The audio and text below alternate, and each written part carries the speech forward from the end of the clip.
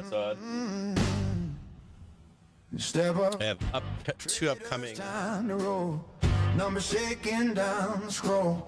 Clock is ticking, you already know. Welcome into the stock market show. Oh, yeah. Monday to Friday when the floor's alive. Check 1, 2. See if those delete. Help you cut that dry.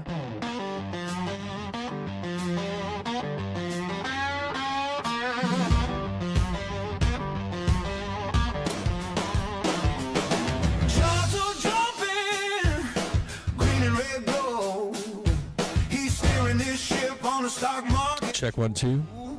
I still have a little bit of a headache too. Where the bulls run wild. The bears lay low from the first loud bell till the closing go. Ride that wave on the stock market show.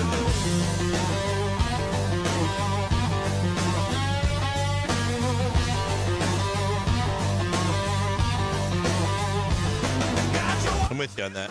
Your game face on when the spreads get heavy, he keeps you calm from Maybe I just need more caffeine too. straight goes, he's calling the shots on the stock market show. Check 1, 2. It's the stock market show. Check. Where the bulls run wild. The bears lay low from the first loud bell till the closing. I like that blower better than the cans of stuff.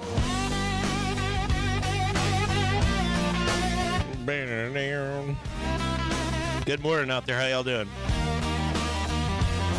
Log on. Lock in. Get that trigger pull. Thanks for checking. I got a Trigger the trigger. Mondays are weird around here. The trigger.com. Sometimes they come in on a Monday and the office just says no, restart everything. Other times it's fine. Other times it's not okay. So it's like not that one, do this one. Hope you all had a wonderful weekend.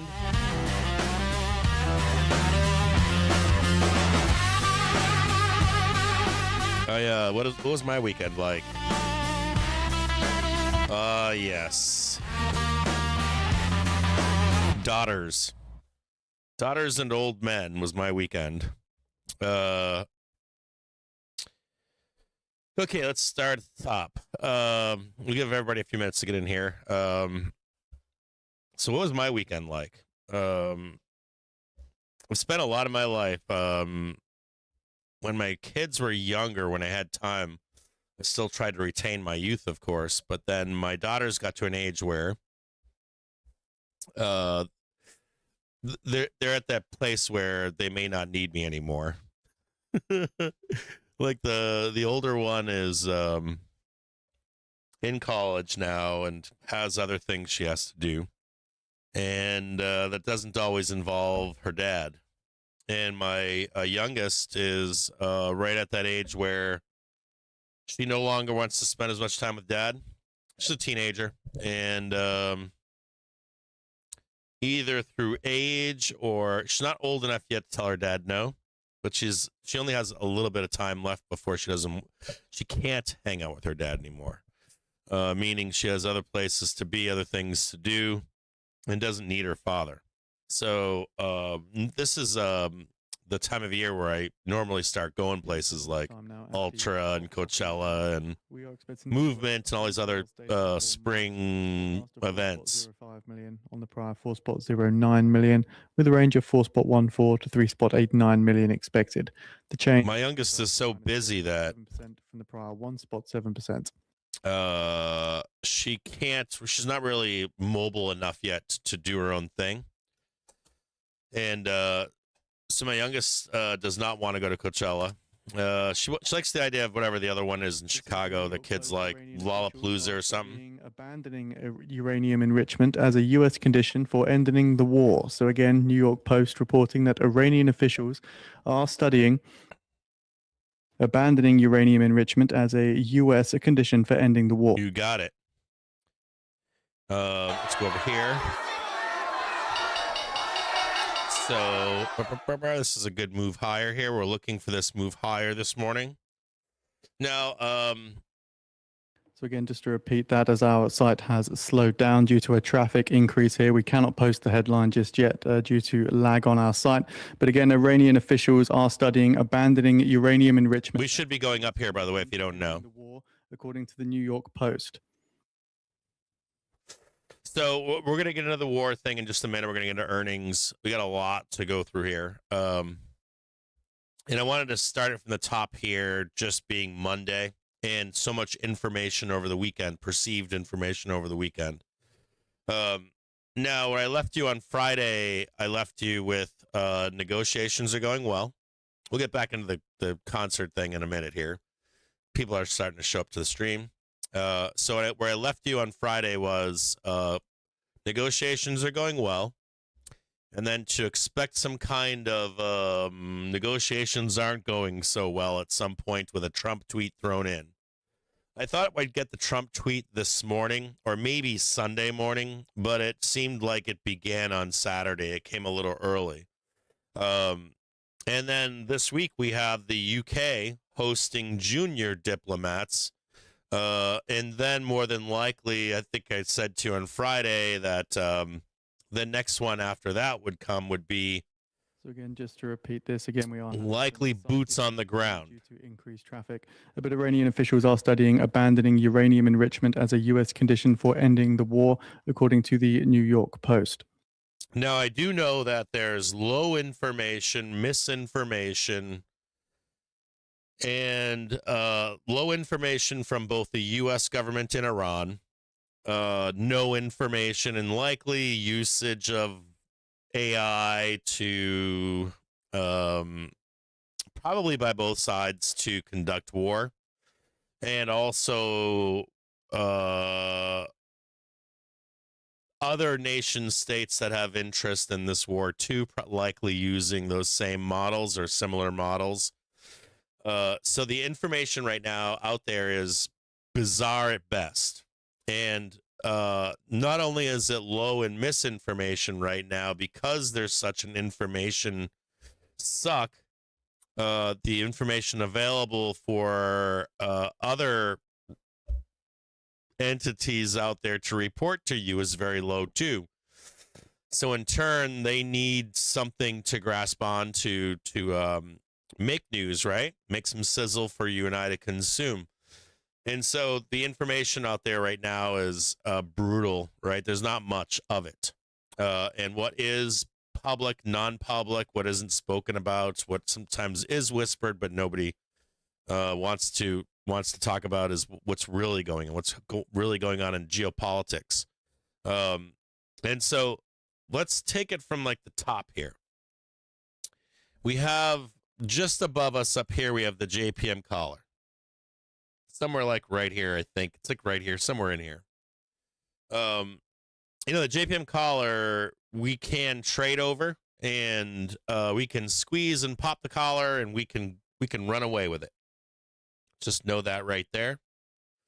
But as of right now, we likely need some kind of headline, killer earnings, headline, like positive headline risk to actually do that. Like all markets ready to move on, right? Move higher, and everybody's excited all at the same time. The zeitgeist is all on the same page. That's what we need to break above this collar, right? Otherwise, what you're doing is you're getting delta hedging from dealers, right? We got a huge JPM collar on the market. The top strike is up here. Unless we can pop that collar and run away, and that would mean where we're up here above it and we're running away, right? We're like, hey, we're going to chase that out of here. We're not there right now, are we? If that's the case, we have a ton of supply that comes over our head, right? Every time we try to break out, there's a bunch of supply. And what becomes a magnet is the lower end of the JPM collar, which is 6150 down here. So somewhere down in right around here.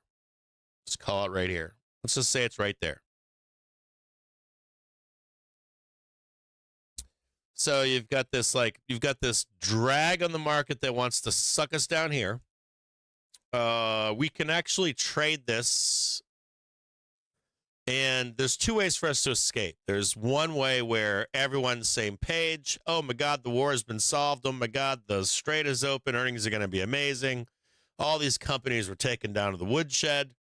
Or we could drag sideways into the end. Don't look at this yet, but into the end of the quarter.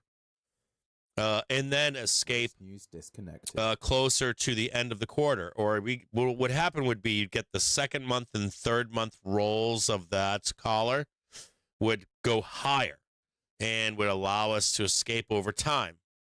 The other outcome, of course, is we don't get any resolve to geopolitics. We have some bad earnings, or report earnings and get sucked back in, and eventually gets sucked down to this 6,100, and things fall apart in the Middle East. We start to price in recession. Strait of Hormuz is closed, blockaded, closed again, blockaded. All the ports are blockaded by 18 different countries. World starves for oil, and Southeast Asian countries, Australia, a bunch of countries going into austerity, creating recessions that eventually hit the United States of America. I think we get pretty much the gist down here, right? And we get sucked into this into the end of the quarter. We eventually escape, and we're out of here finally. So we have this like you could tell we're not going to escape this at the moment, right? We still don't have resolve in geopolitics. We have to go through earnings season, so there's a nice trap on the market to rein it all in. You just think if you were a bank right now, you'd say, this is perfect, right? We've got geopolitics keeping us roped in. And if we have any positive news, whether that's good earnings, we can get sucked right back in over here, no matter how good they are. And no matter where we are in the market, if everything resolved in the Middle East, then we would squeeze anyways, right? And still get sucked back in. So banks like this, right? You get good earnings, you get good, oh my God, war is over. We still get sucked back in for this spring and summer. So, this is a good situation, right? For at least the banks, at least. They win no matter what in this situation, I think. So we know about the collar. This becomes, as long as we're underneath it, this becomes the supply side issue. CTAs, they become buyers above it, of course. They'll also be buyers down here. CTAs don't become sellers unless underneath.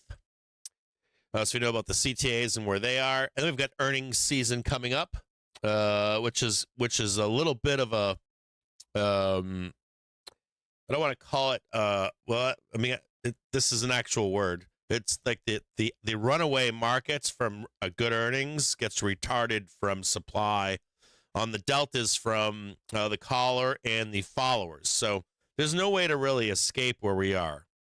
And there's two ways to view this part of the market here.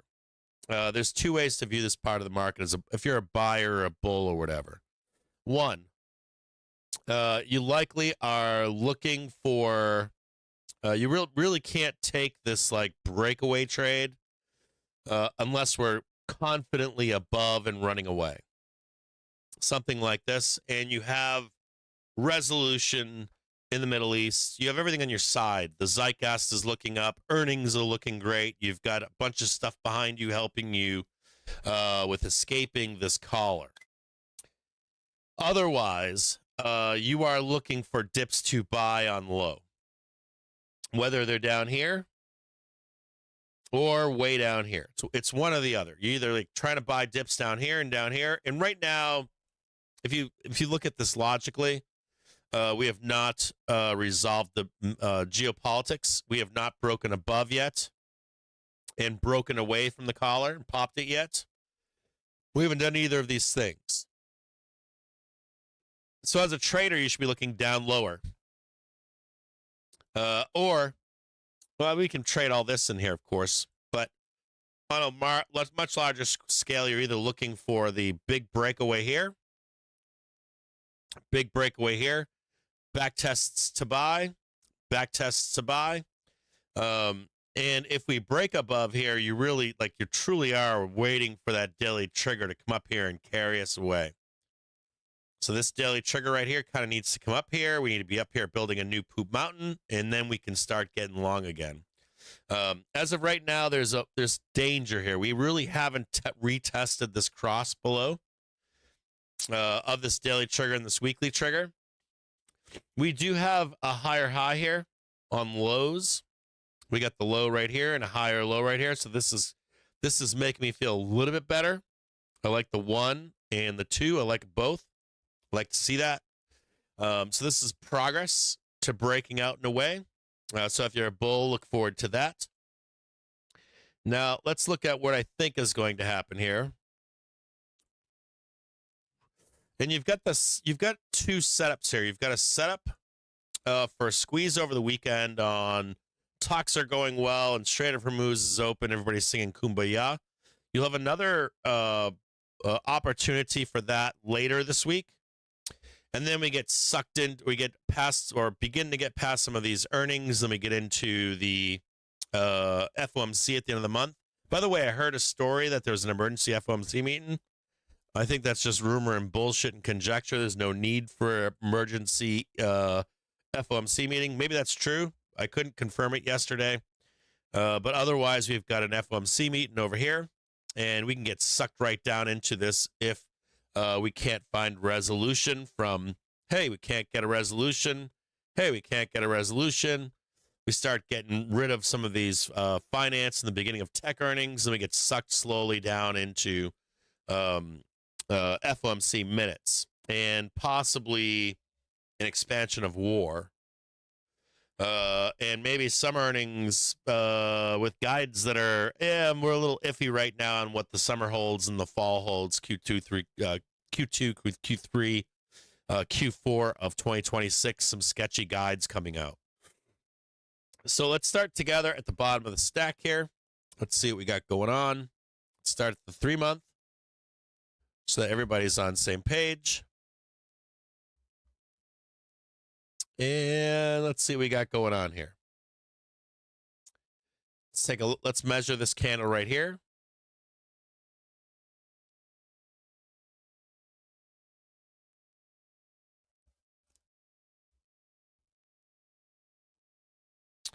And that's close enough. We don't really need that, do we?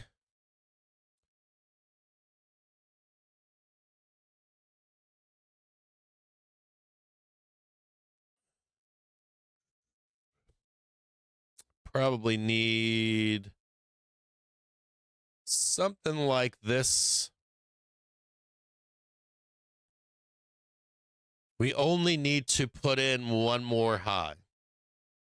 Like one more high up here, and the door is now open to all-time highs. We're not quite there yet. So you have a good earnings. We go up there high enough. We back test all this stuff over here. We could actually trade most of this. Pop a new high, come down, sweep. The daily trigger crossing the weekly, and we can get out of here. It's all we need, just a little bit more. I think we need to go as high as, I don't know, 685-ish. I would call it like 685. If we can catch that 685, we should be good. 687.5 maybe. Somewhere in there.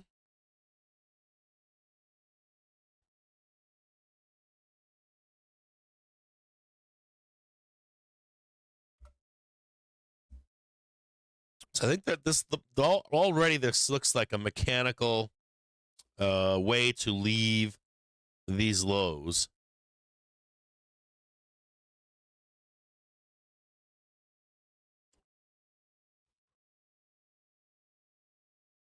It looks like what they're saying is, hey, pop us up. Get us above 85. We'll come back down. right? Whatever that bottom is, and then we can get out of here. But we have to hit that high. You don't have a choice. Have to hit that high.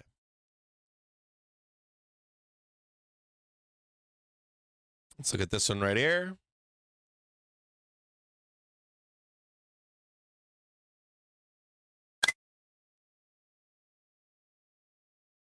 And this is where the danger lays.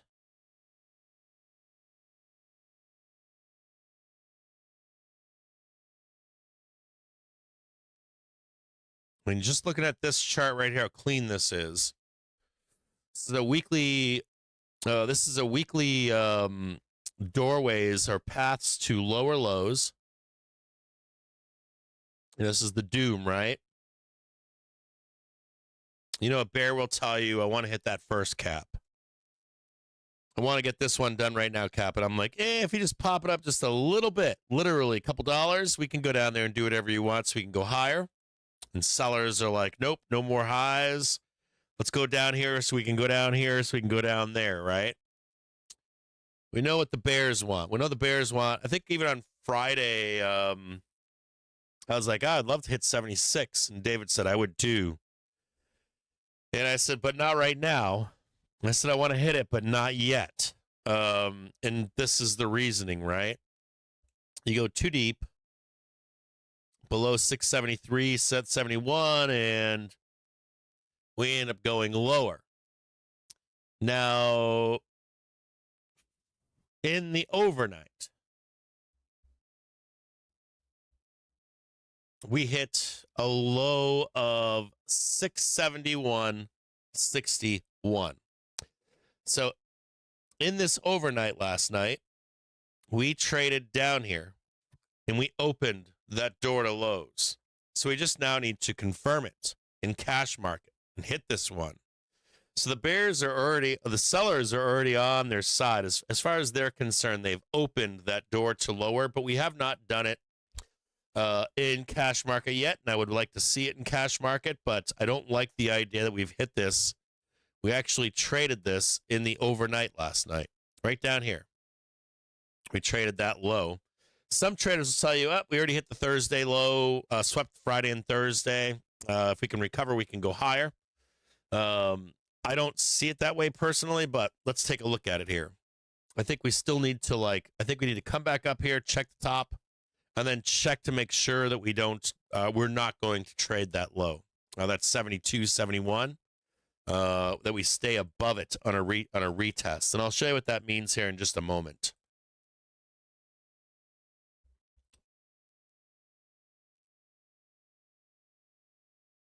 And here's the setup for the new lows. This is where they need to stay right here. They need to stay above this. Just show this here.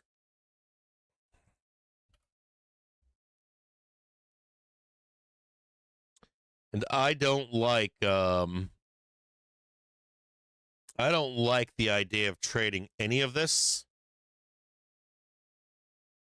I don't like the idea of losing this, trading that open, then going down here and all that kind of nonsense. I don't like any of that. I like the idea of popping and hitting that 85, 87.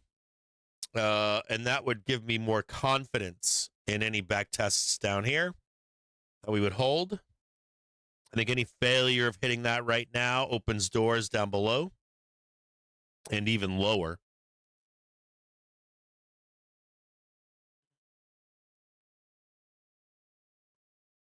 I don't think this holds currently. We'll draw it in, but I don't think it holds. I think the moment we if we can't get 85, 87, the moment we sweep these two, I think we're definitely trading this and more than likely trading this down here too. More than likely, a high chance of it. Let's go to 4.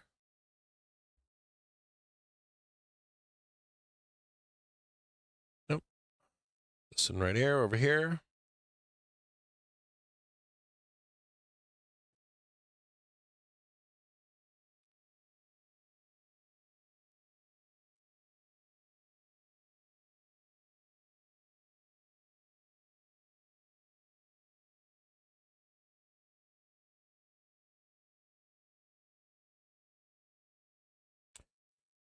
I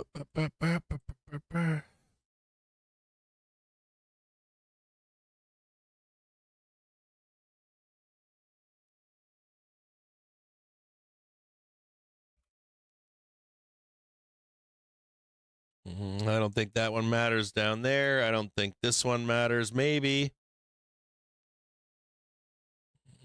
I don't think so, though. You sweep this one down here. Then that's open. Then that's open right there. The moment you sweep down here, you take this one out down here, we're definitely going to open that one up. We're coming real close to it. You could put that one in, I guess.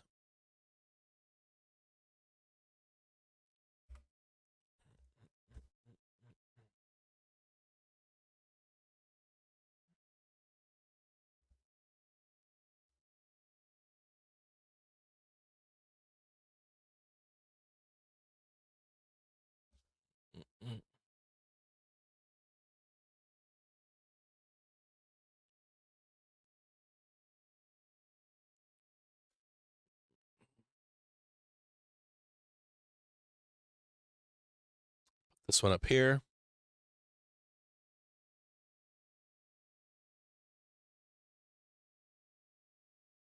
This is what I want to look at here is focus on this bar right here.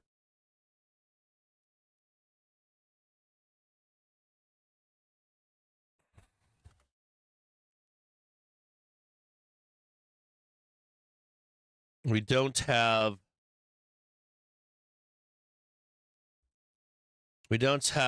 war is over yet, right? We haven't escaped the collar yet. We've got earnings season coming up. I mean, that's where I'd like to buy down there. Well, this daily trigger holds on right here.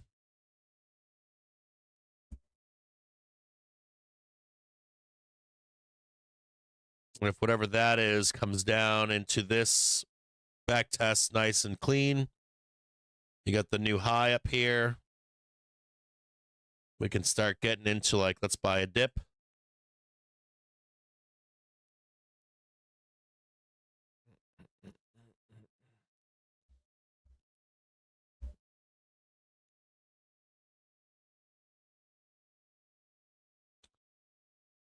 Here's 685 supply.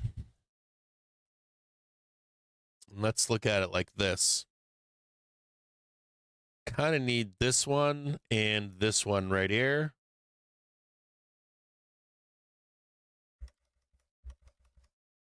This would be the taking of the 3 month candle right here. And this is really all that the market needs to do is pop this one up. And then I'd have more confidence with this holding here. If this makes any sense to you out there, I really just want to see this pop in earnings season, just like boom up here. As soon as you do that, then I'm more confident in this holding to go up or even this holding and going up. If we fail to hit this for like locked in, no, we're not going to open up the doors to the upside.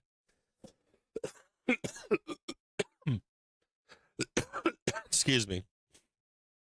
Still leftover stuff from COVID. That I feel less confident about this holding or this holding. I feel more confident in trading that. Excuse me, 61.15 on the collar to the downside. And you got to think about some of the catalysts for this to take place. Standard & Poor's breaks down. Pricing in the doom of a rate hike at the end of the month, right? That's all bad, right? Bad catalysts. Start getting some bad earnings in here, start getting some bad tech earnings, and then you're setting it all up for doom, right? We're not quite there yet, but you want to pay close attention to this. If you're a bull, you want to be paying close attention to this right here. And there's like your two ups, 1, 2, hit the look above, down, right? And we can at least escape. So let's go with this right here. Oh, wait a minute. That's just for visualization. We're going to go to a daily basis. And just let's take a look at this with velocity. Have a look, see. This all looks good for an escape. Daily velocity looks great, by the way. Normally when we come into these see these down moves right here in velocity. Daily velo getting bullish, getting bullish, getting bullish, getting bullish, getting bullish, getting bullish. All good signs. Weekly accumulation bullish. Show this to you. Weekly accumulation is bullish. Monthly accumulation, we're buying. All good to see. The only concern I have here with this buying is you can see where we're kind of like toppy here. If you want something similar time frame, 2018. Shocker, right? Why would that be a shocker? Trump was president here. Let's look at this one.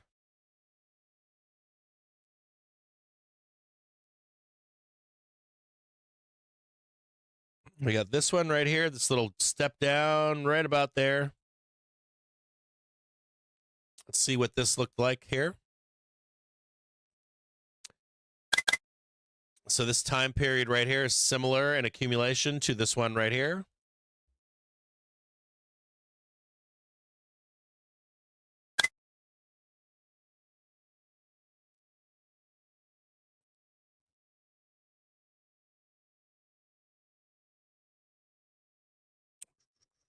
Check that out.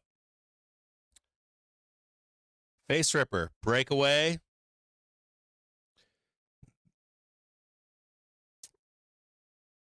Correction. And then crank it up into the end of the year.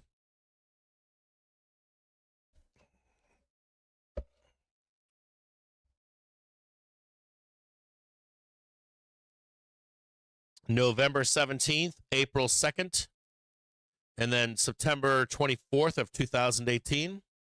It's kind of similar. Not bad, right?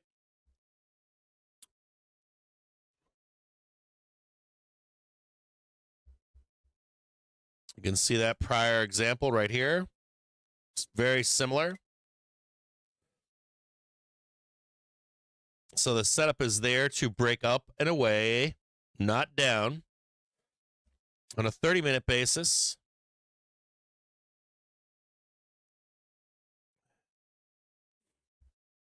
hourly velocity looks great. Half an hour looks great. 15-minute looks great. And the 30-minute daily looks outstanding. Could see this daily right here is saying could be a little bit of down here, just a sweep, but then up as well. This all looks pretty good. Let's look at some prior examples of this 30-minute. Let's check when we've had a low like this. See if we can find any previous example in time. This is all good right here. Kind of see this one right here. And we had a large up move here.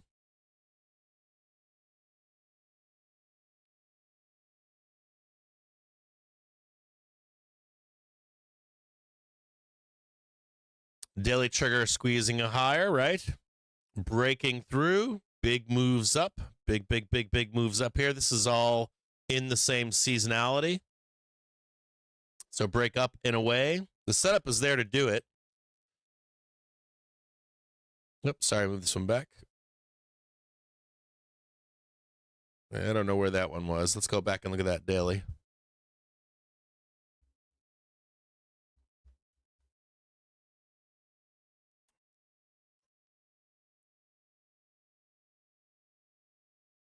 Kind of move that one off where it should be.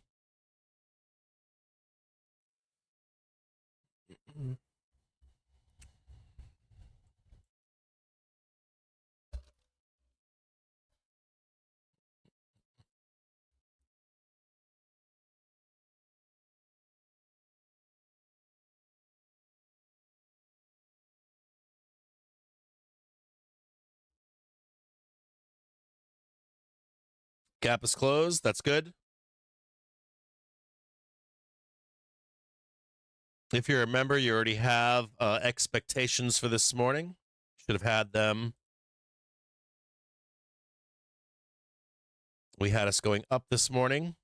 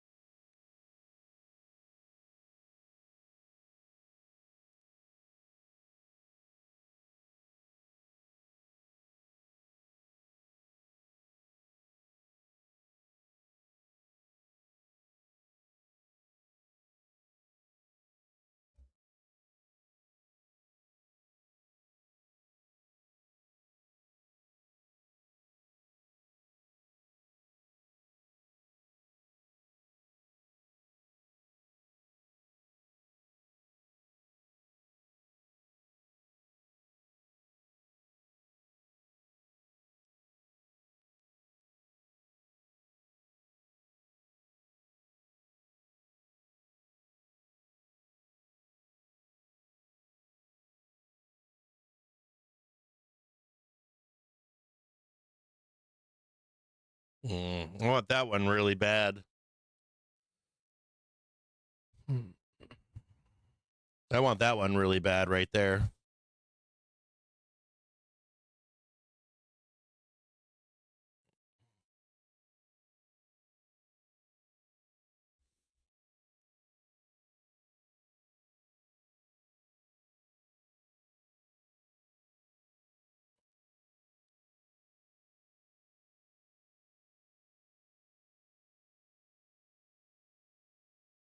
There's your peak.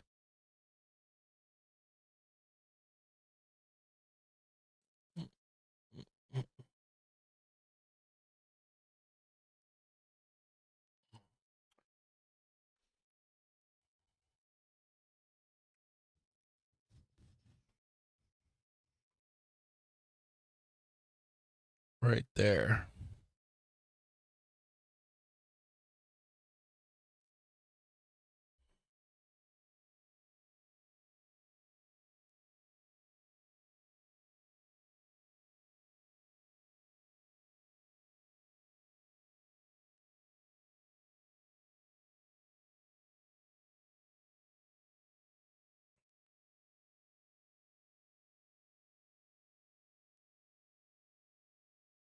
That's cranking, cranking, cranking.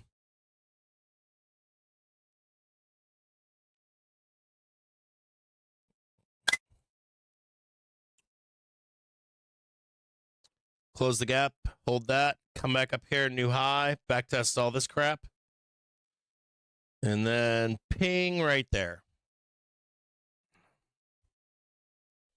That's all that needs to be done by the Bulls. That's it. All they got to do is like get up high enough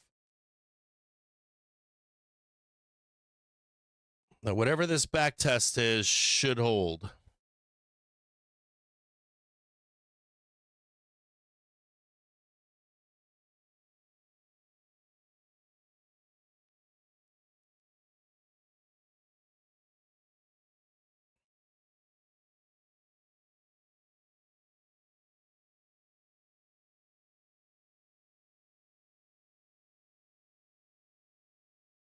There's 70.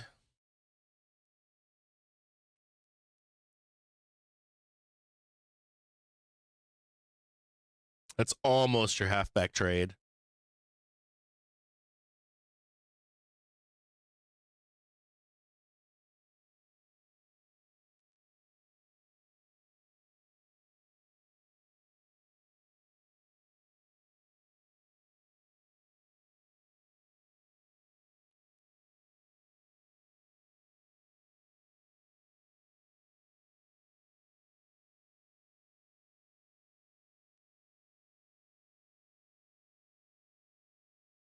There's your daily trigger right there.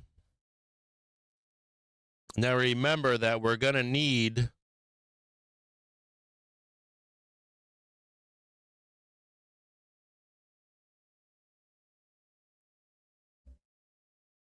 here is your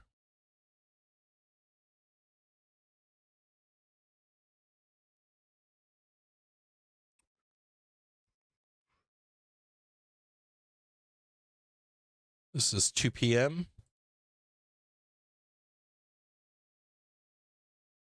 This is the FOMC meeting.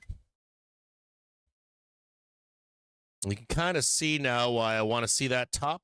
I want to see that hit. So that whatever this nonsense is right here, we escape. I don't want to see like bad news, Brian, down here. Any of that kind of nonsense. I want to see that tap there. I get more bearish if we can't hit that, if we can't do the look above. I get more bearish as we come into this volatility. You've got theoretically the war starting this weekend. You have FOMC over here, all bad catalysts to get sucked to the downside. So I really want to see that look above. At any point this week, anytime if I can get this in here, I'd be a happy guy. I'd be more inclined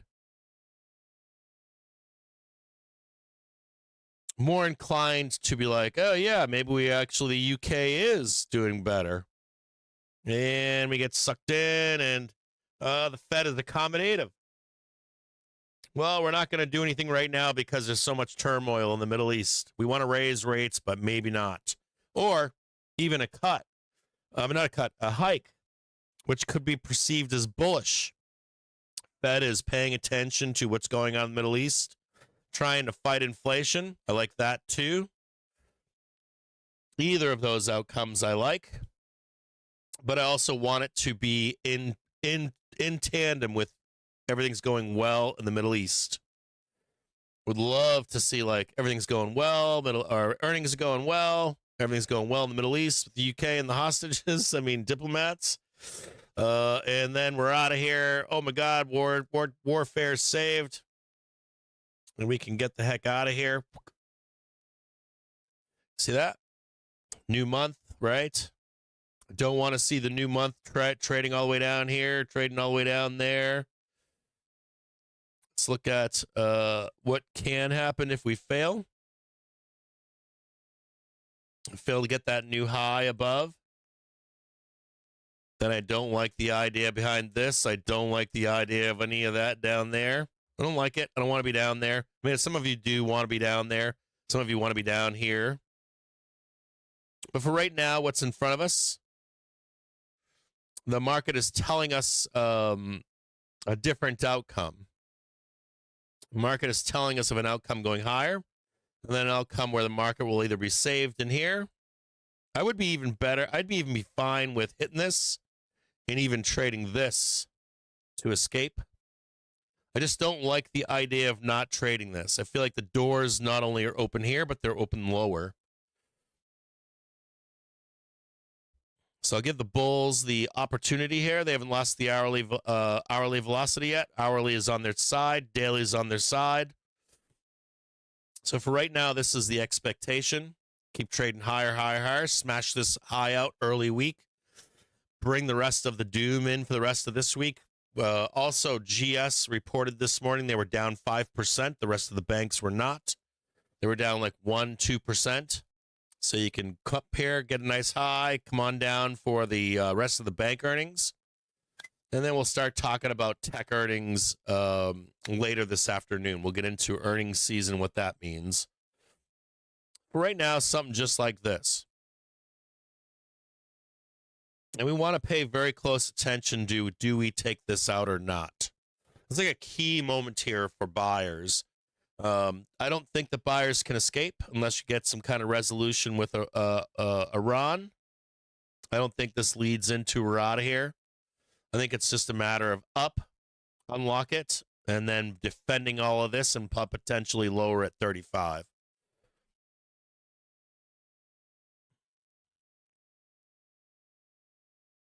Something like that right there. Just squeeze, squeeze, squeeze, squeeze, squeeze. Take out the high. Let's look at this closer.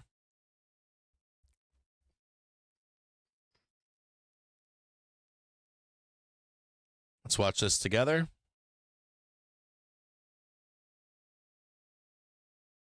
A basis of this entire week.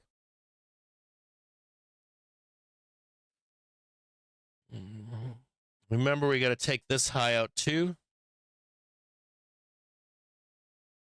This is your equal leg.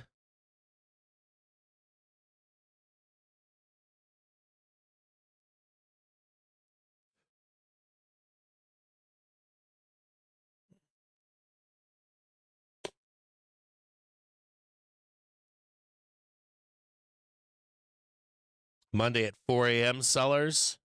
No. Okay, this is your Friday. This is your Friday. We were on the high. Okay, well, that's fine. And then we got this leg up here.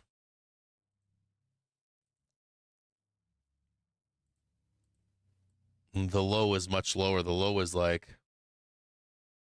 actually right here. This is where the danger is. There was a low down here. We traded this in the overnight. And the sellers want to get back down there and cash.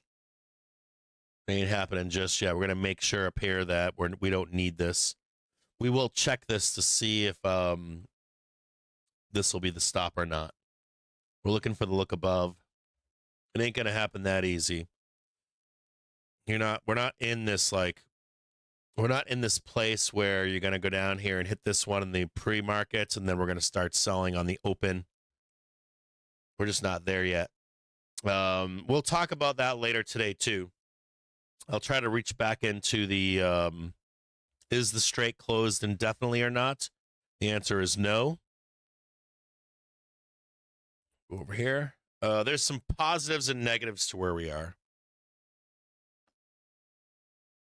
A blockade is an act of war.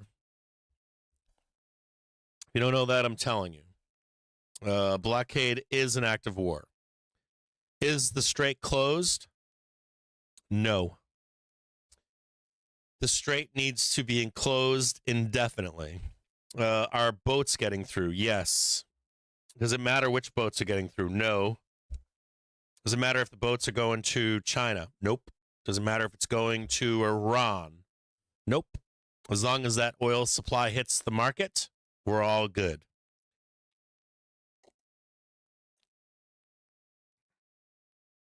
You just had a breaking headline here earlier. Which was, this is the thing, like, let me see if I can read this to you. New York Post saying that Iran, this morning, New York Post saying Iran, now I can't say this is true. This could be just a pump headline. But the New York Post this morning saying Iran considering ending uranium enrichment. I said to you earlier that there's a lot of misinformation, low information. There's a lot of opportunity to spin. Even this positive headline may not be real. It may be real. It may not be real. The thing I want you to know is, or that's important is, I cannot stress enough to you. My time in the military, it was shocking to see what civilians think our military is versus what the military really is in the United States. I'm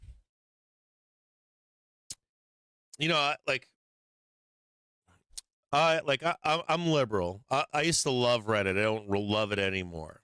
But it's a good example of Reddit is a good example of what not to trust these days.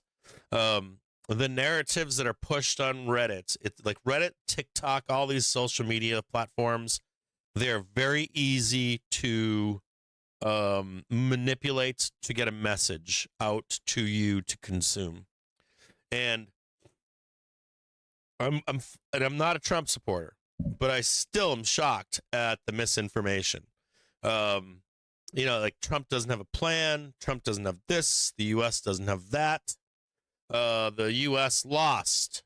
the war in Afghanistan. The U.S. lost the war in Iraq. The U.S. lost the war in Vietnam. My father served in Vietnam. My father served 2 tours in Vietnam, 101st Airborne, MACSOG, Mac VSOG or something. I don't remember. He worked with Monyards. The thing that my father took away from his service in Vietnam was devastation. It broke him as a man serving in Vietnam. Actually spent his second tour trying to help Vietnamese people. That's what he did. It's the only reason he's resigned again. And his takeaway was the destruction that was done to Vietnam. So when you hear rewriters of history saying we lost the war in Vietnam, my father said, I never saw a battle lost. I never saw a fight lost. It was always a Pyrrhic victory. It was always, we would come in and we would destroy. He would call them seek and destroy, he used to say when I was younger. And on paper, we lost the war in Vietnam. We lost the political will to continue on in Vietnam. And the same thing with Afghanistan and Iraq. Afghanistan and Iraq, the number of people that lost their lives, the destruction that took place in these countries, it's almost like the South Park Randy meme where I didn't hear no bell. You lost. You would never want to be the winner. You would never want to be the winner, be alive as the winner in the context of being the winner in Vietnam. So when you think about the U.S. and Iran and where we are right now in that war, if you're like, well, I'm consuming all this stuff and the U.S. has nowhere to turn, you're like, the U.S. is screwed. They're in a corner. They have to back out, all these things. What I want you to impress upon you is that the U.S. Does not stop. They continue and continue and continue until the point is made. And I don't see any difference in the U.S.'s resolve right now is the point. And I would expect escalation until Iran says yes, or we own Iran. It's one or the other. That's the only outcome that I see. I could try to look back in periods like this, and I don't see any period where we haven't done something to its fullest, to where you claim I won, but your country is destroyed. You know what I mean by that? So the U.S. has a chance to back out. I doubt it. And as of right now, the strait is open, even with a blockade. You now have the U.S. checking ships entering and leaving and wanting to escort ships in and out of the strait. You have all of the ports of Iran under blockade at this point, and the U.S. will pour in forces to enforce this. I know that's going to piss off some people, but just be aware of that when you're thinking, hey, we should crash because of what happened over the weekend. We should come up here, retrace this, start rolling down. We should sell on Monday morning down here. We should come up here and start crashing. We closed the gap. Now it's time to roll. I'm not giving you that the market doesn't say that this is where we're headed. The market says that we're heading towards some kind of resolution and rear view mirroring. So if things begin to break down, if the U.S. something horrible happens to the U.S., there's always that potential. But otherwise, you want to be looking up and away at this point, unless there's some kind of change. And even with this morning's pump headline that Iran is considering ending its uranium enrichment, I think that whether that happens willingly or unwillingly, one way or another, the U.S. will see that through, one way or another. Okay. So here's the rest of today. We're going to talk, we're going to move. I'm going to take a quick, let's watch this closely here together. See if we can get this going here. This is 12 o'clock.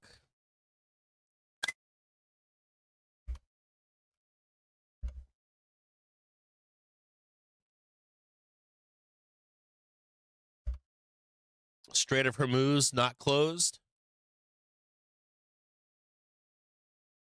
This is 1600.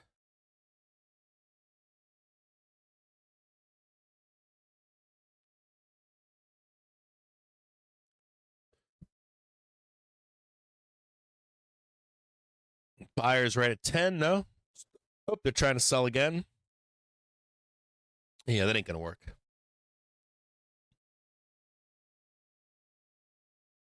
You're gonna come in for an equal leg up here.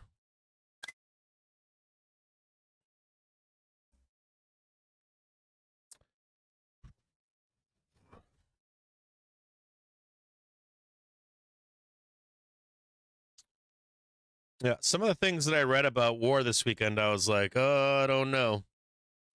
There's like a lot of like, it's almost like Randy.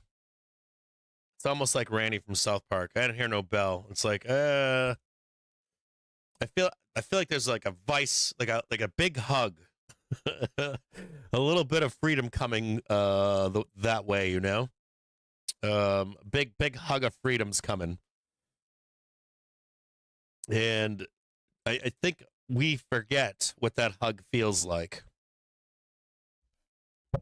As civilians, we do. So here is the prior high right here. Let's go back and look at this really quick.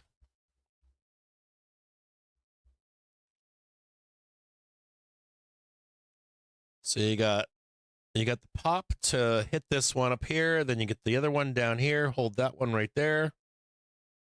That looks right. This all looks right.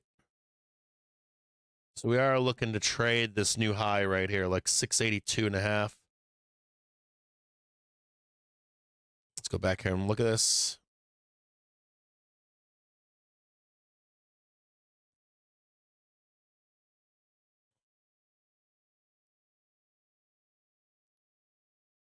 You know you're going to get sellers here and here. This is where the sellers are, these two dotted lines.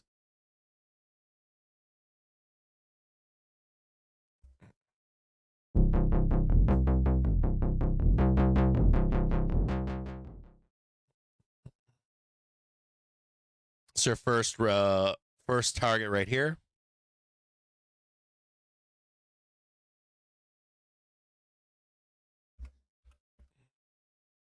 Expect sellers here. Expect sellers here.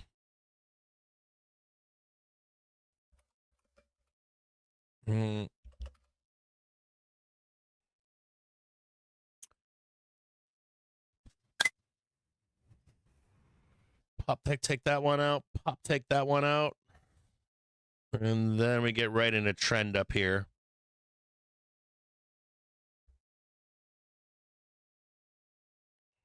This is PT3 up here.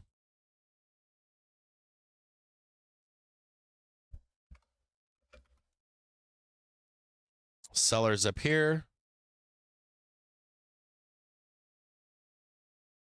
Smash, smash, and then higher.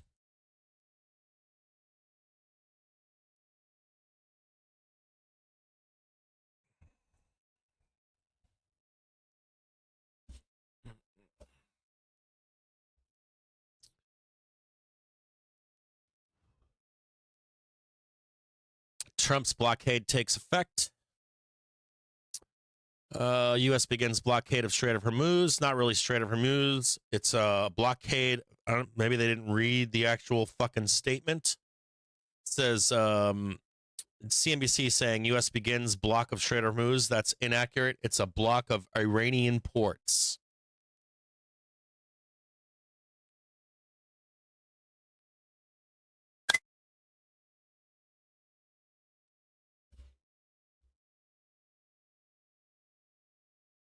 Treasury yields are a little changed as collapse of Iran talks clouds inflation outlook. Not really. Could the Strait of Hormuz blockade derail China summit? No.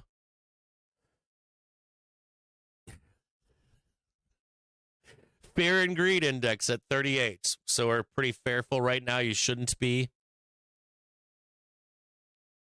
Trump, if any Iranian ships come anywhere close to our blockade, they will be immediately eliminated. I believe that.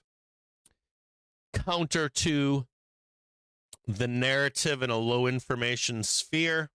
I'm with Trump on this. I don't agree with how we're doing this, but I do agree with what he's saying. If any Iranian ships come anywhere close to our blockade, they will be immediately eliminated.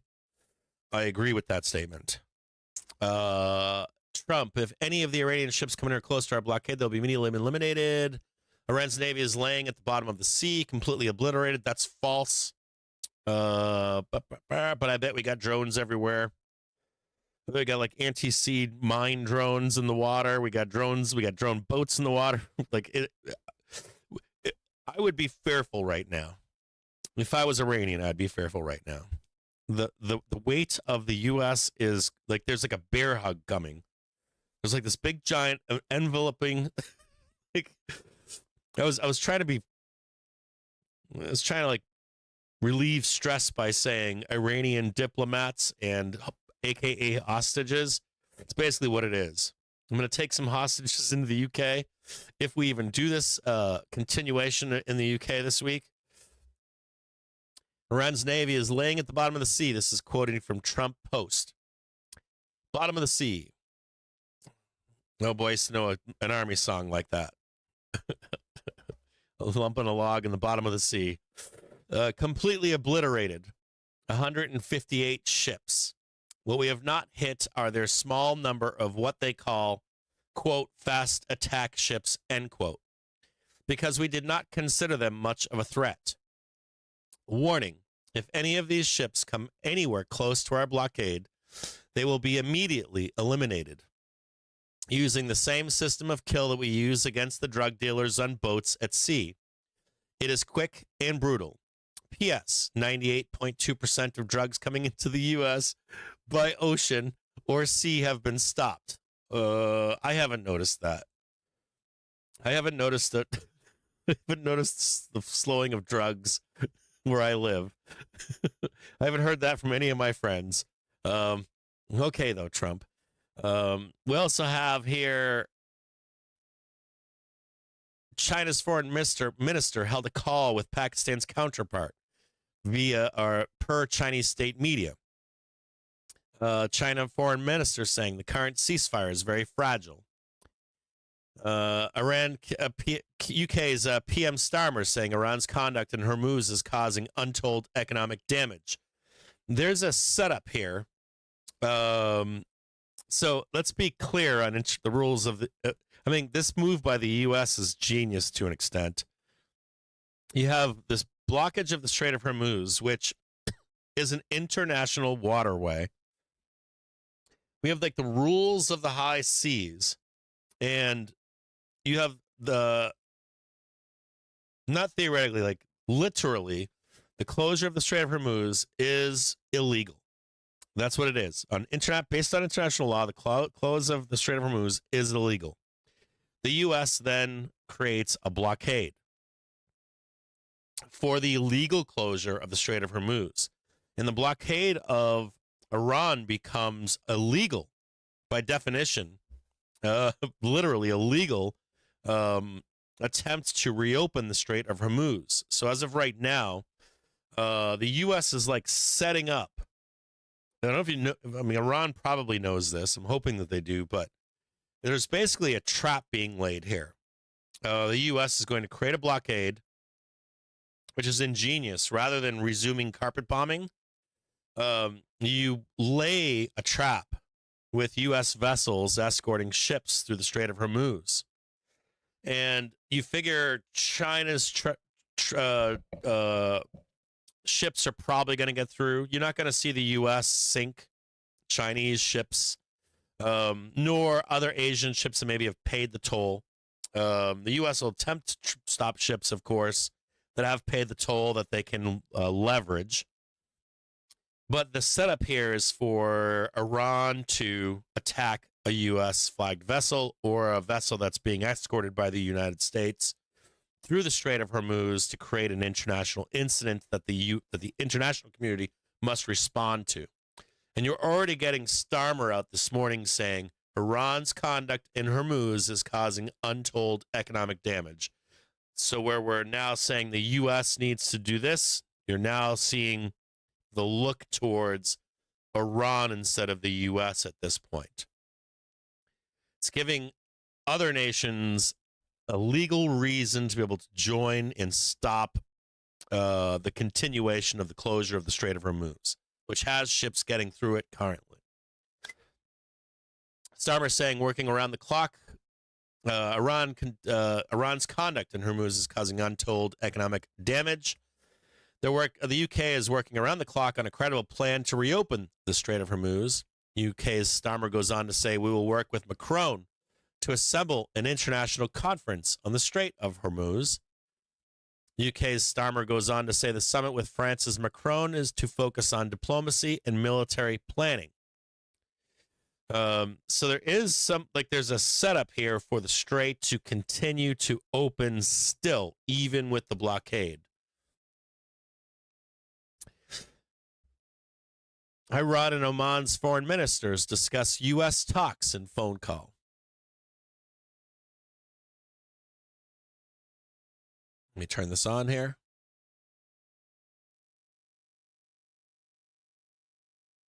Strait of Hormuz talks going well yet again. Price target 1 is 680.68. Price target 2, 682.06. Expect sellers to come in once we get up and close to these people up here. Try to take us down into the middle of the day. We'll look for sellers at 12 o'clock.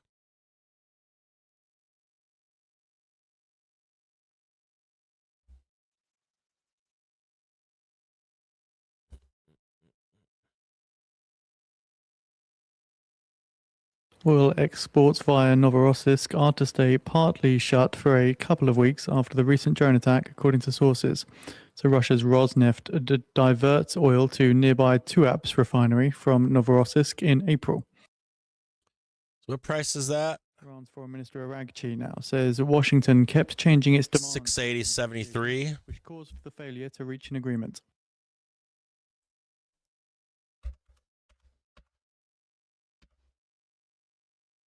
There, raise that slightly.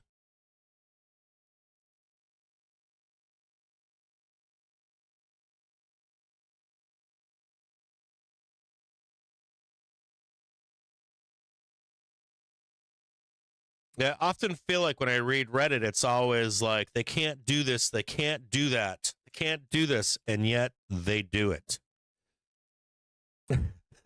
It's like who's talking right now? It's got to be someone from another country or someone that's 18 years old. It's got to be one or the other. Like the realities of life are a lot different than our hopes and dreams.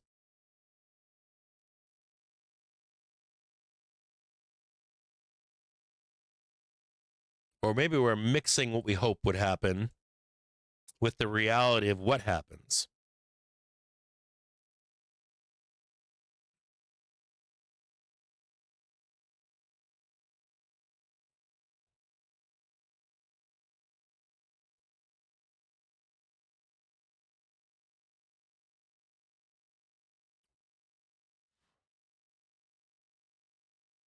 Not a lot of, we're not expected to go too much higher. Yeah, somewhere right in here. I got the same thing, Rick, right here. There's our two, there's our one right there. Our two, the high side right here. I think that's a reasonable expectation here for today.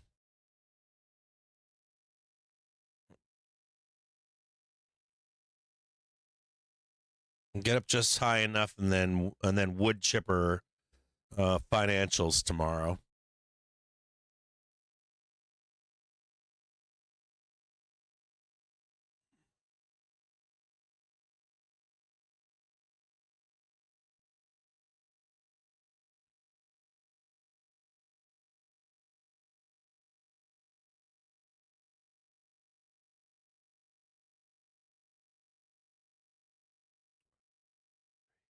Four and five.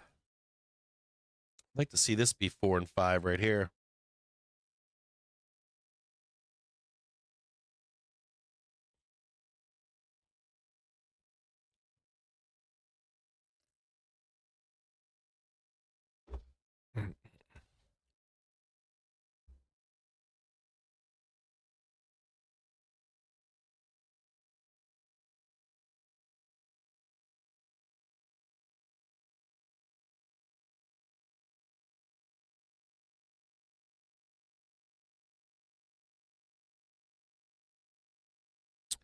going to read to you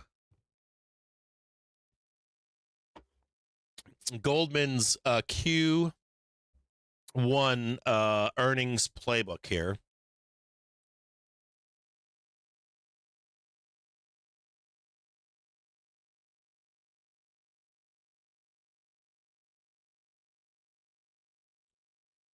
Yeah, I want to see this whole thing get taken out right here.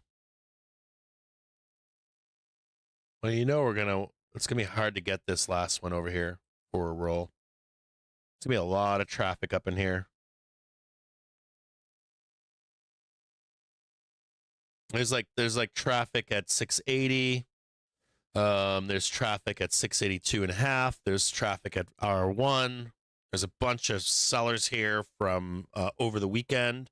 So Al Haddad citing Iran's foreign minister Aragchi, Very squeezy. minister, saying that we have made progress in the negotiation process with Washington on several issues. Talk's going well, I see.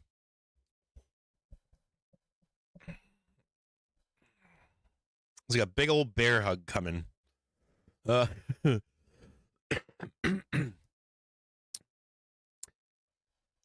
Goldman's Q1 earnings playbook. Expect a solid first quarter. Listen to that closely. Expect a solid first quarter with above consensus numbers. Earnings unofficially kick off with the big banks. We have GS today. We have everybody else tomorrow. We're going to go over the earnings calendar here as a follow-up in just a few moments. I'm going to give you the primer here. You digest it. I'll take a quick break. I'll go potty. And we're going to go back and look at some of the upcoming earnings to kick off the season.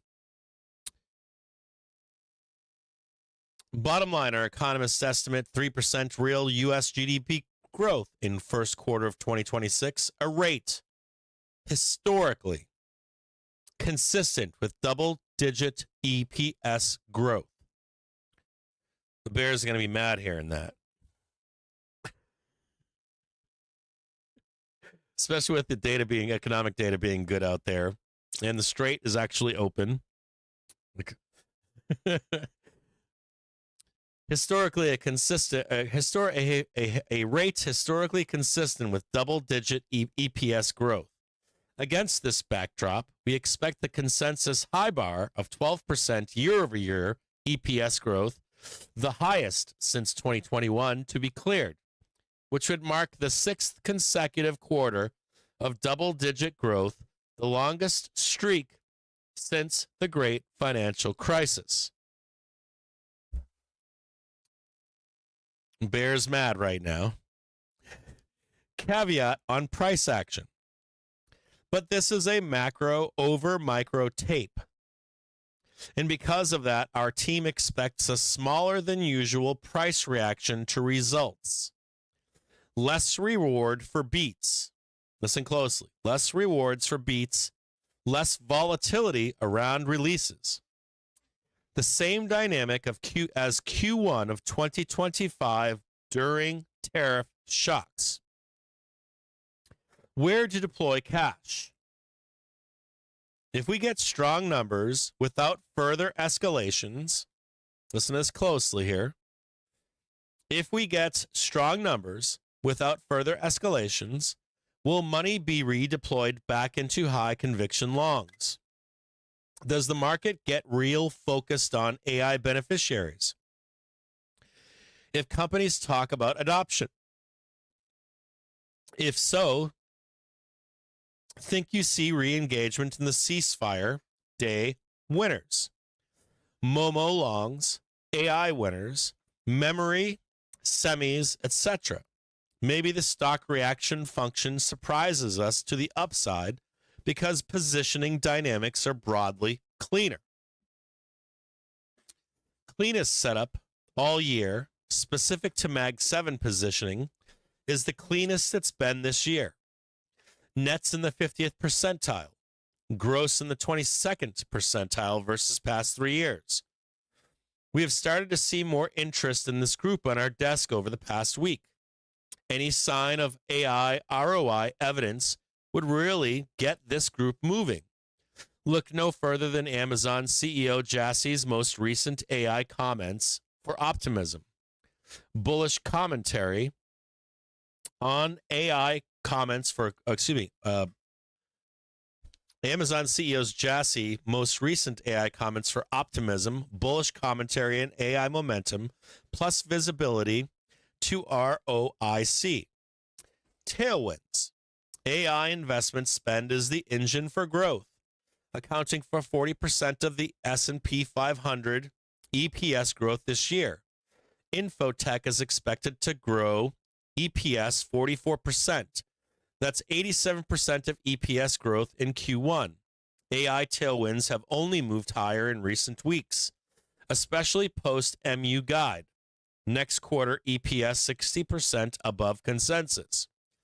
Headwinds. Rising oil prices and a recent USD strength could compress the magnitude of beats relative to recent quarters. Watching if higher energy prices and supply chain distributions impact corporate profits. Seems to be more of a second quarter through fourth quarter issue, though. Net profit margins hit a record in Q4 of 2025, but inputs and cost pressures were building before the conflict. Iran and the wide range of outcomes. Our team points out that history shows a wide range of outcomes in the 12 months following past oil shocks. S&P 500 EPS range growth has ranged from negative 15%, the Iraq invasion of Kuwait in 1990, to the plus 18% second Gulf War 2003, with consumer discretionary and energy most exposed in both cases. EPS itself is not highly sensitive to oil prices. The real risk is sustained disruption that hits GDP. Resilient consumer. The debate the last few weeks has been whether the consumer will hold strong against higher gas prices. The unanimous feedback from corporates, high-frequency data, and early EPS reads it has, with strength in March, expecting a solid EPS season in consumer, excluding housing and packaged food, despite getting the weakest Michigan sentiment reading in greater or less than 75 years. We already know that sentiment can no longer be trusted. The thought process was that it was politically motivated. Michigan sentiment has been wrong about the past year or so, maybe 2 years. It was the Michigan Sentiment Consumer Survey has been poisoned by politics. You could even make a stretch argument that Michigan consumer sentiment is poisoned by social media. Not an accurate reading any longer. Throwaway quarter. Consensus is that guidance and commentary will matter more than reported results. And you will hear a lot of wait and see from corporates. So you're going to hear, and I agree with the same sentiment, you're likely going to hear corporate reports say, oh, all the stuff in the Middle East clouds our guide. Now, at the same time, if these companies are reporting good reports, and they continue to post good reports for the next for Q2 and for Q3 in this year, it would be hard to ignore and not print those higher highs for those companies coming off of major dispersion lows. So throwaway quarter. Consensus is that guidance and commentary will matter more than reported results, and you will hear a lot of wait and see from corporates. Will we see many blame the macro and kick the can? I'm going to post for you a chart inside of the Discord for some of these, or a guide, I should say, for corporate earnings. And I'll post this text as well.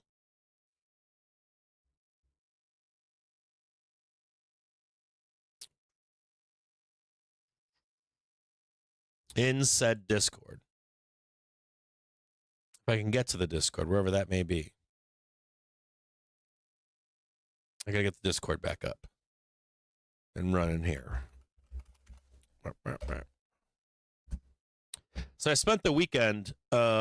I spent the weekend with my youngest daughter. A post on X from the New York Post reporter who is responsible for putting out the earlier headline, Iranian officials are studying abandoning uranium enrichment as a U.S. condition for ending the war. So the New York Post reporter on X, to quote, says, "This took off unnecessarily, and now I have the responsibility to clarify.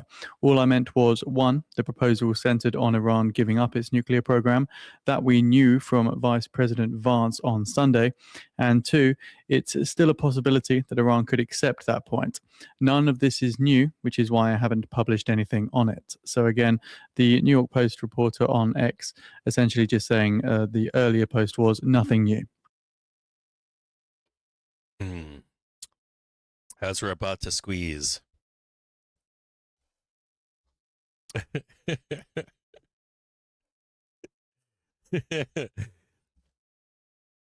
Go over here.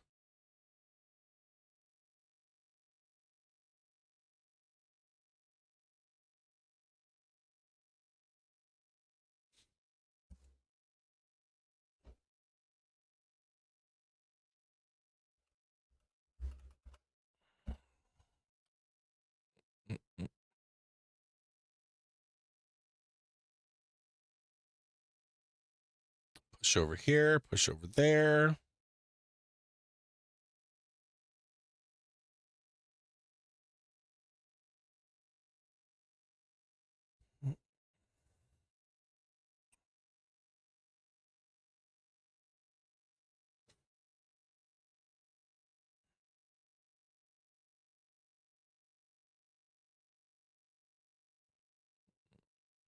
Let me just check VIX really quick here.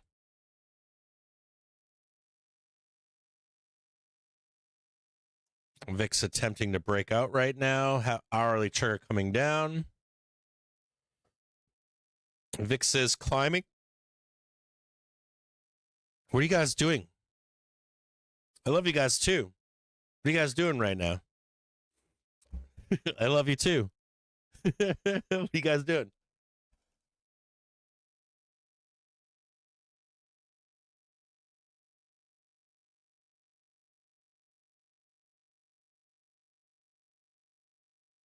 What's going on?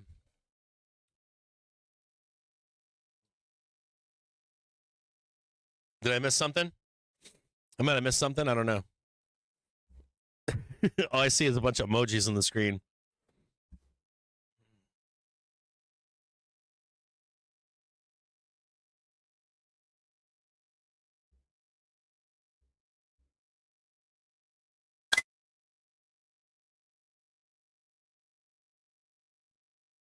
Hang tighter.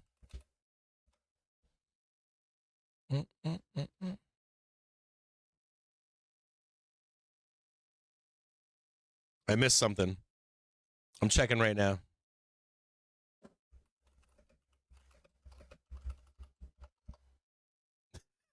Did I miss something? I stopped. Oh, we had Chinese bots. So Twitch has Chinese bots now. Was it from YouTube or somewhere else? Twitch, maybe? I think it was from Twitch. So Twitch is now dealing with Chinese bots. That sucks.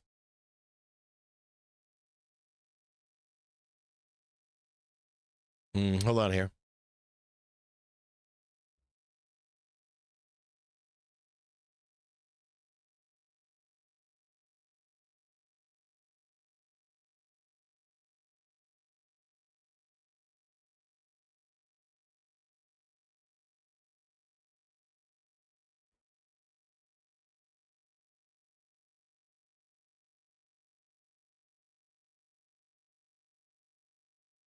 Hold on, I'm being asked questions from YouTube this morning too.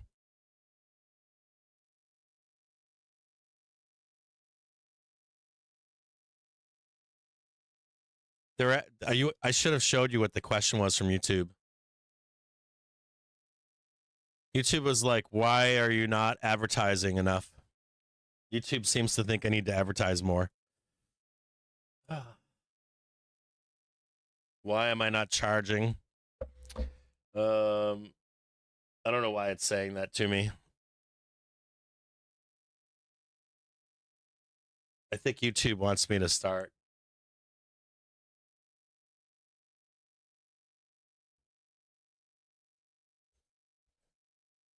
They want me to do automated ads or something?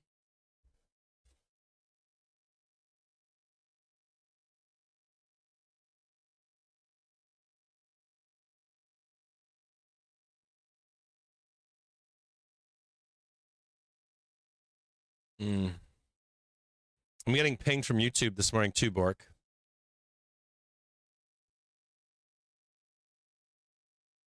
They're asking me to do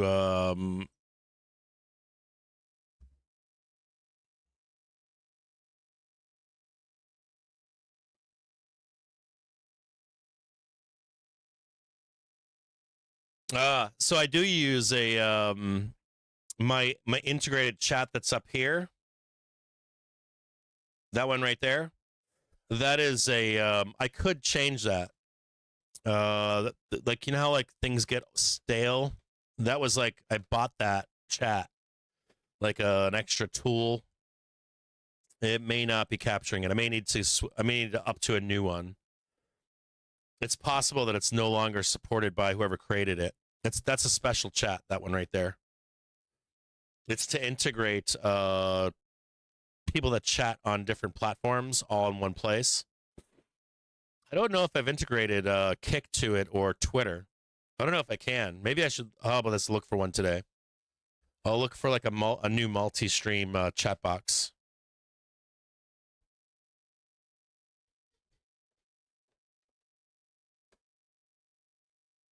I'll look for one today. It could be that it's no longer supported. Do you want me to get rid of the chat on stream? That's the other thing. Oh, a couple other things here. A couple of notes here. We'll get back to the Friday thing in a minute. My camera finally got in. I finally got the extra camera. It took fucking forever. So a couple cool things here. We're ready for the show. Kinda. Like I have the camera, so I just gotta hook it up. So the US blockade has and we can start doing pilots. There are more than 50 US warships in place to support the operation, according to a senior US official. So the US has an aircraft carrier, multiple guided missile destroyers, and an amphibious assault ship, as well as several other warships in the Middle East. Oh yeah, we got Navy Central Command officials. We had ships come in yesterday to launch helicopters and support boarding operations, and some are capable of marshalling commercial vessels to specific areas to hold them in place. We had ships arrive yesterday that nobody knows about. We have some more ships arriving on the 19th and 20th. It's you have our attention now. Like that's what you have our attention now. Give it a little bit of breathing room here. Got to get the big Puff the Magic Dragon over there. It's a big waddling beast, but you gave him the time to do it. My camera came in this weekend, so like we can start doing the pilots for the show at nighttime. I can start doing the man on the street interviews where I start walking around and telling you shit. I can like check in with you on the weekends. Bids for 3-month bills totaling $3.5 billion. Wait till you see the new show. It's going to blow your faces off. It's going to be weird. So I'll look at the new chat box too. I'll look at the new chat box and the layout as well. So like the layout here. So this layout, we had the previous layout. This layout changes once the new show kicks in. We have to put the Robinhood account back up too. Maybe we could just get rid of the chat box. Or do you guys like the chat box? If you're in the chat, if you could answer me wherever you are. Do you like chat box or don't like chat box? Because I have other stuff I'm going to put up here. We have other things I'm going to put up on the show. If you want to get rid of it at some point, we could. And I struggle too. Like I have to read, or I can read the chat box on a monitor that I have right in front of me. I have a monitor right there with chat box. Then I have 2 monitors over there with chat box. Then I have the 2 chats in Discord. I have to read all of them So if you ever see me not respond to you, you're like, Jim James doesn't want to answer my question. That's not true. I try to like get through all of the chats, and I'll go back and read them too. If you ever see me like looking over there, it's because I'm reading the chat. Sometimes too, the combination chats don't always print everything. And there's also like a Streamlabs thing that comes up if I go from scene to scene. If I mute a chat, it'll affect every scene.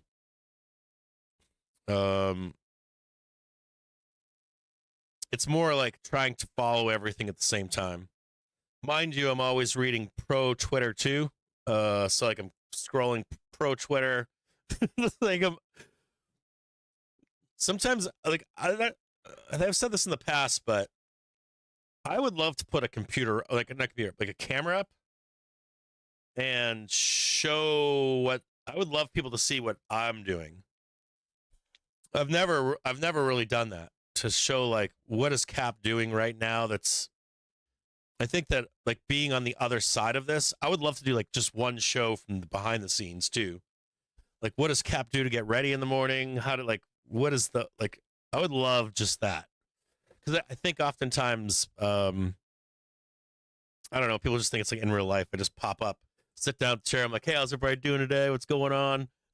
Which is not, it was like far, far, far away from, far from what actually takes place. Like I have a whole nother, like I have an office that I do research on. I have people that work for me, people that work with me. I've like it's a large operation to get to where we stream. It's a huge operation of people in concert working together. You know, I would love to just show the interplay, like meetings, phone calls, and then the pre-work that gets done, and then when we actually run the show. Because like before I streamed, I was like everybody else. I was like, fuck these streamers, fuck influencers. And then I was like, anybody can do that. And you just show up and do it. And then once I did it, I was like, holy fuck, there's a ton of work here. Like this fucking stupid hours. As a matter of fact, well, you know what sounds crazy too is like I'm in talks to do a Detroit show, and I don't think that they realized how even just in real life how much work is in that. I like had meetings with these guys to like talk to them about like, hey, if you're gonna do this thing like this, you need this, you need that, you need this, you need that. And I went and did a consulting recently too. I actually went and consulted with a solar guy, a big time solar guy, and he wants to start a channel for solar power. And so I went out and met with him, and I couldn't believe the amount of work it takes to actually stream. Or the equipment, the know-how, and the back-end production to actually do it. I kind of frightened him. I felt so bad that I actually bought him some gear, and I didn't charge $1. I did it. I know this guy, so I was like, okay, well, come out and see you, and we'll chat. And I ended up spending I spent I think 12 hours with him, and ended up having dinner. At the bottom of the hour, His wife made me dinner and shit, hung with the kids, and the prior high yield. he was shocked. I was like, dude, you got a lot of work. A lot of work ahead of you. According to a source Been there. close to the Saudi royal family, telling Israeli Channel 12 that Riyadh believes that the war failed and a ground invasion like Iraq may be necessary. Also at the bottom of the hour, the US is due to sell $77 billion in 6-month bills, with a prior high yield of 3.615% and a prior bid to cover of 3.06.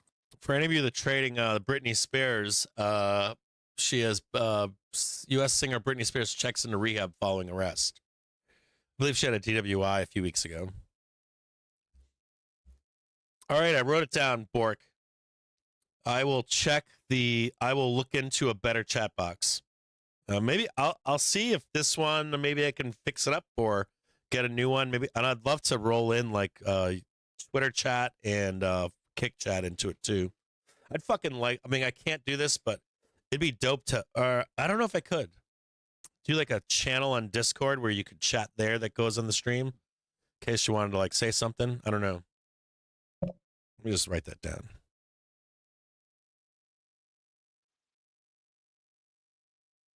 Discord channel, maybe the pro channel if they wanted, or a new pro chat channel. I don't know. Kick, bots, Chinese flavor.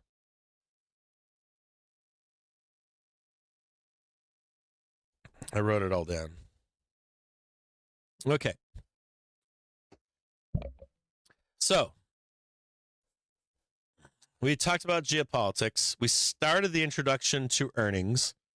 We're going to spend the second half of today. If you want like a top line view, a couple things. If you want a top line view, we're going to start earnings season. We're likely roped in. You already know that. We're only looking to unlock the upside. We get sucked back down. We trade this whole range underneath the collar. If we get at any point resolution to Iran, we break above the collar, we can start chasing it in a meaningful way. If anything horrible happens, we get like we switch from UK talks are devolving, another Trump tweet, things go horrible. We start getting sucked down into the bottom side. We'll look for a dip to buy down on the daily trigger or lower. That's pretty much where we are right now. And I think we unlock this. If you look at like top line or top view of the market, I think we unlock this. Just to leave the ability to go higher later. We only need to get to 85-ish, 87.5, somewhere in there. I don't think we unlock it right now. I think we hit these two targets, we roll down, then we unlock it, then we head to the downside and check where we are. And I don't think I don't think we are at the place yet to close the door to upside. Still too many unknowns with geopolitics, and earnings should be good. So I think we should do the second half of today looking at the kickoff to earnings, Mag 7. We'll do banks, we'll do Mag 7. All the other bullshit, like Bangman plus T, whatever shit they're using these days for TMT stocks. And we'll see if we can find any shining stars and where we would want to get long for an eventual escape out of this crap to trade the rest of the year up and to the right. Give me like 5 minutes. I'm just going to go potty really quick. I'm going to lift some weights. We'll chat about, I'll continue on. I got two stories to tell you. I got the rest of the story to tell you on my daughter. And then I had an interesting conversation this weekend with a boat seller I've never had in my life. And so maybe we can, if we're trading sideways and need to kill some time, we'll chat about that at some point too today. First time in my life. I've heard of these conversations, but I've never had one with an older man. I had one for the first time in my life. The guy doesn't want to get rid of his boat. And it was, you can tell this guy's been preparing this conversation for decades now. 5 minutes time now at the bottom of the hour. The US is due to sell $89 billion in 3-month bills. Prior high yield was... Be careful of a roll into 12 p.m. If we can't get the high on 12 to sell, oftentimes we'll trade down and then pick this up into 130. 1.5% and a prior bid to cover of 3.06. Look for a back test on this hourly and half an hour cross up here. Half hour trigger crossing the hourly trigger right now. Just be wary of this dip into 12 p.m. And we'll see if we can catch some buy flows into 130. Give me just a few minutes here.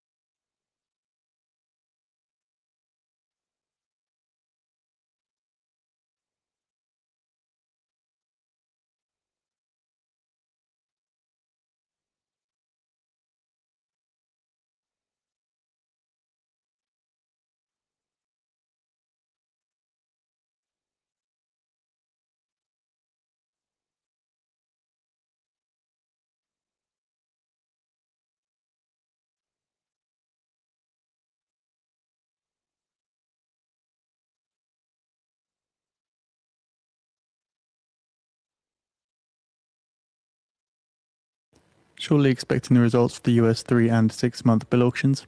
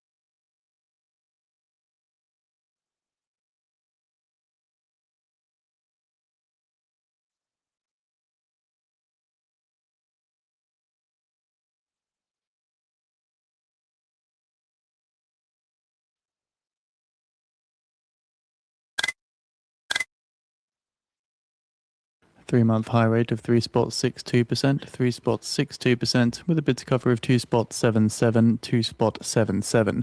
So the US there selling $89 billion in three-month bills and awarding 59.43% of bids at high. The 6-month high rate was 3.61%, and the bid to cover was 2.84. The US selling $77 billion in 6-month bills and awarding 18.61% of bids at high.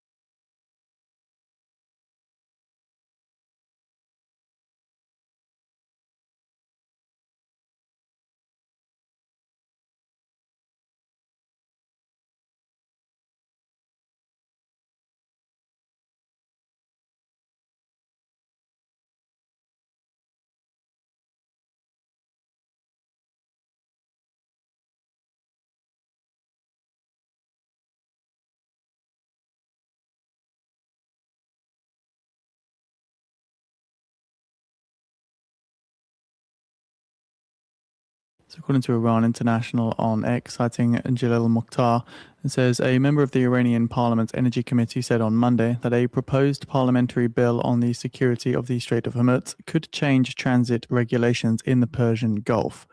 Jalil Mokhtar said that the draft legislation, titled the Strategic Action for the Security of the Strait of Hormuz, aims to redefine passage rules through key waterways. They added that collecting tolls in Iranian rials for piloting and ensuring the safety of vessels, or using currencies such as China's yuan and even cryptocurrencies in energy transactions, would signal weakening of the US financial dominance and the beginning of the path toward de-dollarization.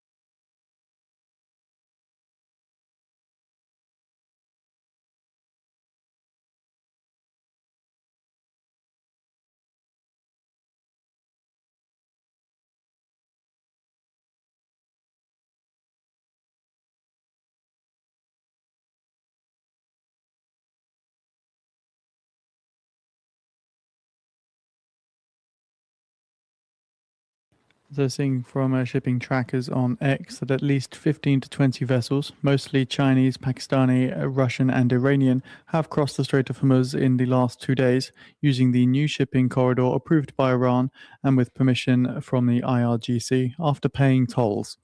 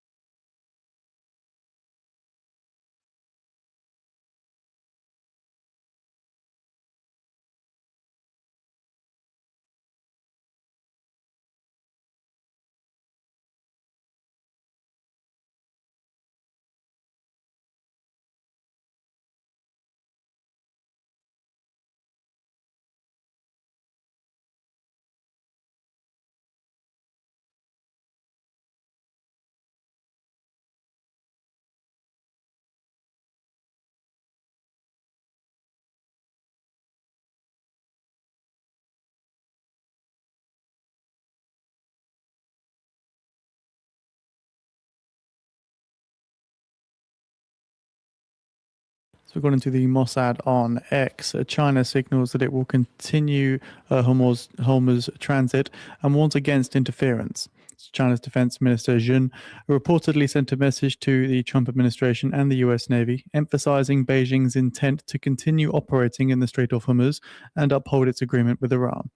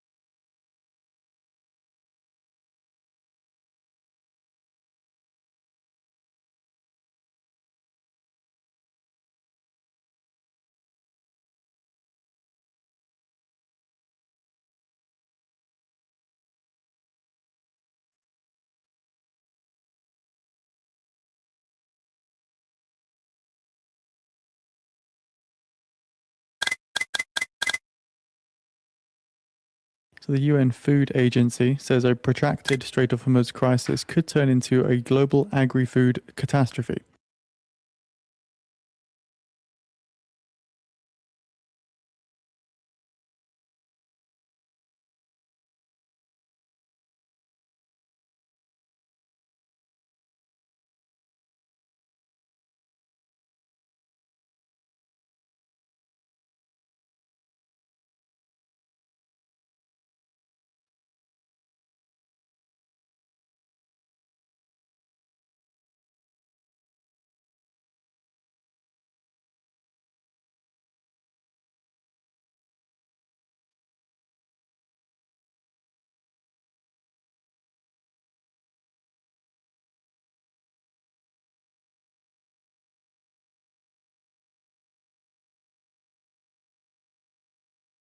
Chevron are to return the law and gas field to Venezuela and sign an agreement to participate in extra heavy oil area in Orinoco Belt, according to sources. Coming back here now. See if we can get this thing flushed a little bit more.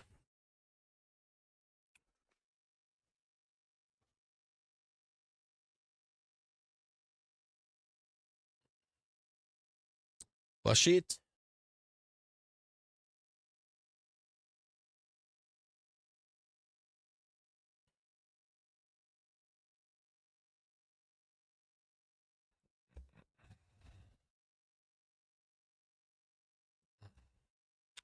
I took a quick break and I was showing Joey Donut these boats I was looking at. Like I haven't had a boat. I sold my boat, and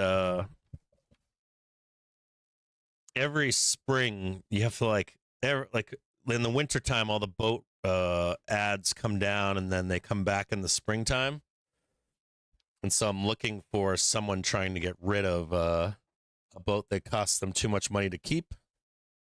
Their life situation is switched to I'm being forced to sell.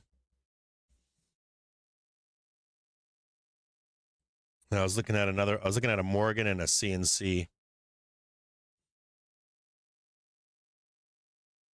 The CNC is more beautiful. CNC is smaller. So the White House has released the 2026 economic report. Faster, I should say. We posted that on the feed for those interested. It's a more beautiful boat too. It's got better lines. CNCs are like condos in the water.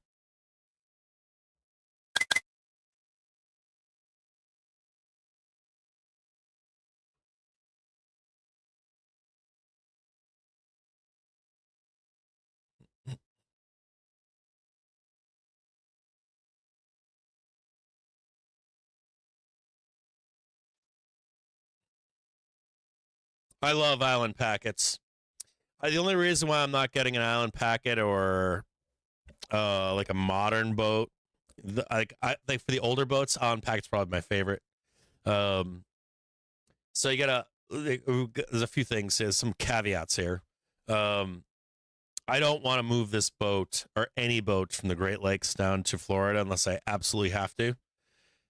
So if I do, I want a deal.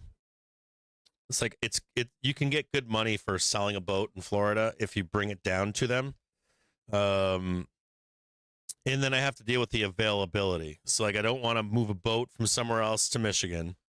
I don't even want to move a boat, to be honest, from like the west coast of Michigan to the east coast. To sail it, it's like 5 days. Could be longer. Could be 10 days. Yeah, I have some parameters here. It's never a fucking straight story. It's like sailing is like, or boats is never like it's always a trade-off. It's always like I'll do this for that. I'll give up that for this. So like one issue I have is there's not a lot of boats available where I live. The second issue I have is the boat that I want is not prevalent here. They don't sell. They just don't come on market. Like there's better, like I can go to Florida and get whatever fucking boat I want at a good price, usually. Anyways, it's hard to get boats here in the first place. Second thing is this is my home that I come back to. But I like to travel. I like to live other places and stuff like that.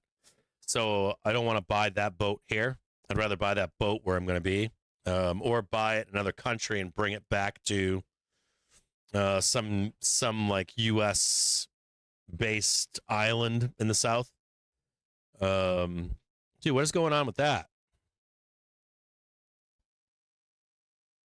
Why do I have those number things up there? What the fuck is going on with Chatbox?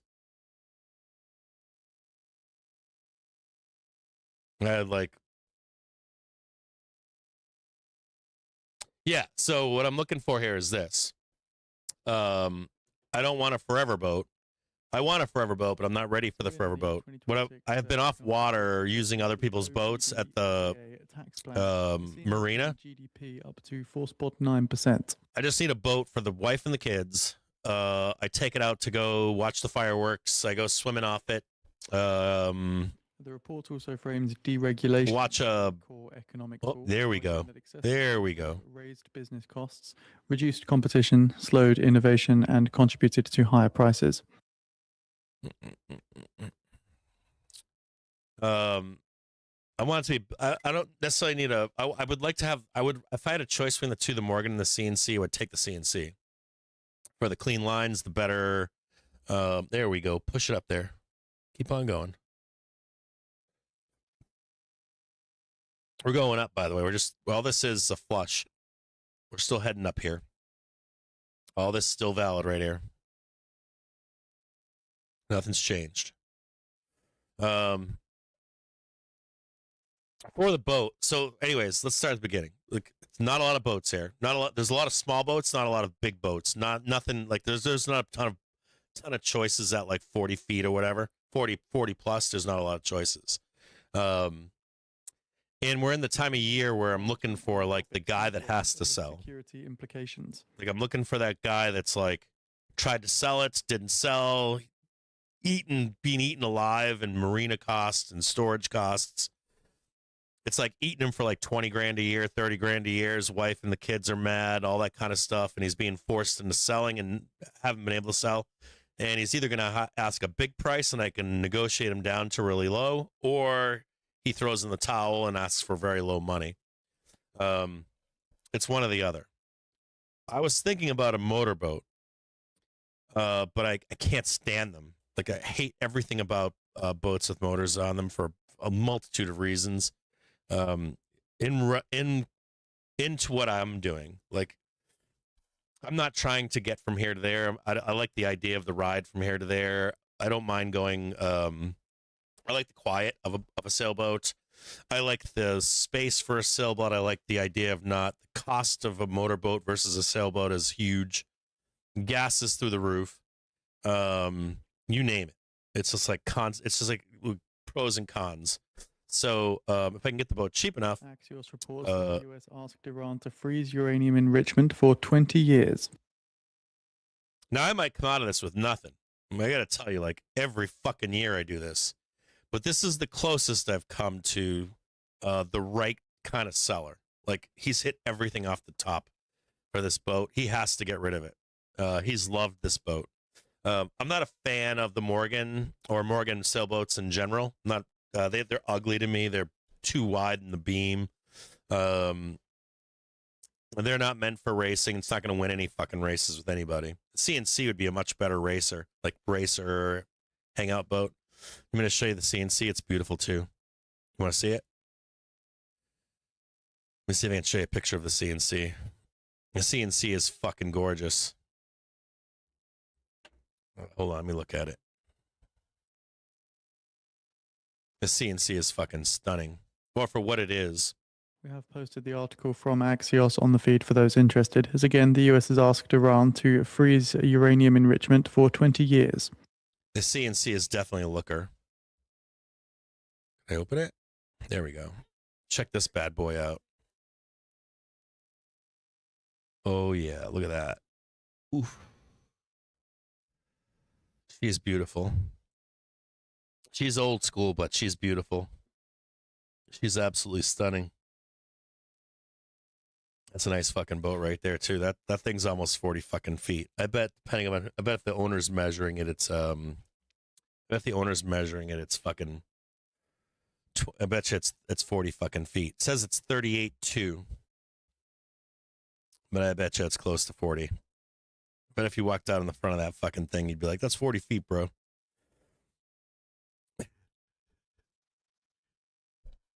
And that's the goddamn boat right there. Now they want more money for that boat than it's worth, so I'm gonna throw him a stink bid. See if he says yes or if he even talks to me.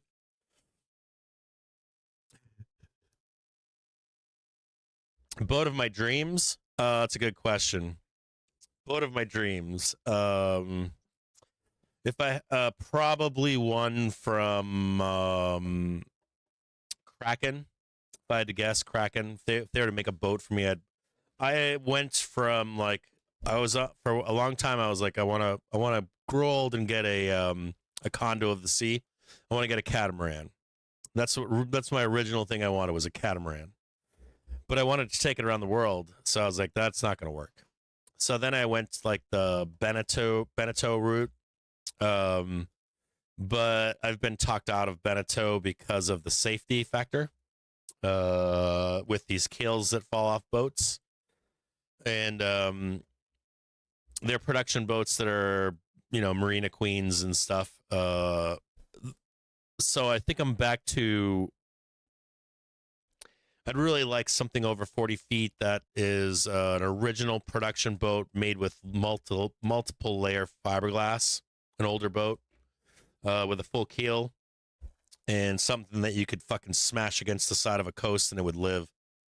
That Morgan is in the style or nearer the style of boat that I want, but I want something over 40 feet that's old school, like 70s, 80s, somewhere in there. I've gone full circle in what I want in a boat as I get older.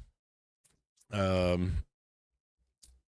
would still like I guess if I wasn't gonna go sailing, I would still like the condominium on catamaran condo cat, but I like the idea of not dying in the ocean, not having my keel rip off, not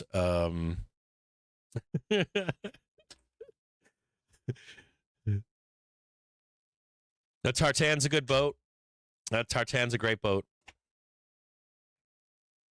Yeah, that's a good boat. That's a nice looking fucking boat too. Beautiful lines, can race. It's a great boat. I sold my boat a couple years ago. I thought I was leaving. Then I was like, then I wasn't leaving because of COVID. Then I got the boat. Then I'm like, all right, I'm out of here. And then I'm like, I'm not leaving. And if I don't get a boat, I won't. I can wait. But I don't like the idea of this summer not having a boat. Like this summer, I want to go out on the water and spend some time. If I get it for the right price, I could sell it. Like I would, like if I got it for the right price and it was the right size, like 36, 38, 40 higher, and it was older and if it's never seen the southern sun or the salt water, I would be willing to buy that boat and move it to Florida and sell it when I get there. That would probably still command a decent price because it's never seen the salt or the sun. I'm gonna go look at them this week, and if I could do that, like if I could step up, like buy that boat and then I would try to send it through the Mississippi River, or maybe come around the Hudson and then down the coast. But otherwise, I don't think I want to buy a boat. I think if I bought a boat this big, I would want to sell it in Florida. So, like, anyways, I got all these fucking things like trade-offs, like trade off this, trade off that. Do I want something I can race, beer can race kind of a boat? If it was both, I would want the CNC, but I could pass on the beer can racing and race in other people's boats, and then just use this for the family. And I think the family would do well on the Morgan. I think they would like the Morgan more than the CNC, even though it doesn't have as pretty lines and doesn't sit as well, doesn't point as well. And if the price is right on the Morgan, then I don't care. You spend fucking 90% of your time on the hook or on slips, so and I'm not looking to it's not like I'm sailing from one island to another or any of that kind of stuff, it would do just fine. It'd be a great dock queen in Florida, parked somewhere. I like that tartan, man. That was built in. Was that built in Thailand or no, or Vietnam or something? I'll have to look it up. I haven't seen one in a long time. I'm gonna look it up right now.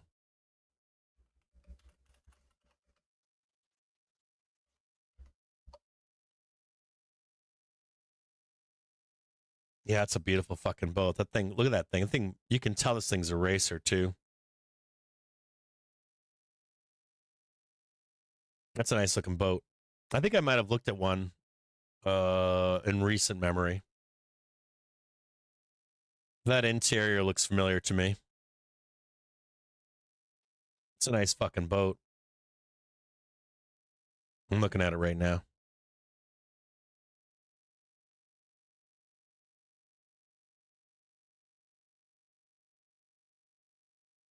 I just don't like that for blue water. I don't like that the cockpit's in the far back. Cockpit is fucking huge though. It's a big ass cockpit. Beautiful ass boat. I'm looking at the 2002. It's a beautiful boat. Nice lines. I love a good looking boat.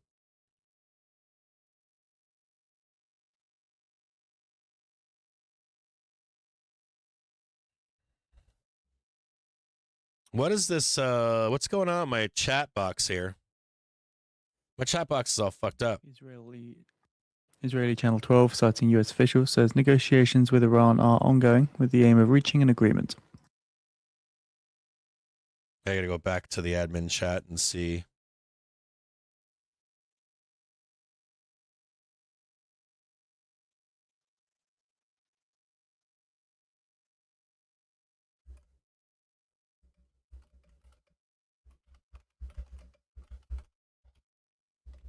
Weird chat box things.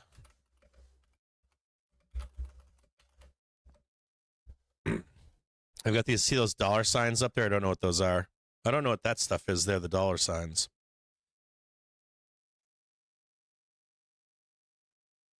Have some rooster fights on the boat.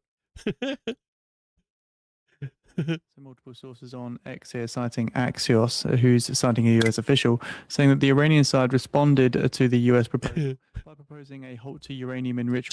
Just so you note here, this is all very squeezy. All this price action here wants to like squeeze faces off. We're holding our half-hour cross right now. It's very bullish. See that right there? It's extremely bullish. We're in a supportive market right now. Watch out for squeezing into the middle of the day. 1:30 is your first window, and then we'll have another window at the end of the day. Axios article that we In case we do the flush at the end of the day. The US proposed that Iran accept a 20-year moratorium on uranium enrichment during negotiations, but the Iranians countered with a shorter single-digit period, according to the sources. You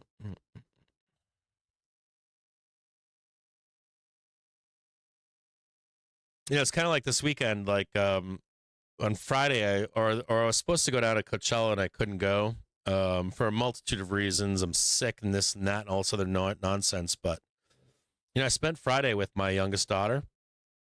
I took her to what she wants to go to. She wanted to see Cat's Eye and stuff, but she's still like she calls herself a gummy bear.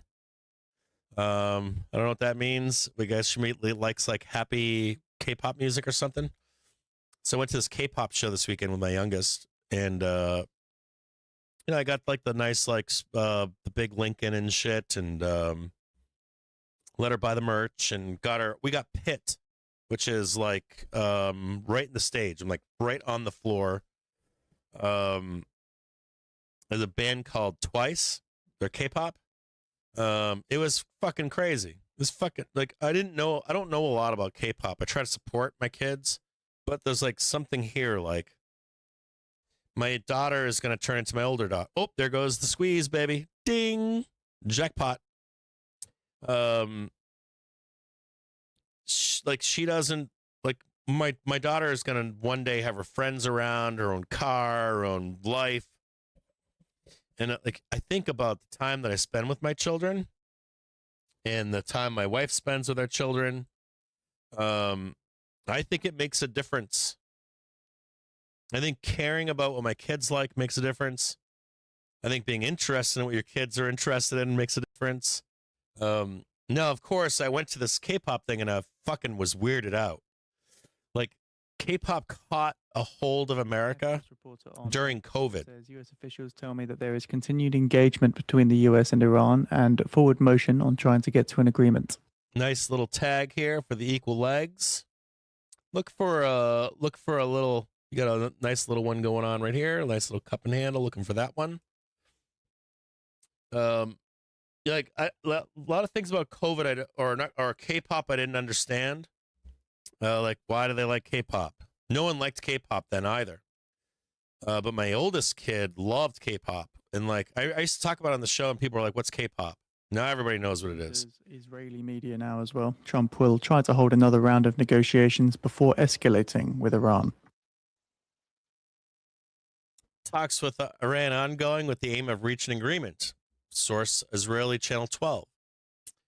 You know what I cared about my oldest, how she got involved with K-pop? I was a little freaked out last night, Friday night. I was a little freaked out because I showed up and the way those fucking people act, man, is like, it's almost like the movie Good Night, Good Luck, Don't Die or something it's called. Like the dancers, there was a performance with music. No one cared about the music or they were lip syncing. They cared about the dancing they do. They like communicate back and forth with the audience. The audience communicates back with the dancers. The dancers do this and that. And the people in the stands regurgitate it. All I kept thinking to myself was if the AI ever wants to learn how to brainwash somebody, they just should go to a K-pop concert and write an LLM for that. Because it seemed very like, it was bizarre to me. But this is what she likes. I remember when I was a kid, my parents didn't understand the music that I liked. So I have to think back to when I was a kid, and that my dad and my mom didn't care my mom cared a little bit about what I was doing. She was there to support me, and my dad never was. So I spent this weekend with my youngest, and on Thursday, I had said to my oldest daughter, I said, I said in a group chat to my family, I'd said, to my youngest daughter in my family group chat, I said, "Hey, beep." I was like, "Do you like this group called Twice?" And she was like, "Yes, Daddy, I love them." And that's all she said. Nothing else. My oldest daughter didn't make a response. Nothing. So I'm like, okay. So I surprised my youngest with tickets. Well, no, so before I bought the tickets, I went to my oldest and I said, "Do you like Twice?" And she said, "Yes, Daddy." And I said, "I was going to get tickets for it." She goes, "I already got my ticket, Daddy. I'm going with my friends." I said, "Oh." And so I asked beep if she liked Twice, and the oldest said she doesn't like Twice like I do. Exact words. That's a quote. She doesn't like Twice like I do. And that piqued my interest. I was like, "Oh, really? She doesn't like Twice like you do." So I went and got 3 pit seats for myself and my youngest and my wife and I. And then I told the youngest in group chat, and the oldest was mad because she got seats up high in the back somewhere. At some point in the concert, I'm at the concert with the youngest and the wife over the weekend on Friday. We go alone. My oldest daughter goes with her friends. And my oldest asked if I would buy her a seat in the pit. And my wife was shaking her head, and I'm just going, "Come back to your father." I felt like Darth Vader. You're begging to come and hang out with your dad. Daddy's still relevant. So she couldn't get the seats. It was too late. We were already there. It became a big clusterfuck. But she said that, and I was like, "Ooh, I love this kid." So then she came and found us. My oldest came and found my youngest and I, my wife, at the end of the show, and she left with us, which I thought was awesome. So like I still have the oldest a little bit. But my greater point here is that there's going to be a moment where these kids aren't going to want to be around me. The oldest will be doing her own thing. The youngest will be doing what the oldest is doing right now. And I have all the time in the world to be going to Coachella and Ultra and all these other fucking things. And if I only have the small window left, if you have children or ever want to have children, why do you have children? You have to spend those moments when you get them. Because sooner than later, they're going to be, they don't need you anymore. They need the boyfriend, the girlfriend. They need school. They need their regular friends. They need the job. All kinds of things pull them away from you as they get older. And the reason we have children, of course, is what? Why do you have children? You have to ask yourself that question. Why are you having kids?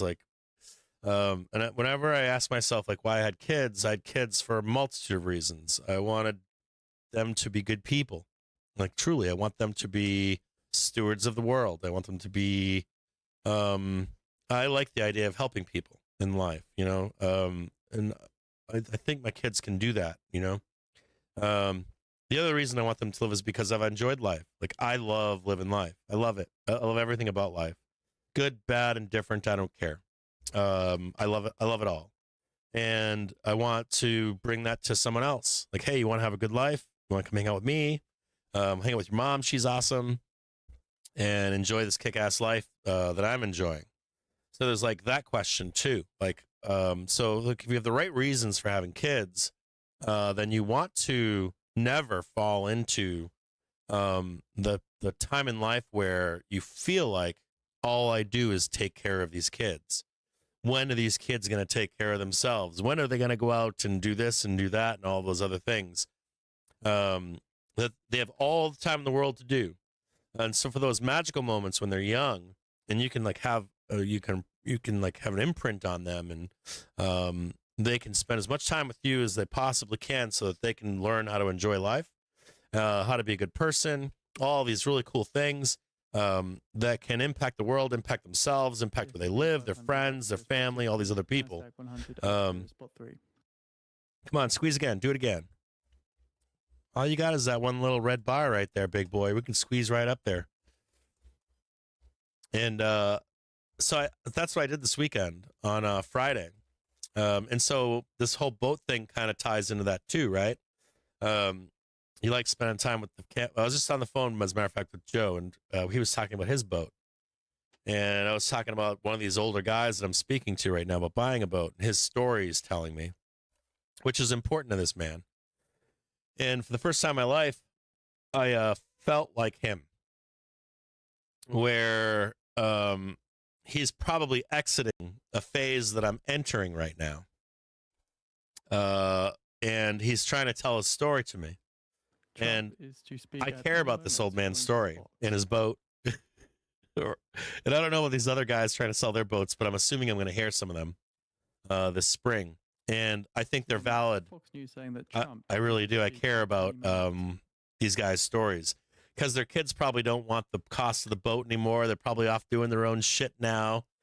The wife thinks that it's costing them too much money. They can't afford it. They're a different part of their life. All this other nonsense and shit that I know I'm going to have to face one day when I'm older. Squeezing higher now. Tagging 681.51 right now. He's not scheduled for any public appearances today. Looking for PT2 to the upside right over here. To speak at any moment. We've already hit PT1. Trump's about to speak right now. Let's see if we can get this bad boy up into 1130 and trade 682.06. We're also looking for trades to 685 and 687 in the face of earnings season and geopolitical nightmares, and trying to guide ourselves through this mess of couldas, shouldas, wouldas, maybes, might happens, doom and gloom in the springtime, during concert season, during boat buying season, where the rest of the world's looking for a little bit of good news.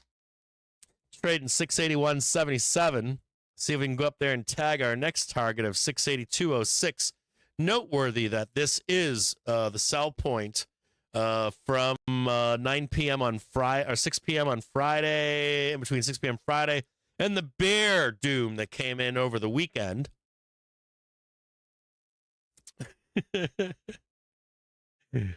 I saw people on Sunday, they were like, the strait is closed. I'm like, no, it's not. A blockade is not a closed strait.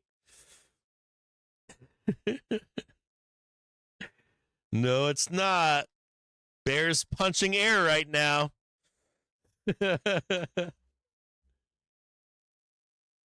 Oh, my bad, Bork. It's okay, man. I don't use Streamlabs. Or it's using Streamlabs. The chat is using Streamlabs, but the chat was like built. It was like a pre-built, like you pay for this. At the time, it was new tech because they were integrating multi-streams into a chat. But I'm betting there's a better one now. I'm betting at this time that someone has overtaken. They're probably resting on their laurels. So roger that. I see why the chat was all janky. I'll get you the code, brother, or I'll go looking for new or better chat today. I have it on my list of things to do. Yeah, that's right. Slap it up there. Slap it. A little bit of flush it into 12 p.m. Buyers stepping in at 12 o'clock to go higher. Yeah, there's a lot of custom crap in that shit, dude. It was, at the time, it was like the coolest thing you could have, but it's been a couple of years. So it's probably dated as fuck. And I haven't looked at it in 2 years, 3 years when they first started doing the multi-stream. And now, yeah, I can change the color of it and the look of it. It's got all the little cool little toggles and stuff. Bear rage right now. We're now testing at this level the prior high from the sell at 10 a.m. On Friday. We also have the high at, just snap a couple of these in. Well, I bet there's a lot of howling right now. There's got to be a lot of howling. I think we said this on Friday, right? Bears are going to scream bloody fucking murder that the top is in. On the first swing higher, they're going to scream. On the second scream higher, they're going to scream bloody murder. And then the third swing higher on distribution is when they get real angry. Instead of going lower earlier, they're going to get really mad because we're closing doors on back tests right now. What we're doing is they want to swing low. There we go. Pop it up there. Pop it like it's hot, baby. Get on up there. Slap the fuck out of that upside. There you go. Nice little fucking boom right in the fucking junk right there. Yeah, that's right. Fucking Strait of Hormuz. Closure began. Slap that fucker. 681.99. That's 1 penny higher than the intraday high on Friday. Now we're just looking for 682.44. And then we're looking for 685 and 687.5. We can get it. I'll take 85.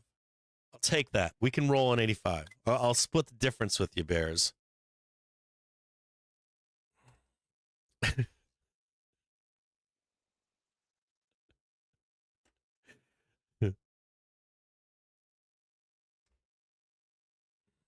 And Bears, you give them an inch, they want a mile. It's like, well, can we roll here? What about that big gap back there? I'm like, yeah, let's go up there and do these two little things, and then we'll go back down there and close that gap. How about we do it right now? The halfway, but no, not quite. We want to open those upside doors, and then we'll go back down and road around down there and make sure we're not going any lower.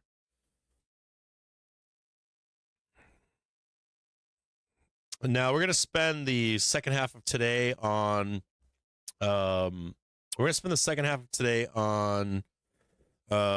at the banks, and we're also going to look at they're all pretty much the same.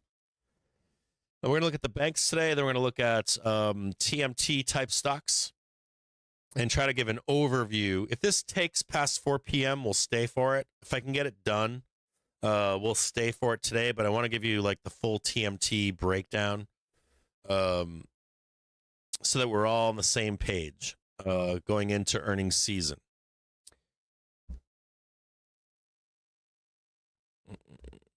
Let's pop this up, or let me leave this up. I'm going to start setting this up right now for us. Should I get through, maybe I should get through SPX Gamma first, because it's the beginning of the week.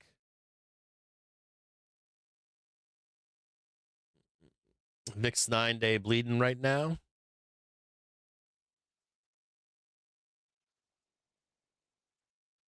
Maybe we should do SPX Gamma today for the week. How about I set up Gamma in the background and I'll post it for you? And then we'll move into, we won't spend as much time on, I mean, look at that beautiful fucking thing right there. Let's go look at oh yeah, get up there. Fucking slap the fuck out of it. There's PT2.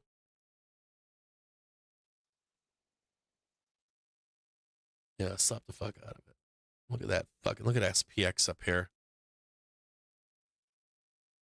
Let me just show it to you really quick. Oh yeah, look at that. This is from Friday. Just hanging on. Tried it up here into the close. Just hanging on. We'll come back down over here.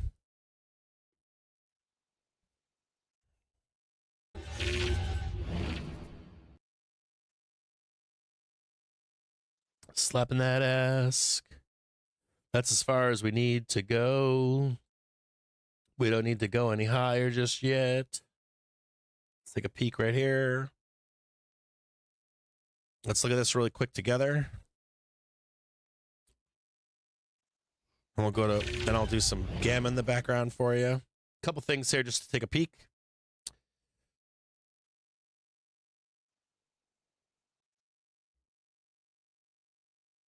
I've got us going up here.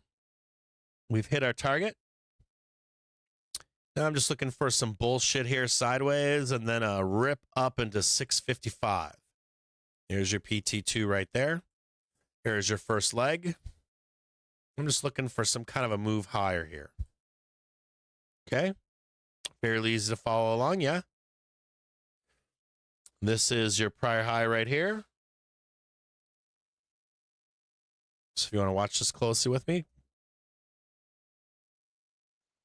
So you've got the smash right here, right? Here's your handle right up there. Makes sense?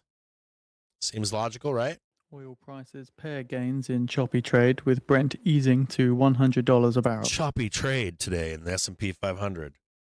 I love how he's like, choppy trade today in the S&P 500. Not recovered.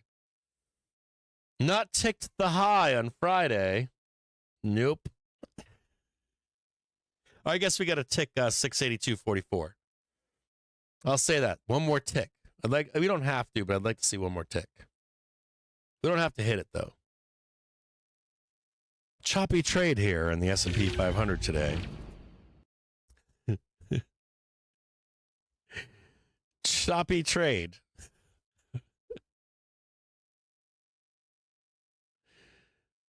I'd like to see one more tick up. Oh, no, we got it. We got the one more tick.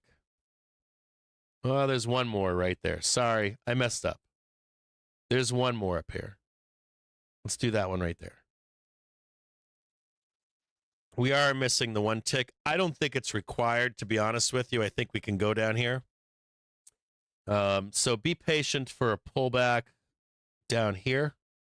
According to an NBC reporter on X, And this could take all day long. intelligence firm Kipler, the actual number of ships that transited the Strait of Hormuz yesterday was 4. Sweet. We got boats going through. I like it. We'll even do 2 p.m. up here. Just in case it takes all day long. I don't think it's gonna, but we'll leave this right here. Our next target is 685. And I would like to see 685. I would like to see 687.25. Should expect some sellers up there too.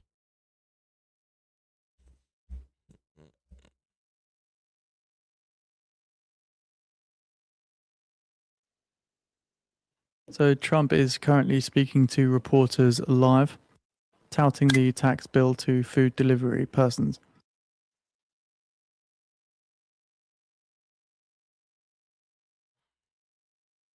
Looks like this guy doesn't want any good news.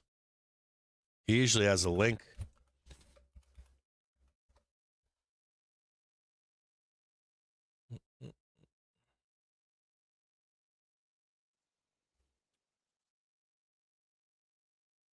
I don't know what's actually real and fake here, though, either. Maybe he isn't posting it because you don't know what's real and fake. I'm looking at the live streams for Trump right now, and they all look like they're fake as shit. They should ban these fucking companies. You know, what hit this one was a handheld shoulder missile. I don't know if this is real or not. They're totally whatever. And they have probably a little luck, because you got to get lucky. But they shot it, and it got sucked in right by the engine. But these guys were out of there. They were great. Their timing was great. But no, I can't tell if this is real or not. Dangerous mission. I understand. There's fucking 1,000 people watching that shit right now. On Iran Talk says Vance has done a good job.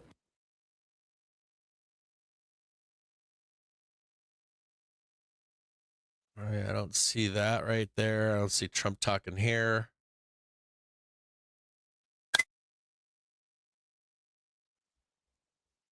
Trump Live, Fox News. Trump says Iran talks our sticking point was over nuclears. So again, Trump saying the Iran talk sticking point was over nuclear. Of course it's over nuclear. By the other side, and they want to make a deal very badly. Here we go. This one's real. Trump on Iran talk says, I think Iran will now agree on nuclear. What was the sticking point over? You said it was over nuclear. Trump does say, though, that Iran did not agree to not having a nuclear weapon. We'll get the nuclear material They back. will never have a nuclear weapon. Voice news Iran will not have a disconnected. nuclear weapon. And we agreed to a lot of things, but they didn't agree to that. And I think they will agree to it. I'm almost sure of it. In fact, I am sure of it. If they don't agree, there's no deal. There'll never be a deal. Iran will not have a nuclear weapon, and we're going to get the dust back. We'll get it back either. We'll get it back from them, or we'll take it. Mr. President, as far as the naval blockade is concerned, what's the end game? Is it to force Iran back to the negotiating table? Is it to open up the strait so that gas prices ultimately come? I think we grind this whole afternoon here, so just be aware of it. And more. We can't let a country blackmail or extort the world, because that's what they're doing. They're really blackmailing the world. We're not going to let that happen. And you know, the amazing thing is, we don't, can you believe this? We don't use the strait. We don't need the strait. We have our own oil and gas, much more than we need. We have more oil and gas than Saudi Arabia. Think of this. We produce more. Saudi Arabia, and add Russia to it. Substantially more. And by next year, we'll have double that amount. So we don't need it, but the world needs it. And many ships are heading. The world needs it. Right now, as we speak, to load up with the best. Really, I guess you could say, somebody said the best and sweetest. I don't know exactly what sweet is, but when it relates to oil, it's a good thing.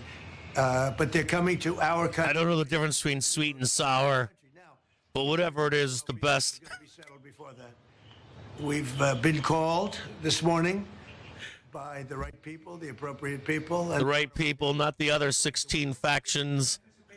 President, that other countries will assist in this effort to blockade Iran and those specific. Yeah, other countries are going to also. Which countries, sir? We don't need other countries, frankly, but they've offered the services. We'll let it be. They've offered their services, though, but I don't need them. Yeah, started 10 o'clock. Who offered their services, Mr. President? I'm not telling you. You and your policies praises you for defending religious freedom. Yeah. He now says you owe Pope Leo an apology. Will you apologize? No, I don't, because Pope Leo said things that are wrong. He was very much against what I'm doing with regard to Iran, and you cannot have a nuclear Iran. Pope Leo would not be happy with the end result. You have hundreds of millions of people dead, and it's not going to happen. So I can't. I think he's very weak on crime and other things. So I'm not. I mean, he went public. I'm just responding to Pope Leo. And you know, his brother is a big MAGA person, and he's a great guy, Louis. And I said, I like Louis better than I like the Pope. No, you have to have law and order in our country, and that's what we have now. We have the lowest crime numbers we've had in a long time, despite the fact that many criminals were allowed into our country, but we've gotten a lot of them out. We've done a great job on crime. So we have the lowest murder rate in 125 years. Since 1900, the lowest murder rate. So we believe strongly in law and order, and Yeah, that's why we have the lowest murder rate, bro. there's nothing to apologize. Fucking guy. He's wrong. The other thing is he didn't like what we're doing with respect to Iran, but Iran is wants to be a nuclear nation so they can exterminate the world. Not going to happen. And Mr. President, on Iran, if the deal is not reached by the end of the ceasefire, does your threat from before still stand? Yeah, I don't want to comment on that, but it won't be pleasant for them. Let me put it that way. Do you still plan to Wait a minute. Trump just turned wine into water, or water into wine a few minutes ago. He pulled a bunch of fish out of the grass. It's going on. Just right now, there's no fighting. Right now, we have a blockade. That's true. They're doing no business. That is true. Boats come out if they were doing business with Iran, but if they weren't, no boats came out. So now Iran is doing absolutely no business, and we're going to keep it that way very easily. Don't forget, their Navy is gone. You do know the intent of this, what blockades, that the intent of a blockade is, right? It's a lot. Strangling their GDP with a blockade. It means that you don't get a check when you're in the Iranian army on a Friday. There's no check. There's no food. He certainly wants it ended. Everyone, I want to see it ended too, but we can't give a nuclear. You quickly send a country's economy into a tailspin. Nothing but havoc for 47 years. Look, I'm the president that's done something about it. This should have been, and many other presidents regret that they didn't. You know, so I'm doing something about it. Ukraine impeachment documents that were just declassified show that Eric Charanella not only submitted false information, but that he had no direct knowledge of the alleged conversation. It was all hearsay. Do you feel vindicated by those? Yeah, I do. They're a bunch of crooked people. Just looking to take this tick out right here. All of the things that they put against me. Yeah. Well, it's come out that in so many. One more penny. Give me one more penny. Pop it up. But in so many different ways, the election was rigged. The 2020. Just one more. Just one more push. What you just said is Squeeze it. a piece of that. It's a big piece. Just one fucking penny. Speaking, compared to what Like they literally, I just want to see one penny. cheated on the vote. One little penny up there. In every way possible, and it's the only way we got an incompetent man to be a president. And he was an incompetent man. Many of the things that we're talking about, even including this would have been settled a long time ago, not now. And it should have been settled. Just one tick. Just give me right over that yellow bar right there. Just a penny. Let that happen to our country. It's concealment of exculpatory information. What should happen? Well, it's a very serious charge against them and the Democrats. They cheat. They can't get elected with their policy, so their policy is no good. That's where the pain is right there. It's right there. Just do it. Just touch it. They want to have men playing in women. That's a new weekly high right there. It's going to make everybody angry. Trust me. Trust me. You'll piss everybody off. You just go up there and touch it. You don't. I'll bet you do. No, I'm here about Pizza. no tax on tips. Yeah. DoorDash grandma? Who the fuck wants a DoorDash grandma? Is it your understanding? Well, grandma goes and fucking watches Magnum PI and eats a fucking dinner. Frozen dinner. Will be able to send their oil tankers through the strait? She's got a lady up there calling her the DoorDash grandma. That's not good. Don't have DoorDash grandma up there, bro. You know, a lot of tankers are coming up here. They're coming in empty and out full. And we have a great capacity to take care of that business. Ma'am, may we know your name, please? Have you delivered to the White House before? Have you delivered to the White House before? Sharon Simmons. And are the White House good tippers? Do you know? What? Wait. Potentially. Yes. He just gave her cash. Actually, thank you. You reminded me. He had a fucking fold of cash in his pocket. That had to be set up. Trump walks around with $100 bills in his pocket? Is this real? This can't be fucking real. Well, we're going to see with Cuba. Cuba's another story. Fucking It's Christ. been a terribly run country for a long time. It's got a bad system. It's been very oppressive, as you know. And we have a lot of great Cuban Americans, all of whom just about voted for me. If you get a DoorDash grandma at your house delivering Evan Williams Have been killed. They've been beaten up. breakfast to you, throw her 100. Terrible things happen in Cuba. And Cuba's a failing nation. And we're going to do this, and we may stop by Cuba after we're finished with this. But Did you guys watching this at home? a nation that was just been horribly run for many years by Castro. You said may stop by wing regulator I don't think having DoorDash grandma is a good look. for Letitia James for insurance fraud. Oh, there it is. Prosecutors have evidence to charge. Ding. Well, I don't know. I know she's a very corrupt. Ruh-roh. And you're talking about the so-called Attorney General. All weekly puts from last week, if they weren't monetized, are now in the red. Every structure of them. Have nothing to do with it, but they're looking at things all over the place, more than Ding. concerning her and concerning people like Comey, who's a dirty cop. Oh, yeah. There's anger. Comey's a dirty cop, and dirty cops are bad. Nobody likes the police more than me, the law enforcement more than me, but Comey's a totally dirty cop, and we're not gonna stand for it. Yeah. The UFC fight that's happening at the White House this summer. UFC typically numbers those fights consecutively, but should they label this one UFC 1776? That's a good idea. I'll tell that to Dana White. I like that idea, actually. I will say I've been involved with a lot of big events. I have never had an event that's had more interest in the UFC fight that we have right at the front door. Right there, they're going to start building about a 4,500 seat arena. And then in the back, at the Ellipse, we're going to have maybe 100,000, 50 to 100,000 people, I guess. They're building tremendous stages, and you're going to have massive screens of the fight. And it's, very popular. Talk's going well. Talk's going well. Never been involved because of the White House. And When do you think we get the tweet, the angry Trump tweet? having a fight at the White House on June 14th, and we're going to have an arena built right at the front door. Wow. And if you want, is your husband up to coming? Do you think? Does he like UFC? He's trying to hit on DoorDash Granny. Well, make sure you come, okay? Bring your husband. Better than the tip I just gave you, I'll tell you. Tell you, time is better than the money I gave you, sweetheart. Okay, is he going to be okay? Is he gonna be all right? You can bring him out with you. Fucking come meet me on the fucking White House lawn. Yes, he wrote a book, and Go ahead, give him the name. Maybe you'll say. he Maybe it'll sell. Give him the name of the book. Maybe it'll sell a few copies. and his name is Leo, and he's just Leo's gonna be rich. good. He's doing great.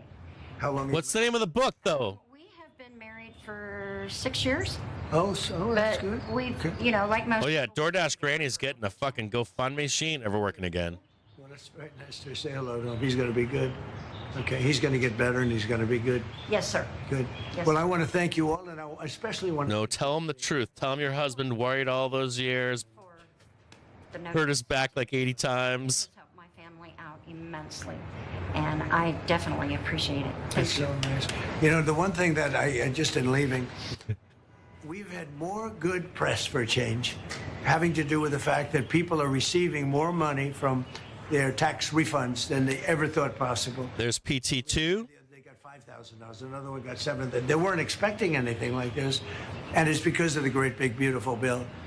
And that's why you came, and I really appreciate it. And tell your husband to get better. I will. And if he's feeling good, you'll come up and you'll watch that fight. All okay, right. June 14th. I appreciate it. All Thank right. you. Thank you very much. Thank you so Take much. care of yourself. Thank you. Any update on Thank you. DOJ? I think he just slapped her on the ass. Any update on who you want to lead DOJ? Here's $100, few $100. Get the book out. I like getting the book out there. I like that. I actually like how he spun this. It's good. With me a long time, and so far I was like, DoorDash Granny, it doesn't look good. Then he's like, here's some money. Talk about the book. getting better all the time. Thank you very much, everybody. Thank you. Thank you, sir. Well, there you have it. A very But what about all the other DoorDash Grannies? press conference from President Trump there at the Oval All right, we'll turn that off. Don't need to hear any more of that. Trump saying a few highlights there. Trump saying,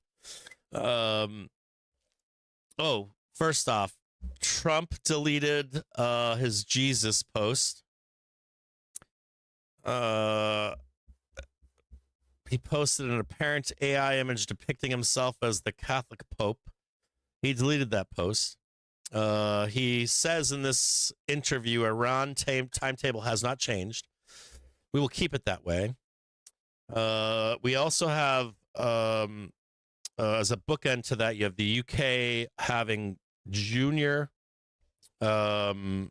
negotiators, diplomats going to the UK from Iran this week. Trump saying now Now Iran is doing no business. We will keep it that way. We have a good relationship with China. China Z wants to see this ended. Oil companies will do well there and here. We may stop Cuba after we've finished with Iran. U.S. has great capacity to take care of oil business, and that was the conclusion of his commentary. Yeah, the big bear hug is coming around right now for Iran. You figure you shut their economy down, they can't pay their bills, they can't run a war. You would need funding and security from China and Russia, of course. And then you've got the military encapsulating all of the Iranian ports right now. It's like a big old giant warm bear hug that's encapsulating Iran at the moment. I still think that there's risk, of course, that if Iran feels too much pressure that they could do something insane. The Houthis as well. But at the same time, the big old hug is coming in. Probably that hug involves China as well to some extent. Maybe not Russia. They have less to lose, but China, of course, very more measured in how they confront the United States. They want to always confront the United States on their own terms, of course. They're not that dumb. And a full-on proxy war taking place between Iran, China, and the U.S. at the moment. You're all well aware of. I think that's all I got here from Trump. I'm just waiting. Well, I guess we'll just wait for Trump to do another Trump tweet to try to send the market down.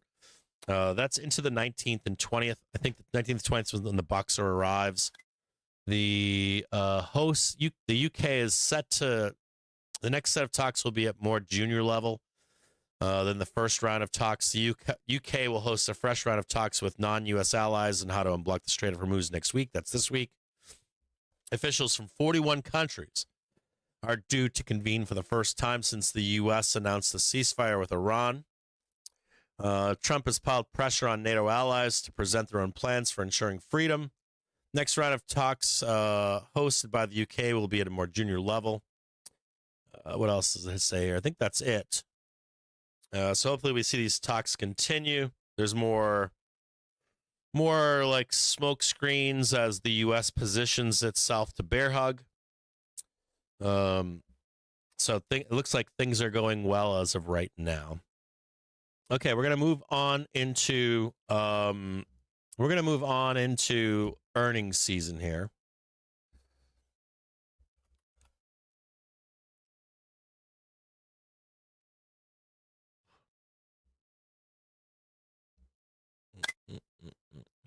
We're gonna start with I didn't do let me just pop this this SPX gamma chart up for you here.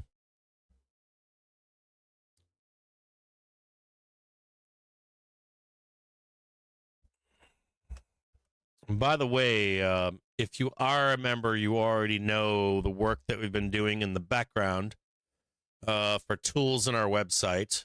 I am looking right now at the GEX visualizer.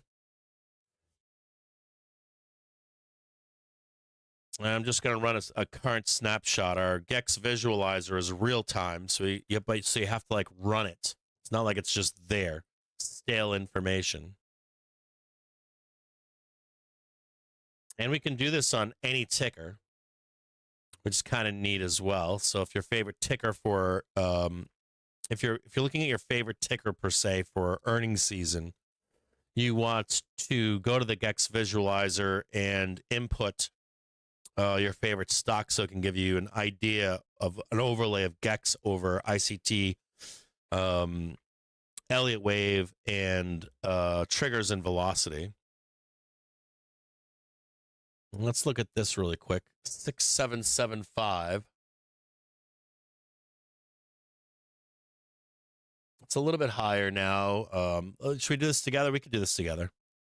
Let's do this together. Hang tight 1 second here. Hey, all the lights are on, huh?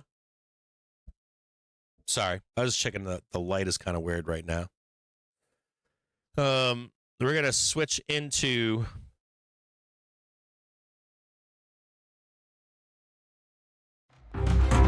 SPX Gamma for the week.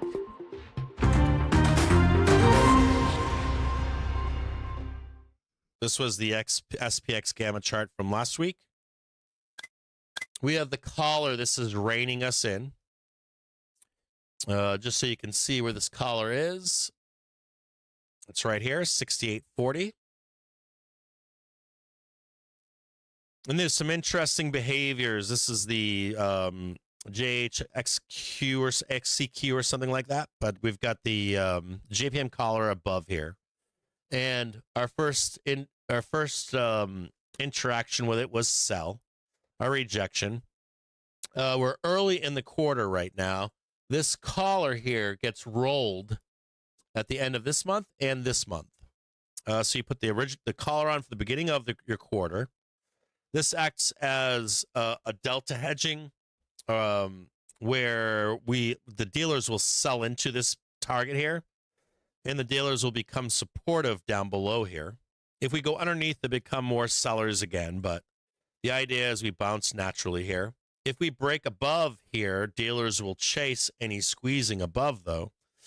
We can actually squeeze and run away, too, when dealers have to chase. CTAs become buyers up here as well, but we're not above that collar. I always like to see, like, see the break higher, right? Couple new highs, then we can start chasing this thing up. The daily trigger crossing higher as well. There is real danger underneath here on this collar for us to reject or even squeeze up and then reject and come down for the cross on the daily and the weekly. We haven't seen the weekly and daily cross yet on the daily and weekly cross yet on SPX. I am interested in a return to this price as we cross. So let's see how it hasn't crossed yet. But as this daily trigger comes up and begins to cross right here, I would like to see a snap higher and then some kind of a dip buy to break out and away and out of here. This is what I think happens, something like this. If we fail to get higher than 685, 686, I'm more fearful as to what this low looks like, a little bit deeper. Yeah, everybody wants to trade this up and trade the squeeze higher. There are a few different outcomes from history. If we look at history as any example, there's one where we dick around up here, and then we don't start breaking out and away until we could trade this whole zone, believe it or not, into May, and then we start breaking away finally from the grip after the end of the first month into the second and third month. Another way this plays out is we get sent hurting to the hurt locker, and we still don't get out until after. And then the last idea would be we break up and away and pop the collar and keep heading higher. I'm going to show you a few different examples of this in different outcomes. So here is an example where it took us an entire quarter to break out. No, no, no, and then eventually the break up and away. This one right here, we got sent down to the hurt locker into the start of a quarter. We fought our way higher, broke out, but this is not the same, is it?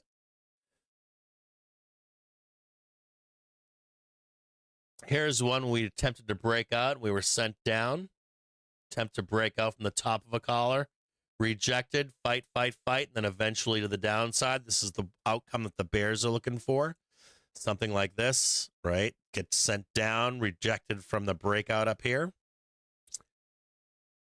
Here's another one where we attempted to break out from the top of a collar. Took the entire quarter. Here's another one that's breaking out of the top of a quarter. Failure down. Not until the end of the quarter were we able to break out and away. This is the way the street likes to see it, like this. Down, down, down. Up, up, up, just like that. Here is some others, though. This is back in 2023. We slammed the collar, or we went up into the collar, went back down for some support, found the support we needed, and then broke out. Here's one where we hit the top of the collar, but it still took to the next month to finally break out of it and go away and up. So we don't have too many examples of breaking out from collars. This is the one where the danger comes into the market, trying to break out here in the beginning of the beginning of the new quarter. We got sent hurt lockering down. They lowered the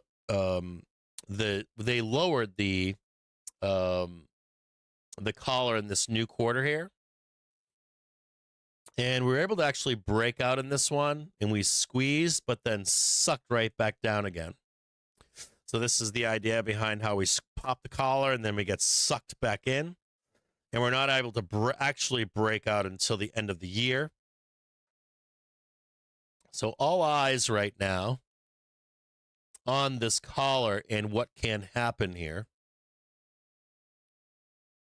It's like, do you get the breakout in a way, or the breakout and then sucked right back in and still not truly let out until later on?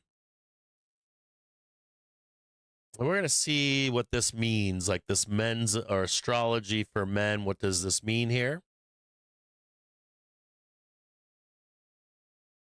We go to VIX and we're set up for the breakout, aren't we?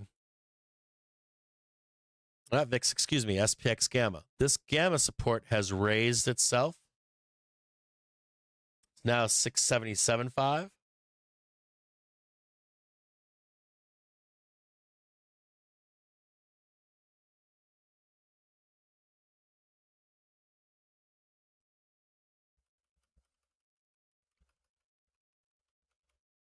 Gamma flip chasing price as we go higher. And there'll eventually be a trap here to come back down and trade all this stuff again. We should roll and trade sideways if you want to know. We should roll sideways from now into the end of the day. So like wherever we are right now, that new all-time high we put in, not all-time high, weekly high we put in from last week, that should be top. We're going to try to get one more high into the end of the day today. PT3 is, I would like 685.50.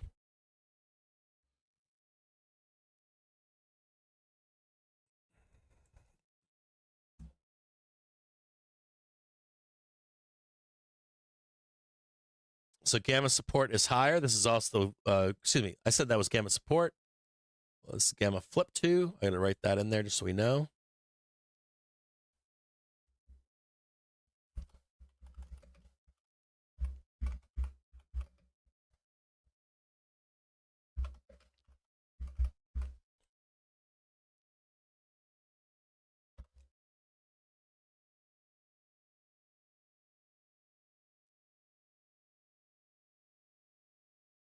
It's where we want to be buying dips.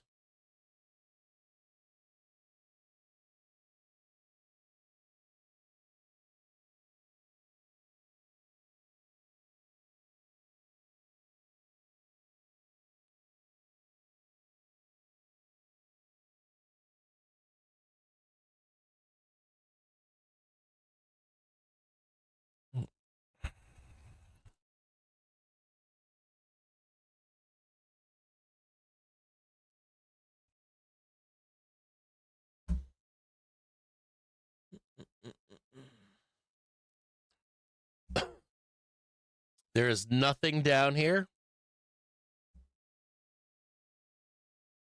6,600.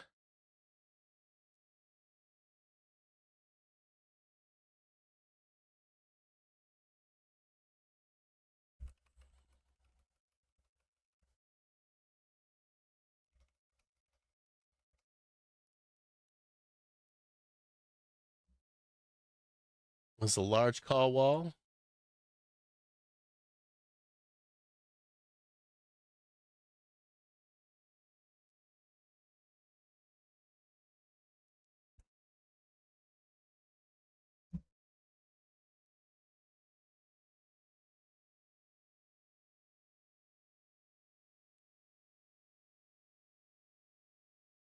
This is bottom of the market now. Yeah, this is bottom of the market.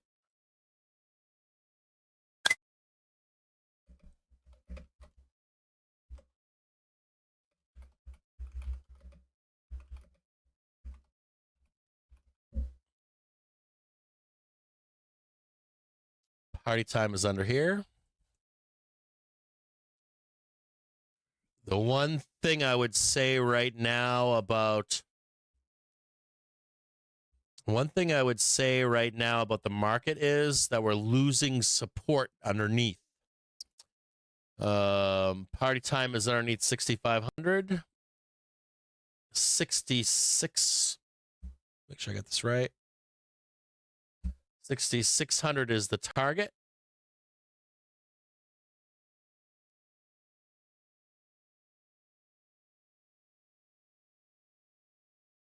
There's a large call wall right here.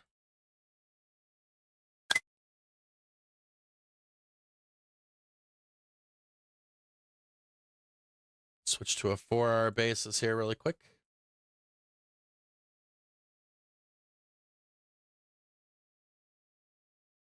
It is fascinating here. You can see with Gamma that you could see pretty easily with Gamma that if we ain't squeezing up here, if the way ain't higher, way down there. So I really want to see, if you're a bull, like you really want to see like the pop take their stops so that all this holds down here. If not even way higher. There's a giant gap up here that needs closed. There's a big gap hiding in here. Right here. There's a big fat gap that needs closed up here. Right there. And right, is it right there? Somewhere right there. There's a big gap. Yeah, right there. Right there. It's in there. There's a gap in there that needs closed. 6860, 6908.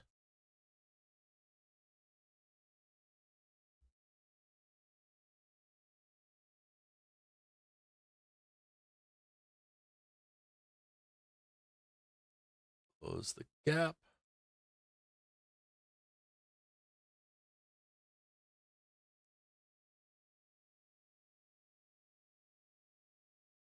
That would stifle everything.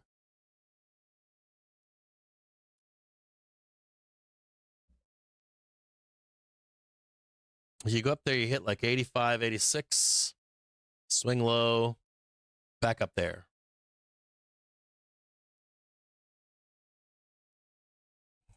Let me look at some of these other targets up here. 6825, 6840. Let's put some gamma targets up here.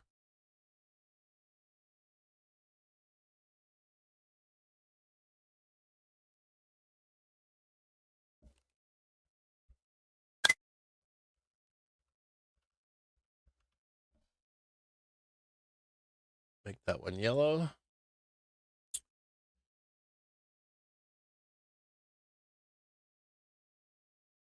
Six, 6840. That one's yellow. 6850.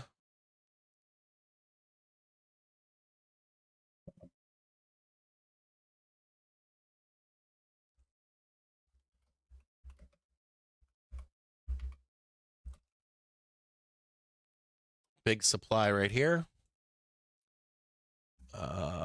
Then there's big supply at 6,900. Ooh.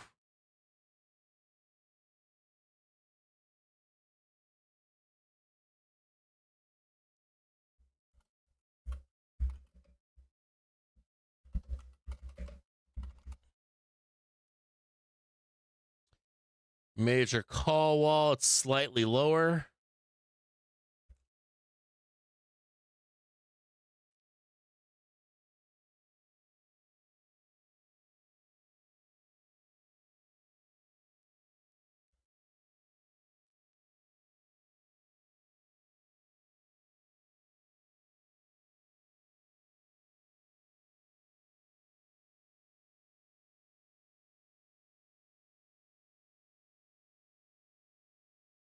That's 6,900.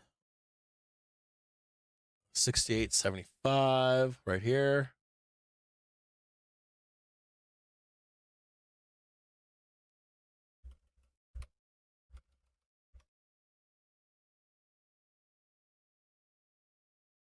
Okay, close the fucking back gap. Major fucking call wall.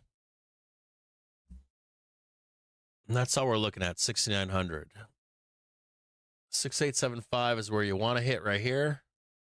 You don't really care if we go up there. Just like there, that's it.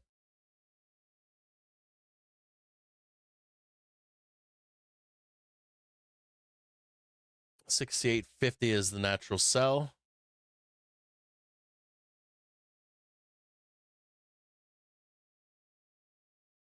$68.60. Nope, that one's gone. This one's gone now too. Nope, nope, that's gone. There it is right there.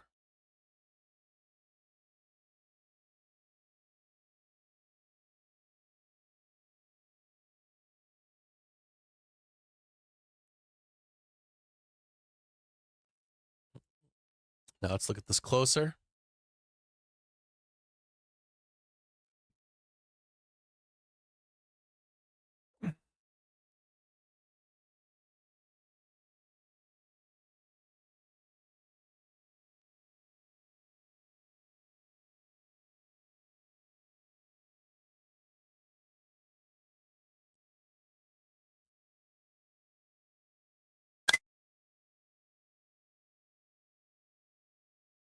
That's 68.50 up there, right?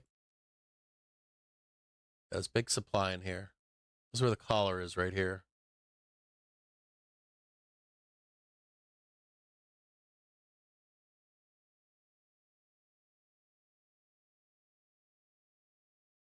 The bulls want to hit this one right here.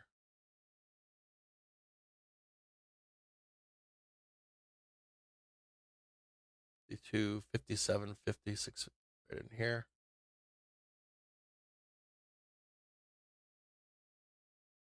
I'd like to see that one right there.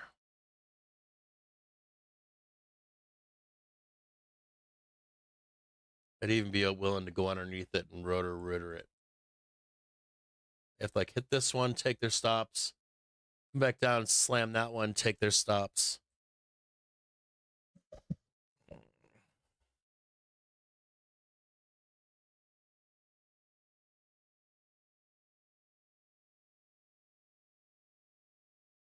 Like this is all rotering, but we'll put it up here.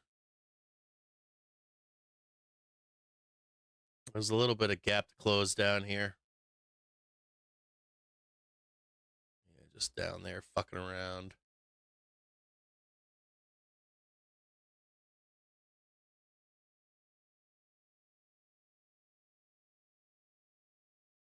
Something like that.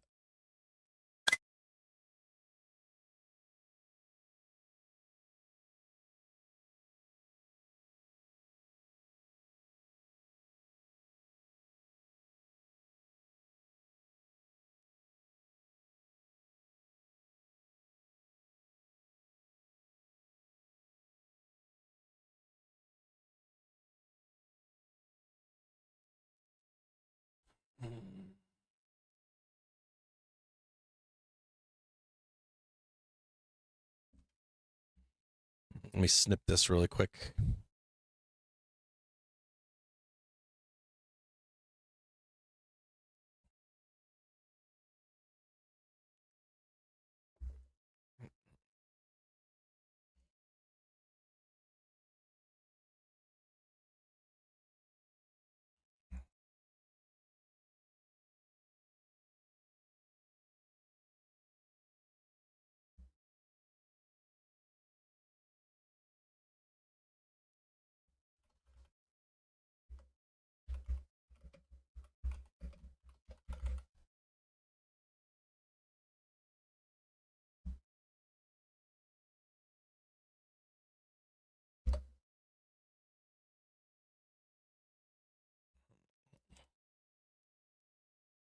I mean, look at it down here. It's like pretty expansive, right?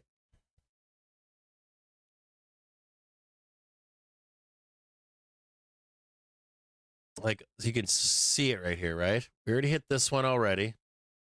So your next target is right here, this big one right here. And you know they're going to try to send you down on this one, right? They're going to try it again. And they're just going to tee off on here, selling you calls, right? Even if you come back up here, even if you go up here and close the gap, major call wall, they're just like selling on you. Reined in.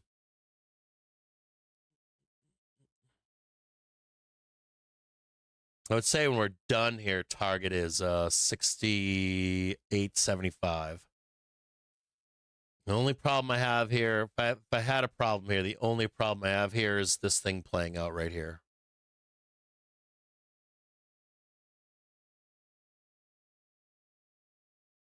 Yeah, there's your third one right there.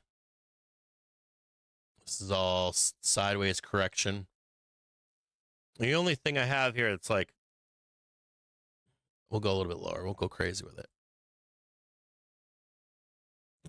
Right here, distribute, and then distribute, and then you lose this right here. Then we start fucking partying. Like bear rage, and more bear rage. And they're going to fucking scream and yell at you here. They're going to scream and yell at you here. They're going to scream and yell at you here. And then once we finally go down here, they'll be mad too because the door is likely going to get closed on them. Or at least there's a big chance of it. There's at least big chance of like this big door here being closed. If we hit this third one. If we hit this third fucking one, they're going to be mad. Let's go down here and close this right now. No, we don't do that. Well, go over here. Let's close it right now. Nah, we don't do that. How about we fucking go up here and smash this fucking thing out, and then we'll come back and talk to you down there. The other thing that's happening here is we are like the gamma of support and flip is moving high fast. So it's implying we're going to slam when we slam into this, that when we swing back down, we are going to get violent down there. With the gamma support and flip moving higher, if we begin to lose that hourly trigger, it's going to be fast. It will move fast to the downside. The good thing would be if we can go higher here is it should help the market be more supportive even if we go down here. Now, notes here for the rest of today that we could play ping pong. You know, we could fuck around in here, need a pop on earnings maybe. Yeah, some bank earnings maybe pop us up, and then we sell. Another thing about this pop up here is sometimes this will happen at the open. So what you'll see is like I want you to be careful of like a squeeze and pop on an opening bell at 9:30, and they unload on you. So just be aware of that. Just like if we don't, my point here is if we drag sideways all day long, we get a nice pop up on a Tuesday, then you get a Trump tweet saying everything horrible, something like that. It wouldn't be pretty, right? You'd be down here trying to buy a dip much lower. Be aware of this cross that's taking place. We'll attract price down here oftentimes. Not always, but we will sometimes attract price to these crosses. So you see like a big pop up and then big giant sucking sound just to check price down there. This is really what you need to know right now. If you're watching the show and want to snip that, you can. Major call wall, close the gap. Can't guarantee that we go all the way up here to close the gap. We could also reject this, close a little bit, then begin the roll. We want part of that one move up there. If you want to snip that for yourself, you can. Remember, we can grind in here. See this grinding right here? Like false start, false start, false start, and then pop.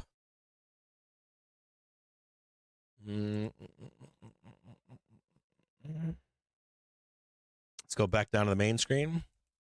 Careful in here. What you end up doing is you end up like grinding, grinding. Flush you at 230, back in the like 330, flush your ass, then we go up. Just be aware of it.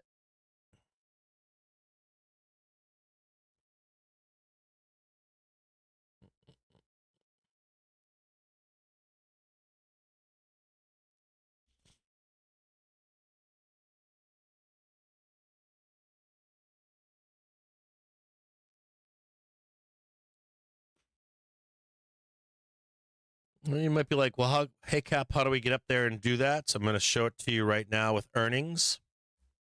Just give me a few minutes here. Just want to look at BIC really quick. I think they report tomorrow, don't they?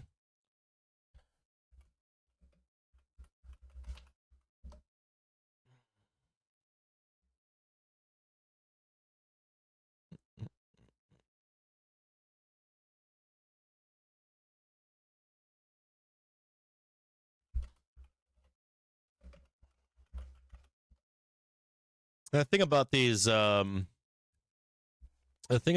earnings is when the banks report, not all the banks, but they tend to follow each other.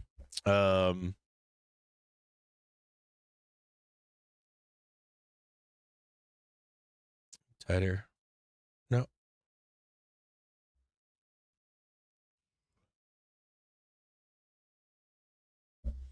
We had GS this morning. We have First Bank after the bell. Then tomorrow we get JPM, then BlackRock, then Citi. We get Wells Fargo. We get Bank 7, Horizon Aircraft, Albertsons, Creative Realties.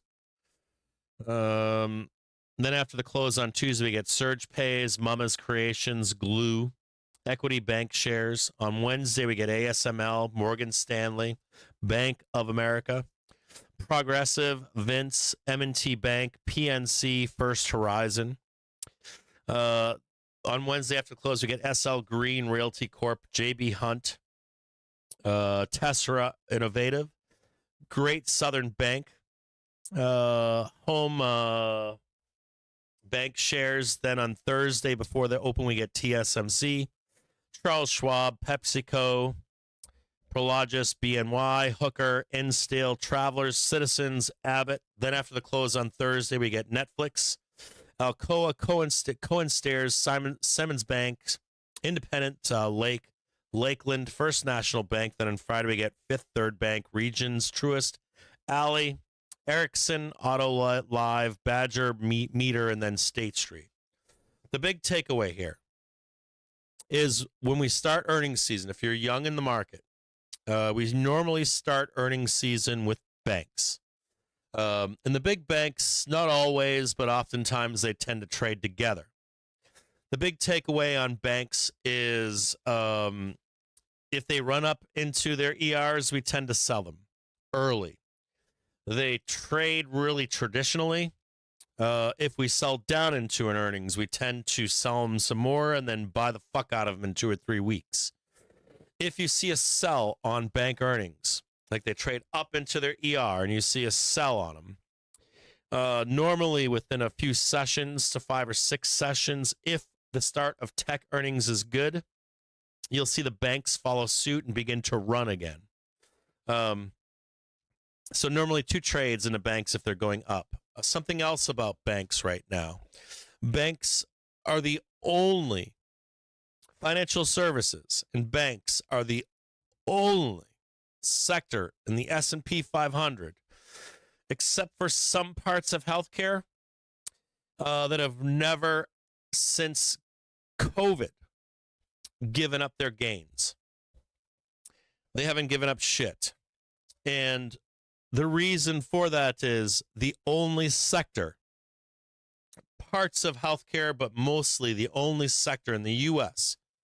that has not given back their profits from COVID is banks. So banks have done extremely well. Some would say overvalued.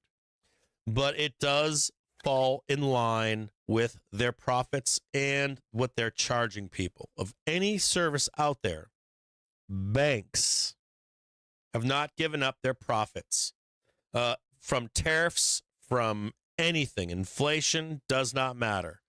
Only sector in the United States that is still gouging to this day is banking and financial services. So what we're going to look at is I'll bring up the majors on a chart together. We're going to look at them as a whole. If you're new in the market, you want to gauge the market in a big way with financials. When you're like, hey, we can break out and move up, man. We can squeeze and keep squeezing. You need like industrials, you need like the Dow, and you need financial services. They're the largest sector in the U.S. today. And then you need a good report from tech. And that second ticker you want to look at is always or always has been, unless it changes, Netflix. Netflix sets the tone for tech. And the reason that I say that is because not necessarily that Netflix impacts the earnings of other tech companies, but they set the tone. So if Netflix gets a good report, it doesn't really help tech earnings, but it doesn't make the market blast down. If Netflix has a bad report, let's say a good report in banks, that's usually a good heads up for tech. If you then get into the Netflix ER and it's a bad one, the market tends to pare their gains for the rest of the tech earnings season, but it's usually a good juicy jump to get in on higher earnings in earnings season for tech companies. And you'll hear this, like if Netflix has a horrible report, the whole market will blast down. Everyone will be like, oh, traders pare back their bets on tech earnings season. It's actually usually a pretty good time to get long for those earnings, believe it or not. If Netflix, the banks have good earnings, if they recover and you have kick-ass earnings from the rest of the banks, you get a kick-ass earnings from a lot of, or from Netflix, we tend to go into those bigger earnings for tech, and we tend to sell and take the money and run.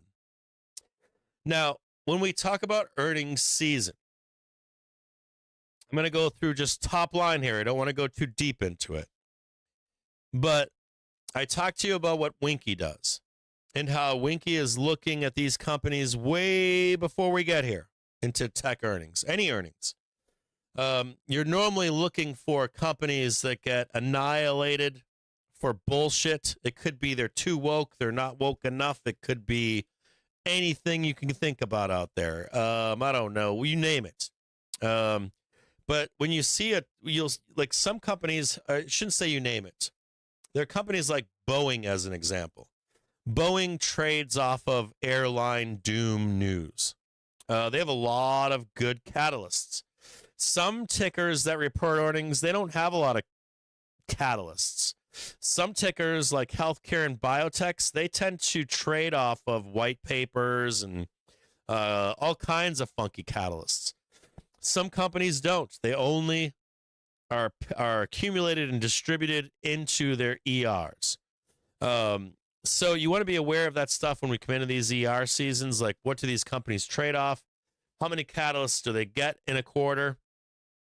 And you want to think about that when you're longing or shorting these companies. And you always want to be thinking, regardless of what I just told you, the idea of accumulation or distribution leading into and up to their earnings report. So if you see like a company that's been mooning all the up into their ER, even if they squeeze up and pop, you're likely going to see people take profit and run. If you're going to see a company that goes down into their ER and they blood them, shank them, you should be watching those companies for entries. Not like, oh my God, it's gone down all quarter, it's going to squeeze up on their ER. More like, let's slam it down, look for a low, and buy it for the next quarter. Some of this I might be getting you lost in this, telling you this out there, but the idea here is this. You hear something called sell the news. Catalysts are like, ERs are a catalyst. if you see like the trade into an ER normally starts weeks, if not months before. So just be aware of that. That you have trades that begin before we get there. So if that's the case, and we're using ER season as a catalyst for stock tickers, more than likely you're not trying to instigate a trade, like start a trade during ER season.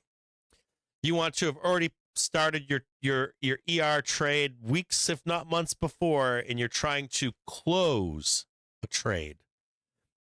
Now, the excitement of ER season is always, woo, bro, I think they're bullish, bro. They've been going up for 2 months, and I think this is the moment. And everybody gets excited. The stock market needs soap opera. It needs storylines. We have storylines everywhere, right? We've got the call for the biggest crash known to mankind. The top. Remember that trade, right? Remember when Larry Williams was saying we've started a new bull market, and then you've got guys out there, big time bears, saying this is the actual top. The biggest crash known to man since I don't know 2008 or 1930 is going to start this March. Crowd. And then you have these other stories, right? You've got the geopolitics. Now you've got earnings season. No matter where we are, whether we're in a bull market, bear markets, geopolitical craziness going on or not, I don't care. I want you to think about earnings season as an opportunity to, if you're going to start a position, that you're looking for discount. You're looking for a stock that comes into earnings season, and they're either going to get annihilated as deeply as possible, or you're looking for deals. You're not looking to be the guy that misses the trade where it squeezes moons and you jump in and you're the supply for the next 2 weeks. You're not going to be the guy that's going to be hindsight trading saying, oh, I looked at 10 stocks. These 7 were my favorites and the other 3 squeezed and my 7 went to the depths of hell. I lost all my money. You should be viewing earnings season as an opportunity. So that means if I chart for you an earnings trade as we're coming into earnings season, I'm going to give you like the lows. Like, hey, I want to own this 20 points under, 10 points under, 100 points under. If you were able to follow along in this earnings season as I chart these stocks out, rather than if I tell you, hey, this one's going to moon, don't be like I'm putting calls on for that moon cap. I want you to look at where I think it'll go if it gets clipped. And if you compile, let's say 10, 20, 30, 40 tickers through the course of earnings season, and you make yourself a little at home, you go up there and you do like I like this chart, I like that chart, I'm going to draw this chart for myself.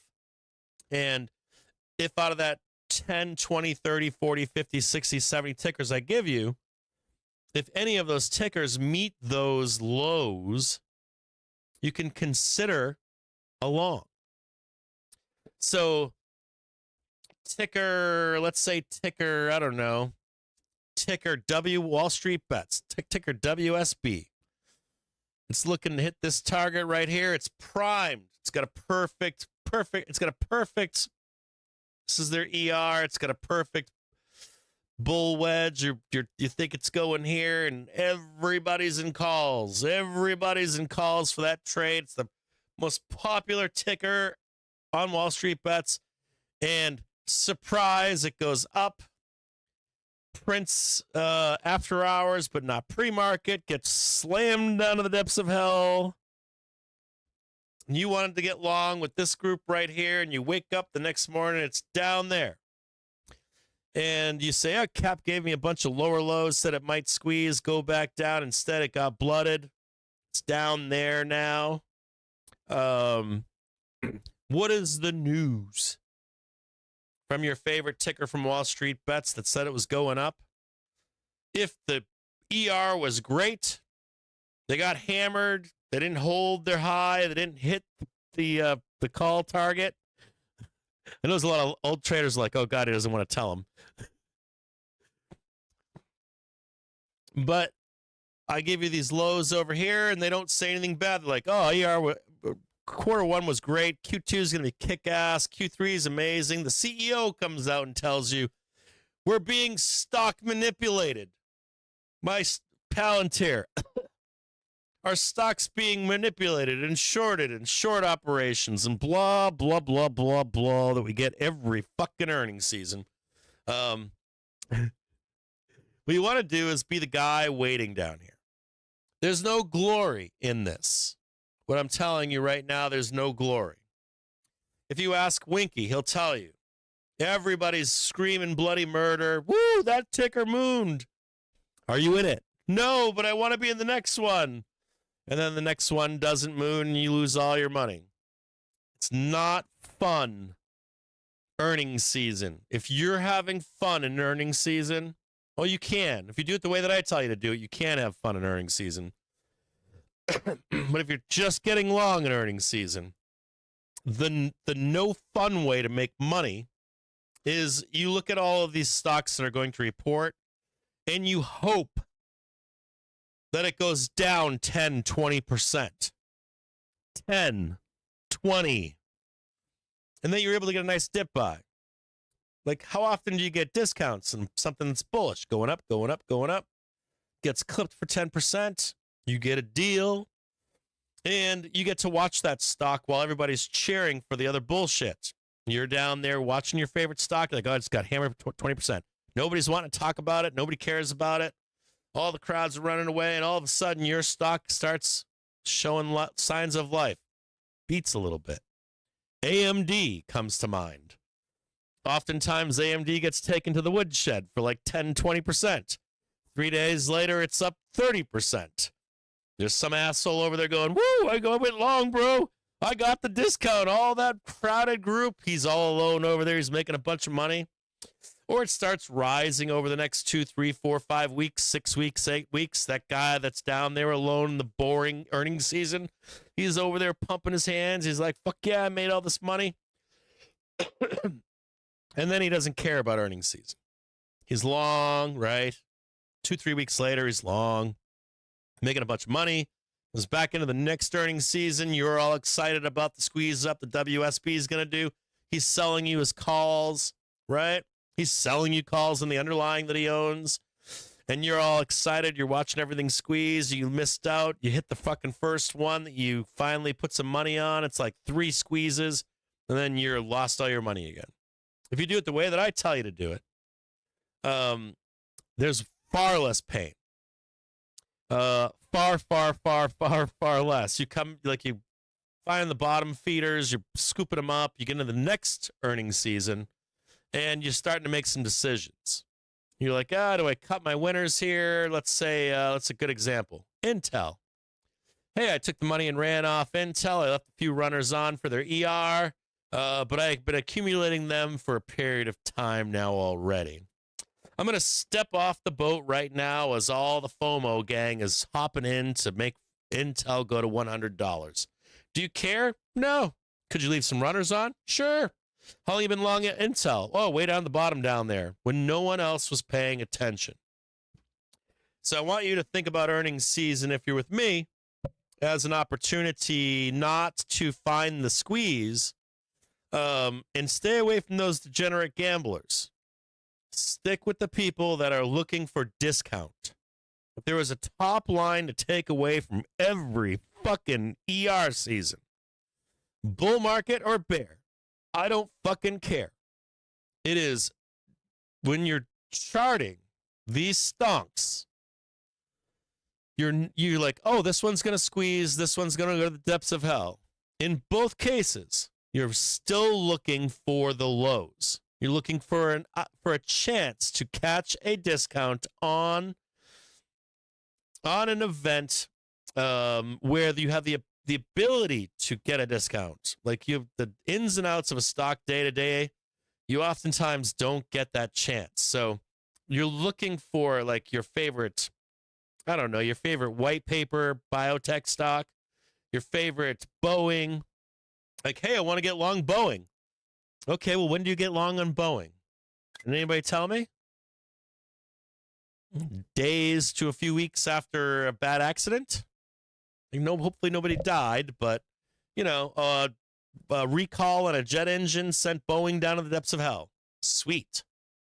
Do you know what I mean?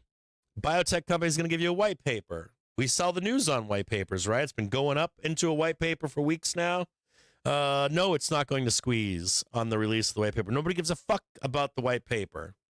So if we sell the news on a white paper on biotech, we're waiting for a bottom down there. Where would I like to accumulate after the white paper drops? I know this takes time, but if you want less pain in earnings season, every earnings season, there's a gang. A gang. Now listen, John L's probably listening to me right now, and he's like, I like hearing this from Cap. I have to tell you, you can make bank on squeezing or depths of hell on earnings season, but you are gambling. You are literally have no edge on one of these events. There is no edge in an NFP. There is no edge in a rate cut. Afterwards, though, after the fallout, if things go against or for, there usually is. If you're a bear, you should be listening to this for the other side. If you see a big squeeze up, right, it's monster and it holds and it's up for 2 weeks, you should be looking, right, a week or two later and saying, hey, these guys made their money. They're now doing the distribution trade that Cap talks about, right? The big one, big old push up 1, 2, and 3. I'm waiting for that stock to lose its momentum. So if you're a seller, the same thing applies. If you're a seller, like the shakeout from 2 or 3 weeks later is usually beautiful. Like a beautiful time to take a low risk trade. And I want to say it again, as I say this at the start of every earnings season. I'm going to say it again right now. Please do not get caught in the euphoricness of like this stock's going to crash and this stock's going to moon, and be patient. Patience pays during earnings season. And the most beautiful part of it, think about like an NFP. An NFP can go anywhere, right? These are binary events where there's no edge. In earnings season, you get a litany of them. Every day you're getting 1, 2, 3 in the morning, 4, 5, 6, 7, 8, 9, 10, 11, 12, 15, 20, 30, 40, 50 in an evening after the close. You're being given rapid fire ability instead of just one NFP to say, hey, I looked at 10 of these stocks or 20 of these stocks, and 2 of them are great. They went down to the shitter, and their ERs were outstanding. I don't know why it's not going up, because everybody's in calls. It's like an opportunity that just does not present itself from the easy in and out trades from day to day. So remember these words that I say to you, because a lot of traders will give back gains they make in non-binary situations. They make an in and out, easy in and out day trades. Like I'm in, I'm out, I'm making money, I'm doing this, I'm doing that. And then, I'm going to take my 20K and I'm going to go slam it down on red on Netflix going moon. And then it crashes all day long. And you're like, there's no need for There isn't. There's no need. You should be looking at earnings as what? An opportunity to get long or short on outsized, unexpected moves. So you're a reaction trader. Now, if I see anything along the way in this earnings season that's like, this is what I feel best about, I usually give you those. I'll say I like this one. This is my top 4 or 5. This is my top 3. This is my top 2. For going up or going down. I got to let you guys know, no one out there that I know tells you what I think is going to happen or what they think is going to happen. Like, this is my take on it. But I wouldn't even trade what I think is on it. I don't like that. Like all these furrows, they're always wrong, or they only pick the sure thing, or they give you an out. Like, I could do this, that, and that. I don't like the furrow culture. I like the idea that you look for discount. It's boring. Look for an outsized move to the downside. If you're a bear, an outsized move to the upside. We went up 10, 20% cap. How about 2-3 weeks we tried to sell into for those profit takers? So please, I'm begging you. I'm begging. If you make great money and you want to throw a little bit away on a shit ticket at the close on something that's someone's wrong, we only expect 2-3% move, right? The OI says a 2-3% move, but we're probably going to move 15%. Okay, you want to throw like a shit ticket on there or something like that, or you want to, let's say all ticket or tech gets murdered. You want to do like 0-day Tech Friday or something. I'm down with that. Like all these tech companies didn't print, and now they're going to finally allow them out on a Friday. That's fine too. But seriously, use earnings season for outsized moves that you can capitalize on. Imagine being given a 10% discount. I like this stock from here to here. And you give me a litany of reasons, and all of a sudden you're given a 10% discount. Is your thesis the same as it was? Yes, I still believe in this company. Then why wouldn't you take the 10% fucking discount? You're out of your fucking minds. Another thing about earnings. I think I say this enough, or over the years I've said this enough. Young traders tend to fall in love with their favorite stock. I'm guilty of it. There are stocks that I don't want to trade. I don't like trading Palantir. I've made that known for a while now, right? I've been knowing where they're going from when they're in the 12s and the 20s. Did I trade them? No.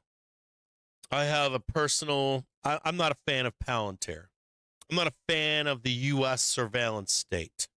I never agreed to that as a citizen.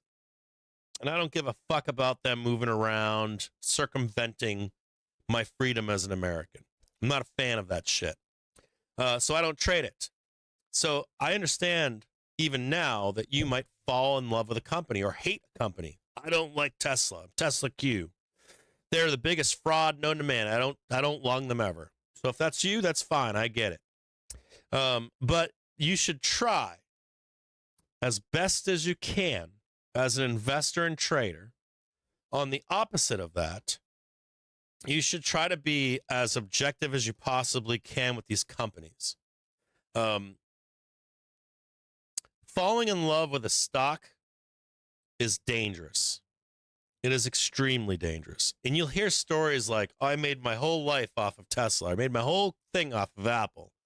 If you go back in the 90s and you actually look at the tech companies that made it, the chance of you picking Apple was low, very low. And there were ups and downs for Apple back then and Amazon. And even in this environment, you could see NVIDIA go to like $3. No, you're like, no way, bro. They'll go bankrupt. I'm telling you, you can see these companies go very low.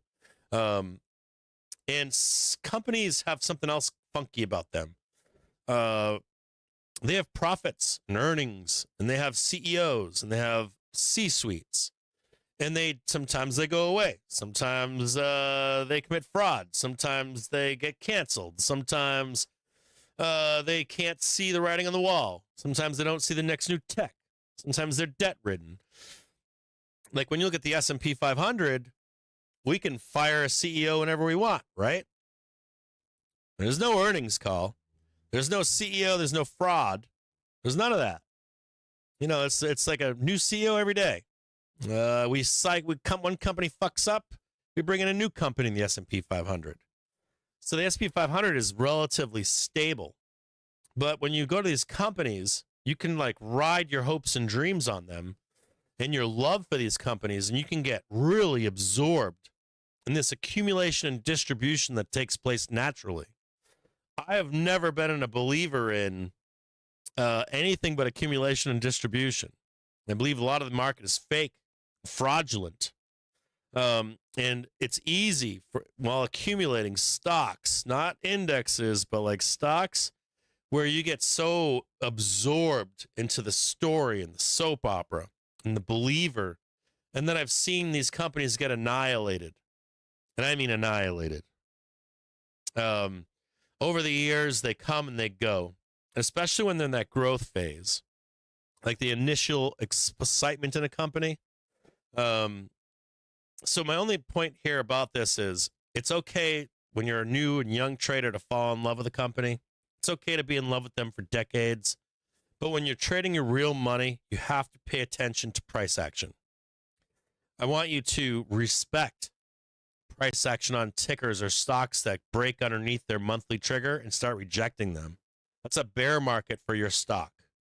You go into a bear market in your stock and the bottom is zero. It really is. It's zero or near it. So be careful in earnings season. Earnings season's a time for people to celebrate their love for their favorite stocks. It's time for people to be like, yeah, rah, rah, rah, gather around the fire. Here's your spear, and here's my spear, and we're going to rally the troops. And it can become intoxicating. And then you find out that, my prime example, the most recent one was Samuel Adams. They went down the rabbit hole on 0-calorie drinks, like Truly kind of shit. All those I'm drinking a beer in the backyard with the friends, bro, my neighborhood friends and stuff. It's only got 75 calories in it. I can bang 3 of these down and not be shit-faced. That stuff. Sam Adams said it was going to carry on into restaurants and that they could compete with beer and wine and booze and that kind of stuff. And it turned out that was fake and false, and that they overstated the reach that stuff had that was priced into Samuel Adams. Well, the CFO didn't. The CFO actually sold his stocks. The C-suite began selling their stock. And then the CFO did not update their guidance before their earnings. And at the earnings call, the CFO said, oopsie, it's not as big as we thought it was going to be. And the street was angry. The street fucking hates fraud, whether it's legal or illegal. They don't care if it's legal too. They expect your due diligence as the CFO to update. Where are you really at in real time? Even up into their earnings. So when that hammer was dropped in that ER, they fucking took Sam Adams' beer down to nothing. They were angry at that company for doing that. And they were already done accumulating. They were looking for an excuse to sell. So an accumulation and distribution of stock. And they're like, wow, this is really high. We'll keep going with it. Higher, higher, higher, higher. And then we'll wait for them to step on a landmine.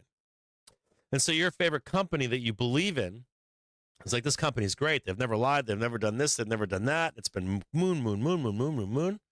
And all of a sudden, you get betrayed by your favorite stank. And you get angry about it. I mean, people get angry about this stuff. They get so emotionally wrapped up into their favorite stonks, right? And that's an easy way for you to be sold into. So heading into this earnings season, I want you to think about that stuff. Like, what are your favorite stocks? Can you divorce yourself from that stock? If you get a bad ER, or maybe your company says or does something fucked up, and your stock goes down 10 or 20%, and the guide is really bad, can you divorce yourself? Can you say, maybe I shouldn't buy the dip in this company? Maybe I need to shift to this other company that had a great guide and come back to my company later. 6 months, a year.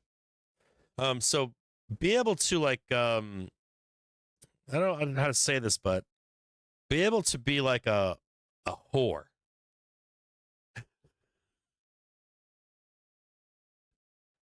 I shouldn't use that terminology, but you shouldn't have any loyalty in the stock market. I wouldn't. Not even the S&P 500 that doesn't have a CEO.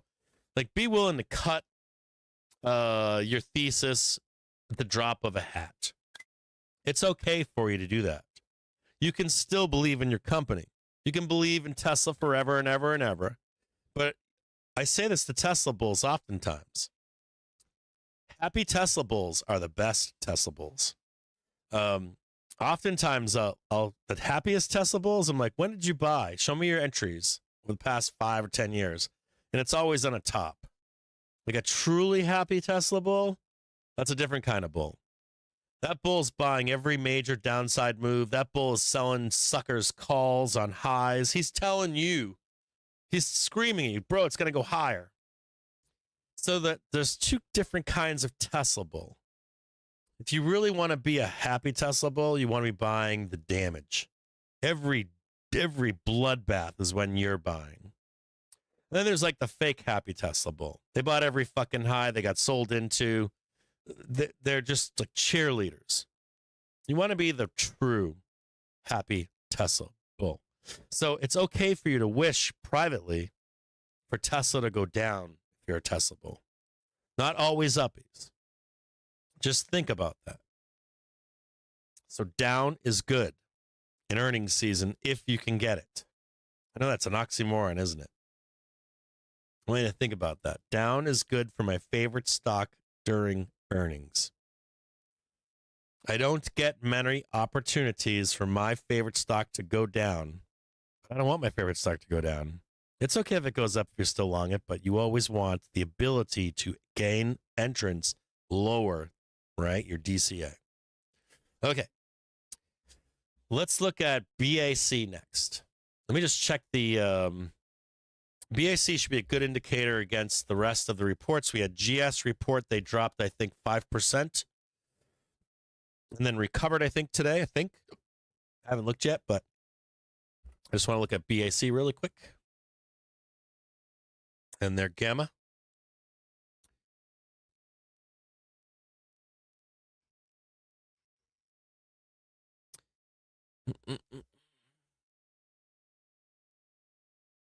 Let me look at GS and what they looked like. They recovered their halfback trade. Nice to see. An interesting note over the weekend. Goldman reported this morning before the bell. They went down, I think, 5 or 6%. Nice, beautiful drop. All the other banks that are trading like them right now, though, only went down about 1% or 2%. So I'm going to use that as the example. They went down 5.51%. Right? Let's look at some of these together. Maybe I need to do this on a different. Let's do a blank chart. Leave. This is a blank chart. We're going to get rid of the triggers for a minute.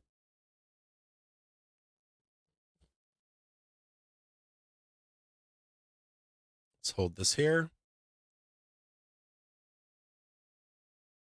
Let's compare some stocks here. GS.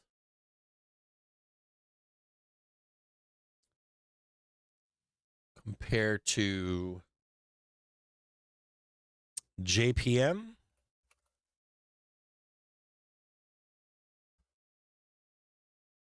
Hey, look at that. Almost the same.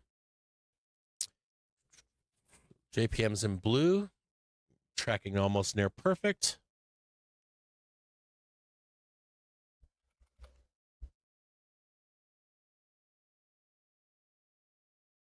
BLK near perfect.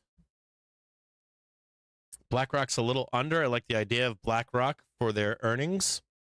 They report tomorrow before the bell.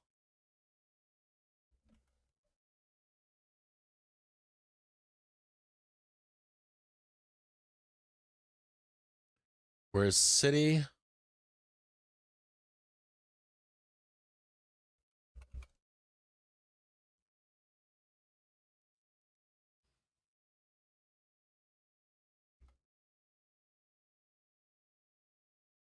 Citi I like to sell.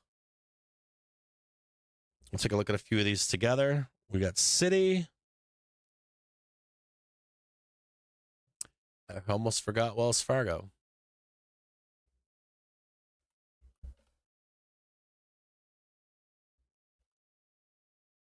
Just trying to think if I have a Wells Fargo account or not.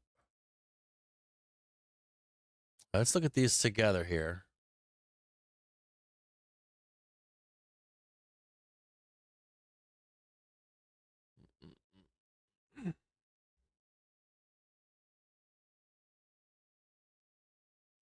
Just write these down here. Hold on. I don't think we're going to do Fifth Third Bank. I think those are the big boys right there. Looks like Citi has already done their thing. Citi sell.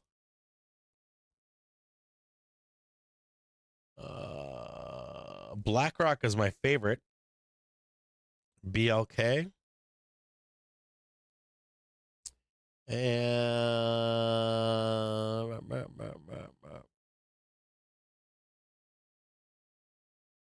Wells Fargo, I think, is sell the rip, and JPM is sell the rip.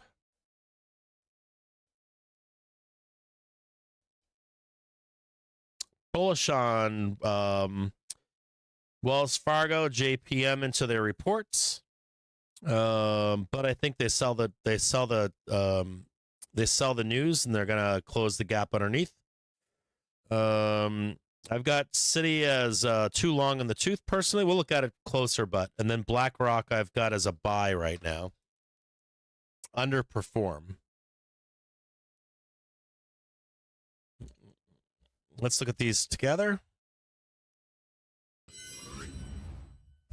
Just want to take a look at the performance of all four of these versus SPY. This is BlackRock right here in green. That's BlackRock. They have the most to gain here. Citi. This is Citi. This is BlackRock. I believe it's BLK, right? Yeah, BLK. Citi is in orange right here. We also have in the middle Wells Fargo, and I'd like to see the Wells Fargo pop and the JPM pop, and then clear the gap, sell the news on Citi, bring up BlackRock. That makes any sense to you all, then sell the news on BlackRock. And this is just comparing how they've been performing as a group. They've all been relatively the same group together. Slightly different price action on both of these. I'm now going to look for... I'm going to get rid of these comparisons. And we're going to hone in on...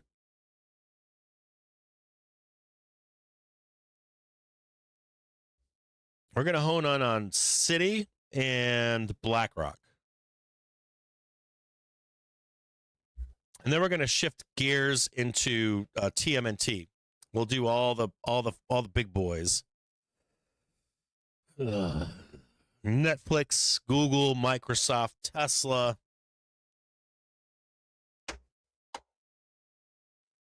Nvidia, and all the other ones. First, we're going to look at here is BlackRock, BLK.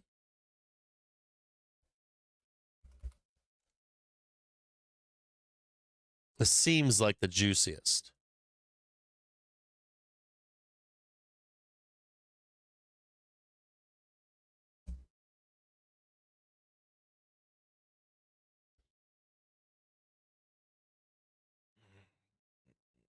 Oh, I didn't do Bank of America, did I?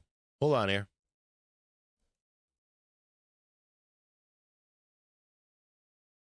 So we compare the two of these in the back. Yeah, Bank of America is looking like it wants to be a sell too. BAC looks like a pop and drop too as well.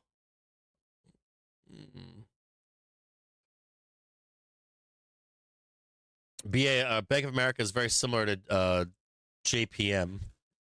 BlackRock's got the sexy going on. It's my favorite bank left to report. I'll make that statement right now. BlackRock, my favorite bank report as of right now for the rest of this week.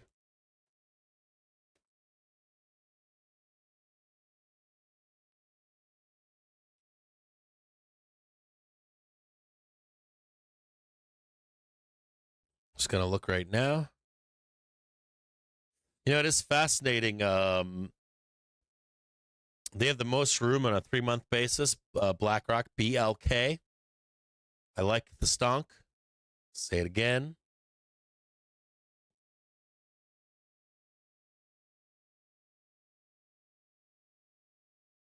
It might be my favorite ticker of the week, too. Believe it or not.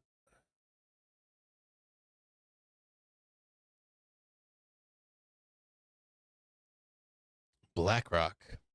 You know, it's interesting, too, in this BlackRock, there's a... let's look at this really quick. Oh, yeah, that's bullish as fuck. BlackRock, super bull. Super bullish on BlackRock. BLK. Extremely bullish.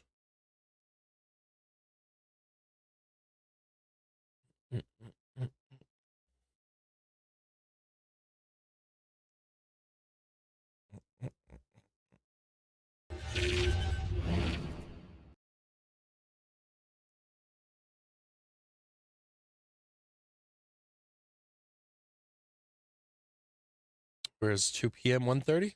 I'd like to see that. This looks like a trap though for bulls. This looks like a sucker's trap up here to suck you down into the end of the day.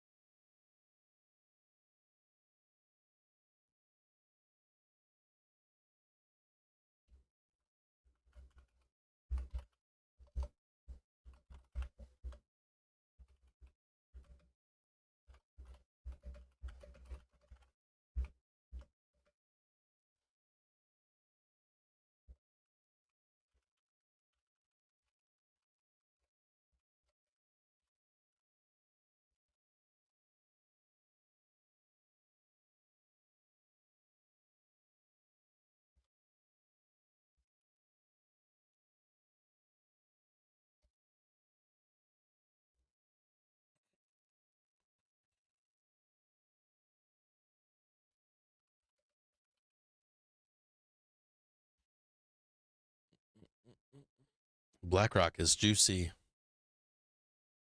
It's got a great hourly. Let me just check this really quick.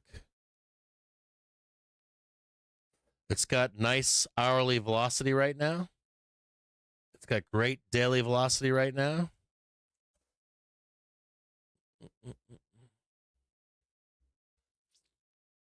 I think this thing can trade buku higher. 100 points, $100 maybe.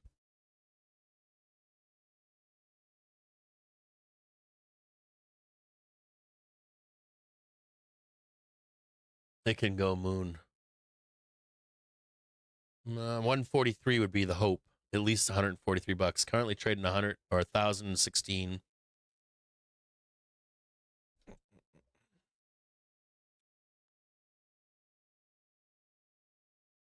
Let me check this here. I'll post these charts in the Discord.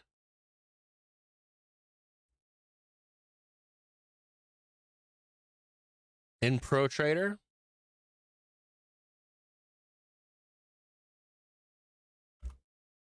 No, I don't want to be in an interval of that. I just want to.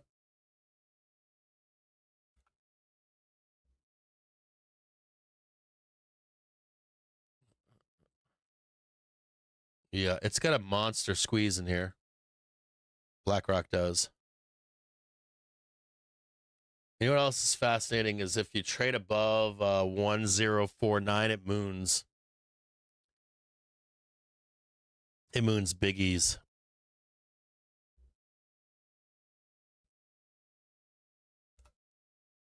I think the market will arrest as we go up there, but I think I got 1043 as the target, but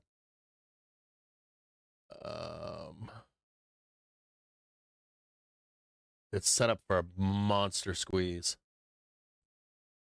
and carry through for a couple weeks, I would suspect.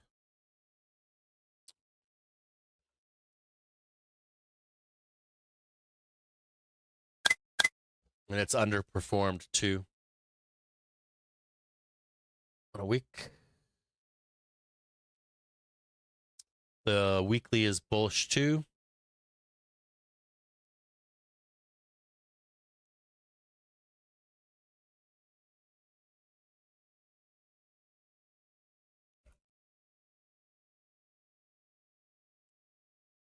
It's got a bunch of fucking triggers up there. Not triggers, but it's got if this then that's going on above.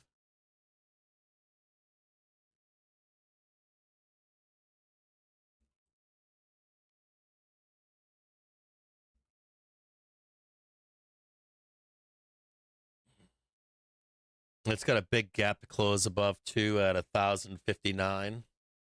It's one of my favorite banks right now. Real time.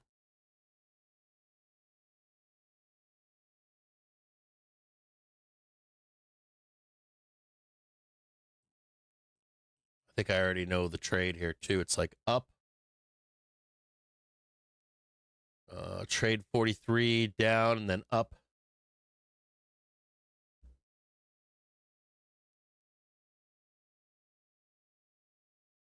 And I'm going to show you guys what I mean here.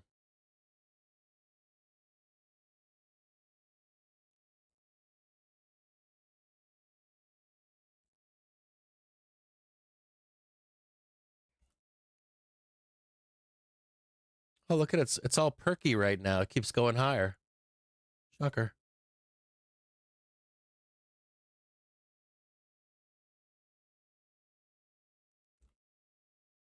Keep on tapping that new high, BlackRock.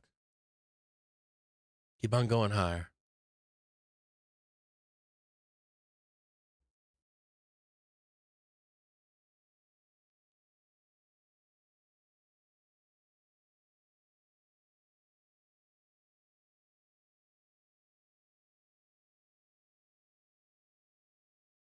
All right, let's take a look at BlackRock really quick. Okay. This is one example. I'm going to go over this once in detail, and then I will not go over it in detail afterwards. I'm also going to post these charts for the everything inside of the Pro channel, my expectations on these charts. So you have an overview of the ER season.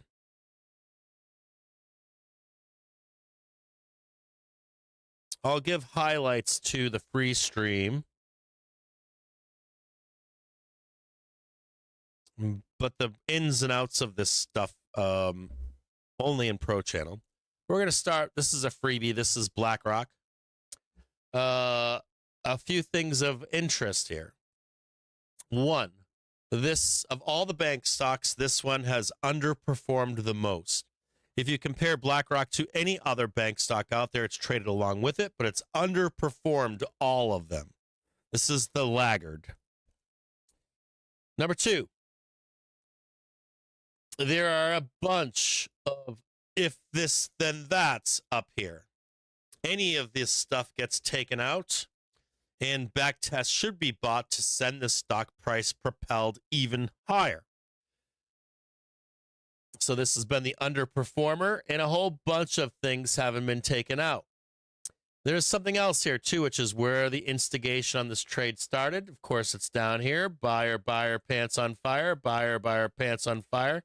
Probably want to be down here looking to go up, right? Something like that. So if you're able to get any kind of, hey, I got into a nice long trade, might be a little bit lower, take the money and run.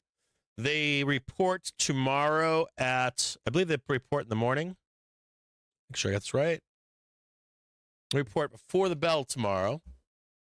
So it could at this point be a take the money and run trade, but personally, I would like to see us up here by morning.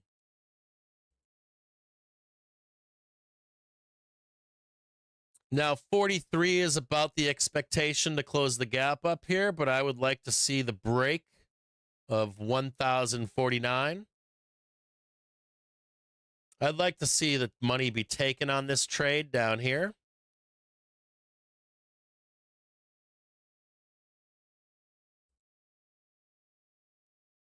And I'd really like to see this get picked back up. Hold on here.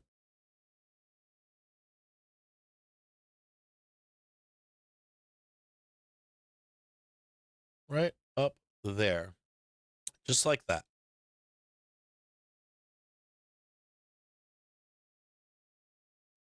This is ticker symbol BLK.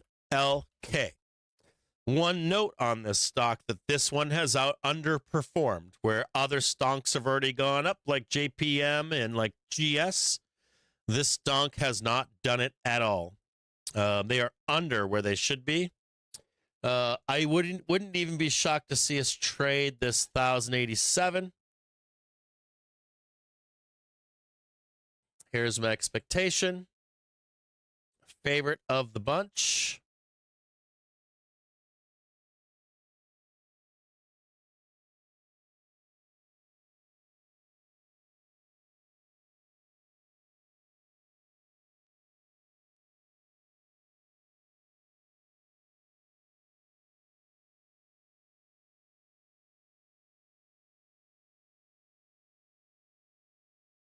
I like it. I like the squeeze. I like that a lot. That's good. Just get up inside of this thing.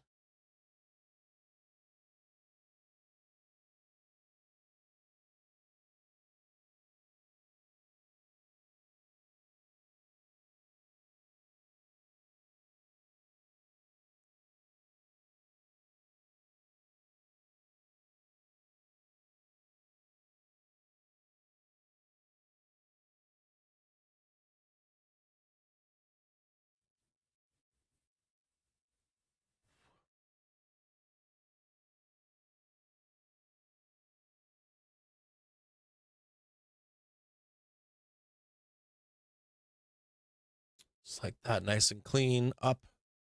And over there, open the doors to this up here.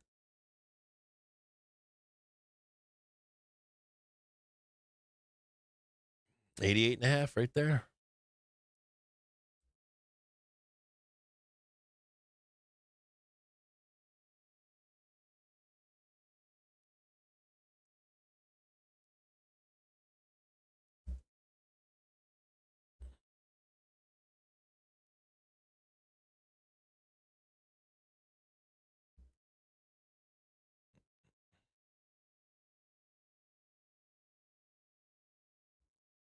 Remember what I said earlier? Any kind of doom. Hey, BlackRock shanked. Woo, let's do it. All these buyers under you, they're going to want to buy this even if they slam into this.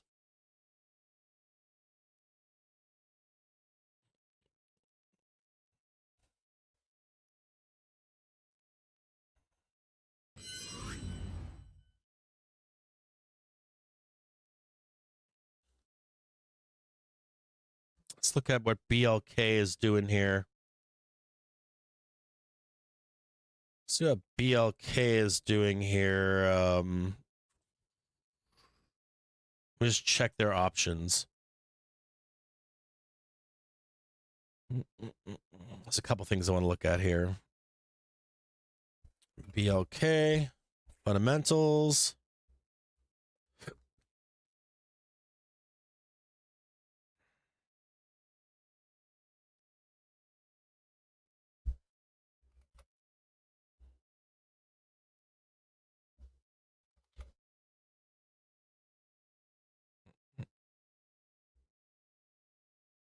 Fundamentals look great. Fundamentals look fucking sexy.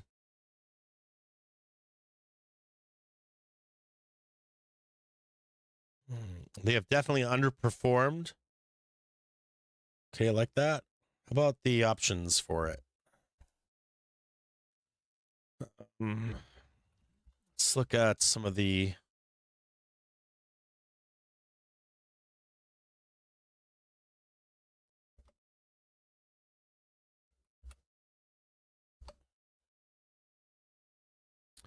Let's look at options.ai.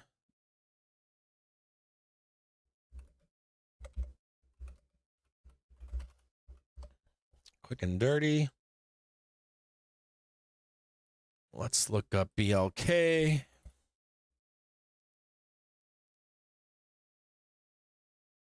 Oh no, they're using AI now? Fuck out of here to place trades?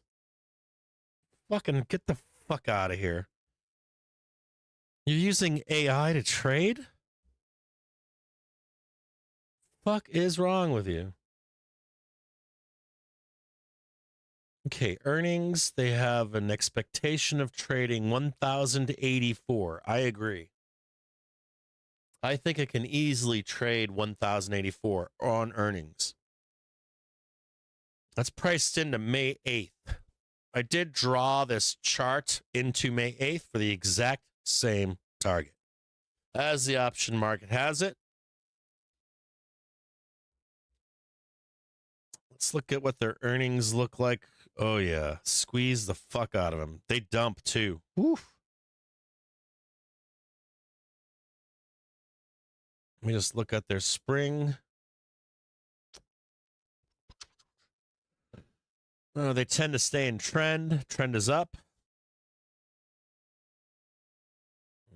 I'm good with this. I feel good with this.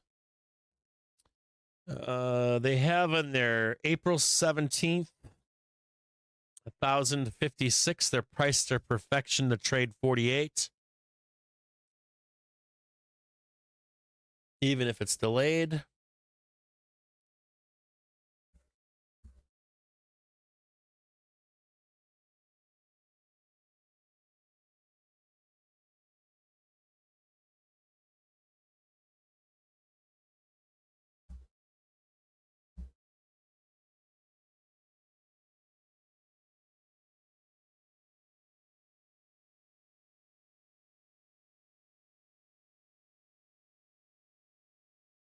When's the 17th?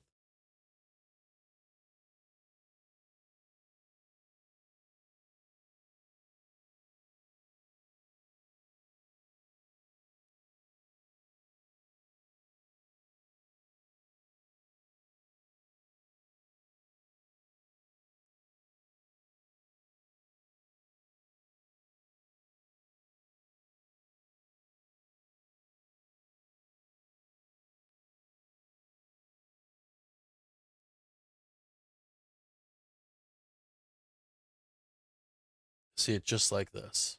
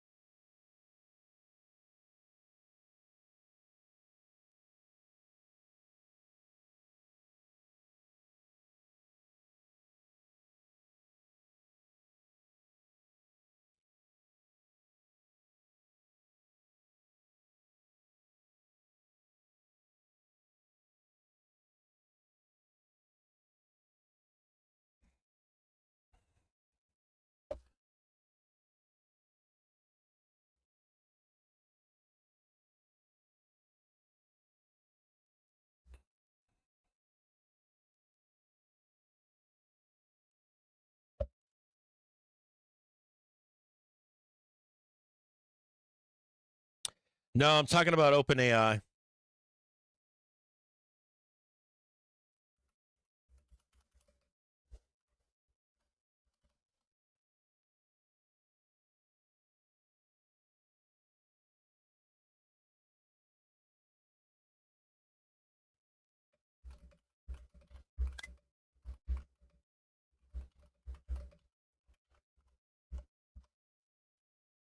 OpenAI is using or is offering their traders that trade with them to use AI to open and close positions. I can't do it. Just the thought of it. Watch out. This is a tease right here. You're going to get roped in for a flush into 2:30, 3:30 in the afternoon. Just be careful of it. I did post for you my expectations for BLK in the Pro channel. That's my favorite of all of them. I'm going to give you a quick update if you want to see like what I like. Well, no, hold on a second here. Let me just look at City really quick for the Bears. Oh yeah. Oh yeah, Citibank's just looking to get taken to the woodshed. You can just look at Citibank and see it. Citibank is going to be pump and dump. See, City is already there right now. They're trading 128. I think they're going to get sold at 130. And then woodshed time.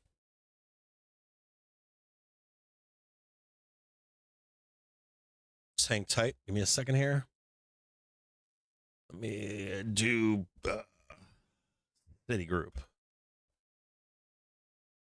Nope. I need Citigroup. Let's see what they look like. 130 gamma bar. Yeah, I agree with that statement.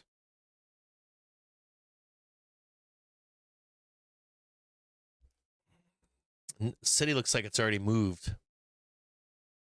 I got 128 as a target. They've got 130 as the target up here.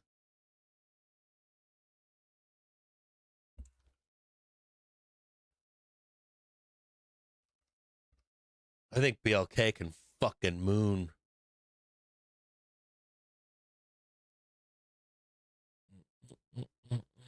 We'll move this over. I still think this is a trap.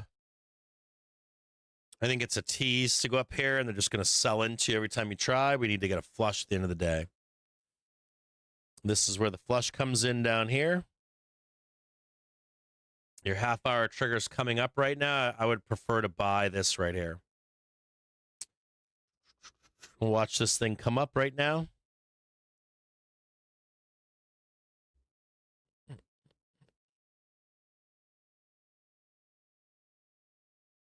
I'm not chasing that up there. Hell no.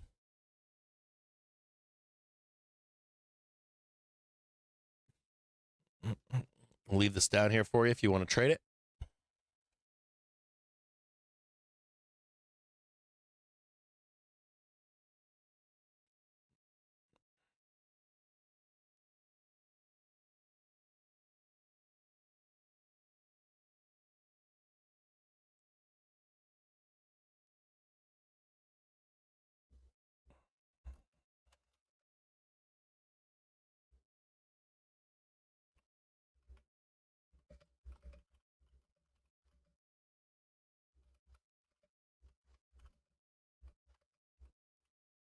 Yeah, Aladdin. I read that white paper years ago.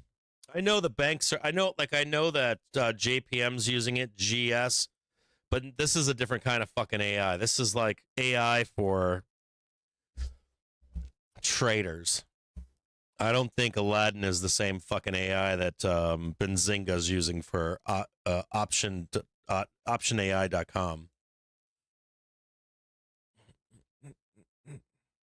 So City has a magnet of 130. They're already trading 125.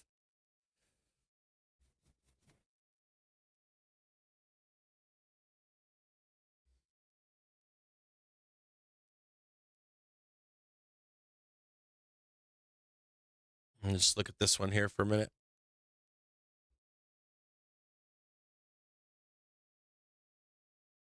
Yeah, City's got an argument here too. I said the biggest seller I have here is City. City's got some juiciness going on. City's got like a 3-month target here of 160. Jesus Christ, man. Like City's got an equal leg of 150, 130. They have a gamma strike on OPEX of 130. Hmm.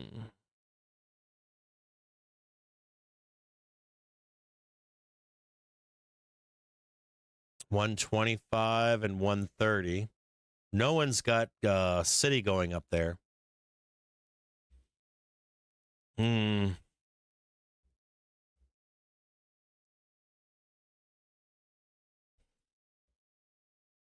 City has a 3-month target of 160.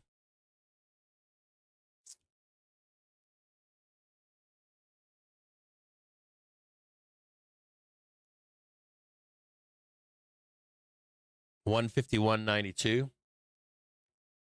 It's probably of all of them I looked at, it's the most bearish one I've looked at, but it looks juicy too. And it's already made its run.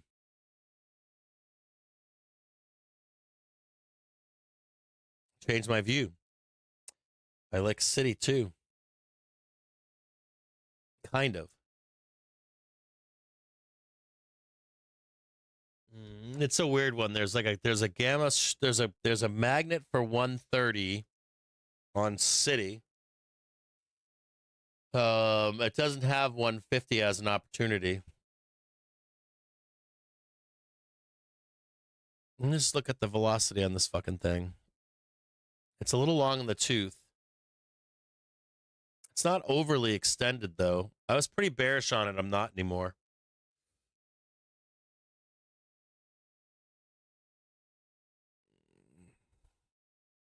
How about this? I'll say I'm less bullish for continuation on City than I am on BlackRock. Let me just check JPM really quick and see what they look like. Because JPM got taken to the or GS got taken to the woodshed. Yeah, I could see that.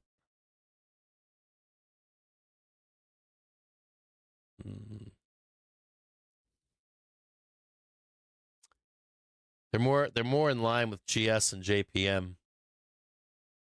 Where there could be a trap.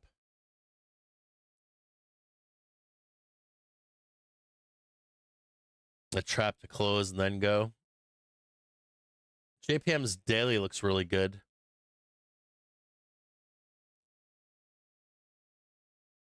Does City have the gap to close or no?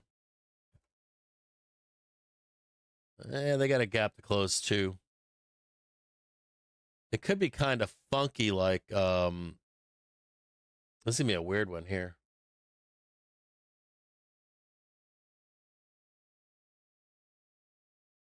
We're definitely gonna look at this one.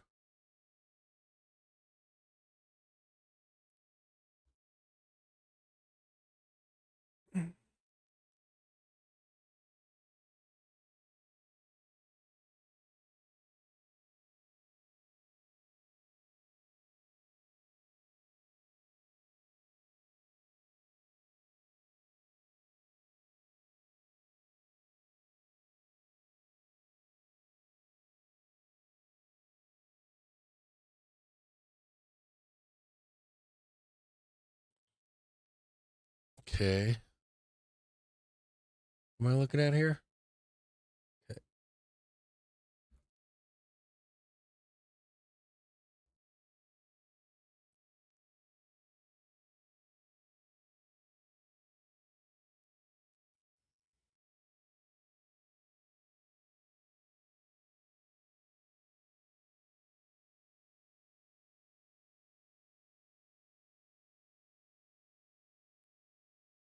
It's kind of a funky one.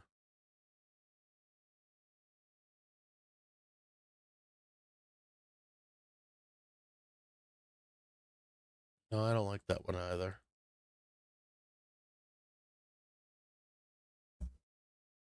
What's the 4-hour in here? There it is right there.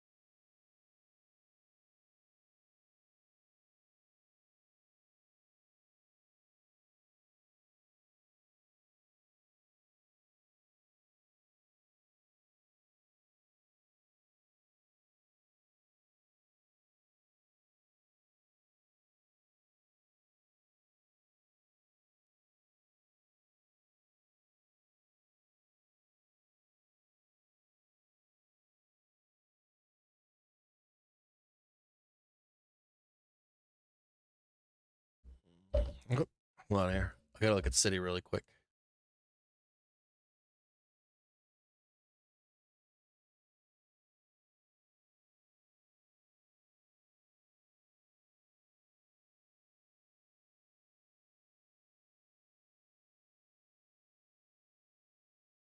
Yeah, that ain't happening.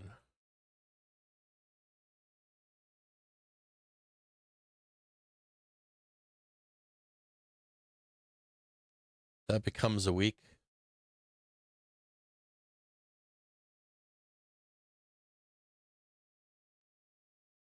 Let me check this really quick.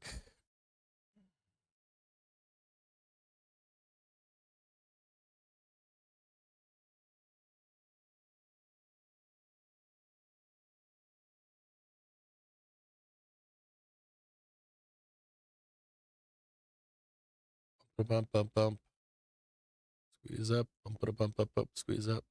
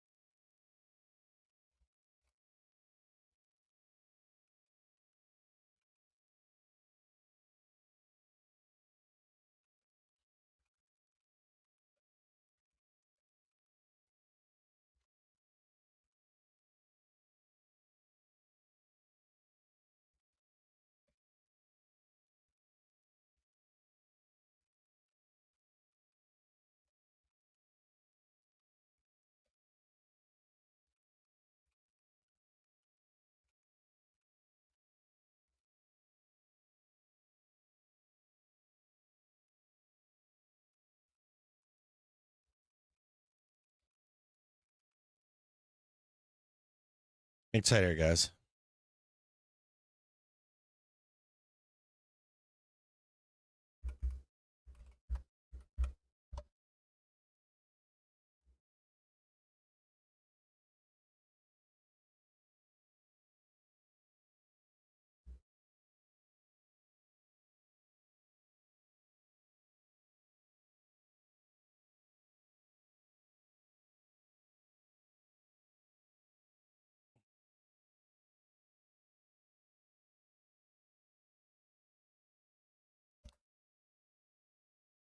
Yeah, don't apologize. That's what I opened. And I was looking at that and I was like, what the fuck is that?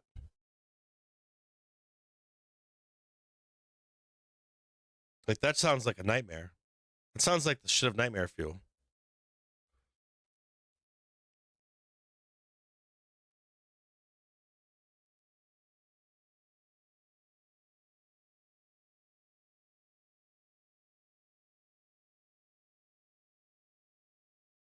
Like, I couldn't imagine like a Copilot or Claude or anybody like a like a fucking trader, like a retail trader using AI to trade with. Sounds like something where you woke up one morning and all your money is gone. I broke into your account last night. I fucking went to your bank and loaded all your money and let it all ride on PORN, bro. Sorry. Did we win? No. You need to declare bankruptcy, bro. You know what I mean? Like, I don't think that the banks are using the same AI as that one. You know what I mean, James?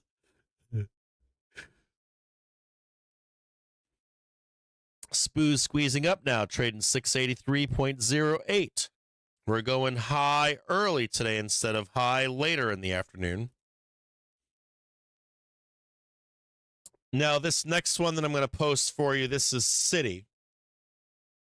I consider Citi to be similar to, oh, no, wrong one. This is what I've got for Citigroup. I think they're going to be in line with JPM, Wells Fargo.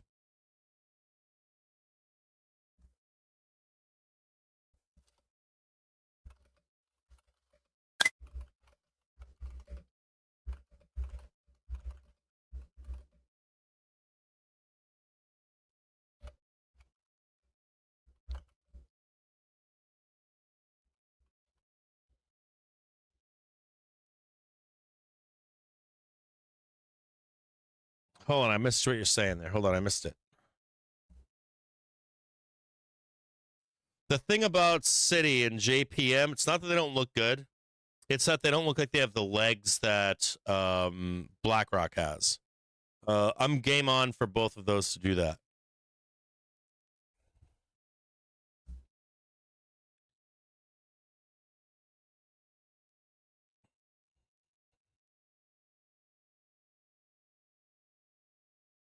I had the same question, James. I didn't want to say it on the stream, but I have the same question. I would think so. I think it's brazen. Like, I don't think it's cool. I wouldn't feel confident doing that. Or even pushing that onto traders. They don't care, though. It's Benzinga. We're evil. Squeezing higher now, not saving it for the end of the day. We're getting it done right now. Trading 683.13. Look for a rejection on 633.56. Or pop and drop up here in R2. Ultimately, we're looking to trade up here to right here, PT3.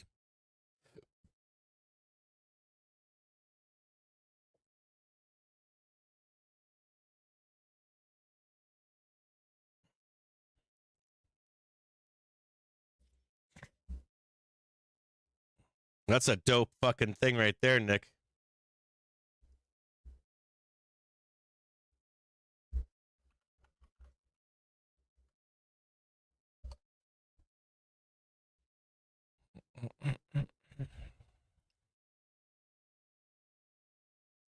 I think Citibank is looking like that too. Sorry for the bouncing here. I'm kicking my desk. I apologize for that. Okay, so we've got Citi, JPM, BlackRock, Wells Fargo done. I guess we got to get into the big boy now. We'll start with Netflix.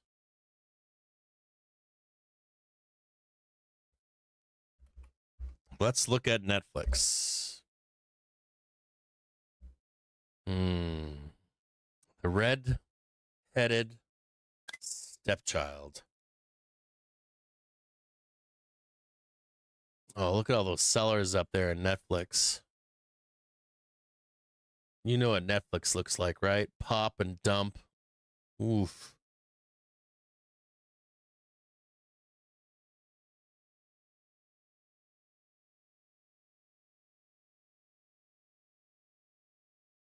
Let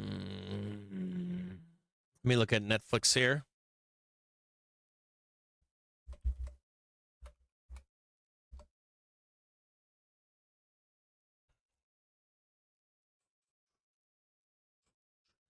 Give me that Netflix gamma, bro.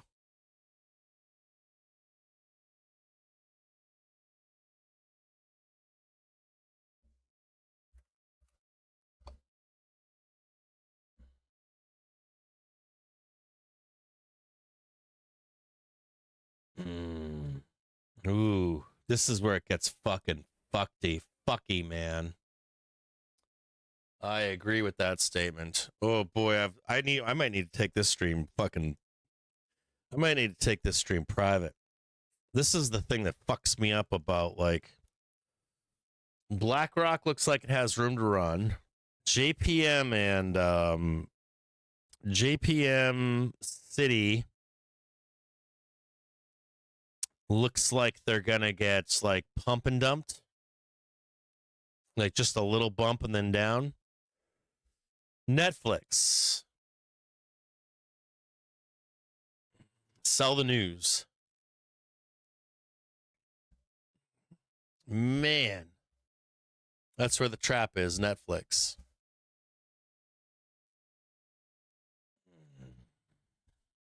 Hulk angry.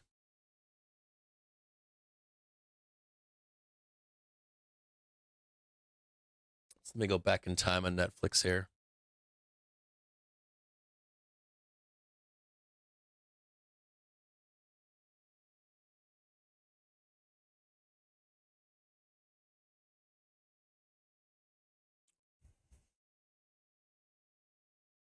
Like, Netflix is funky.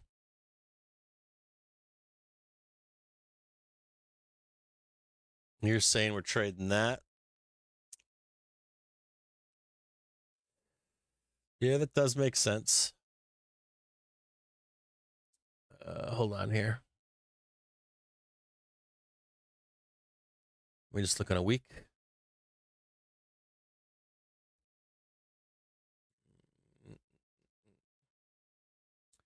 One, two, that ain't two. No, I'm on a weekly here, right? 1, 2, 3, 4, 5.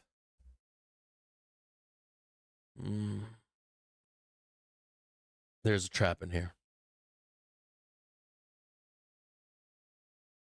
Netflix has a trap on it. That's your actual high right there.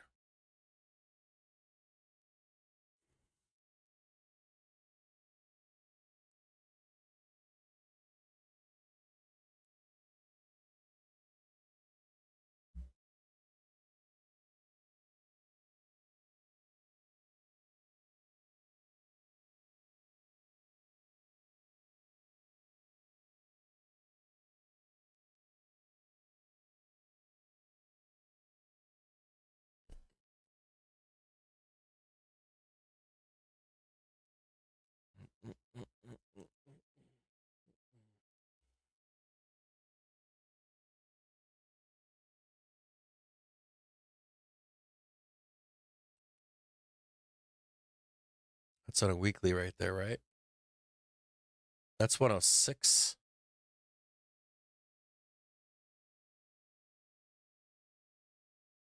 So you pop that high right there. Hold that one right there. And then 120, right? 117 or whatever that is right there. That's 120. You're going to get eaten alive in there.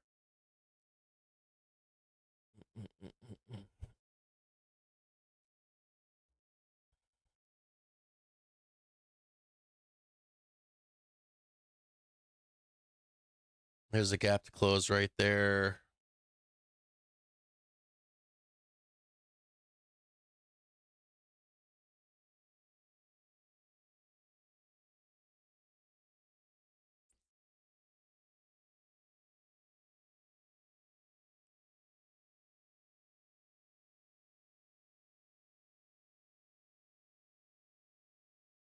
I've got a trap here at 106.47.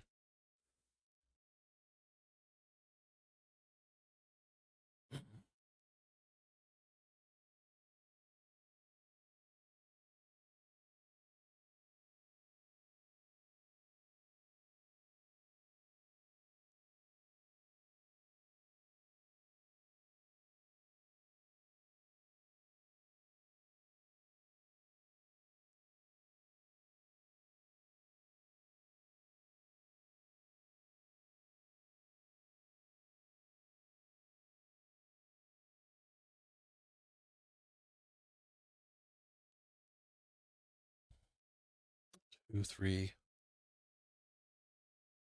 That's 27th of May. This is the doom for the 20th for the war.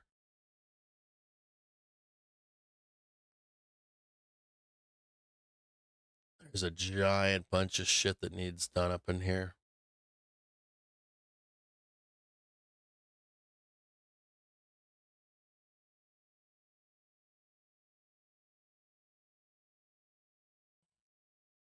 I'm working on Netflix back here, guys. Hold on.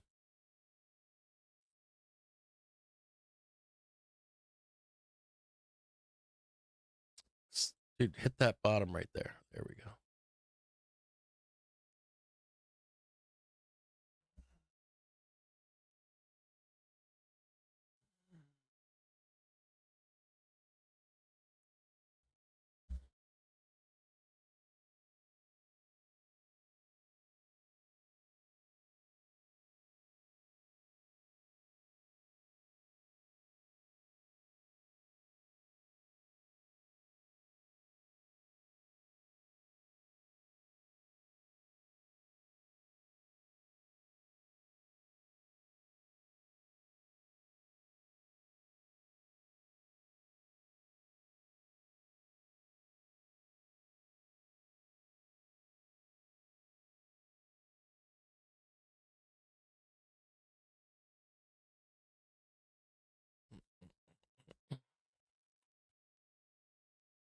Our two hits, 683.56.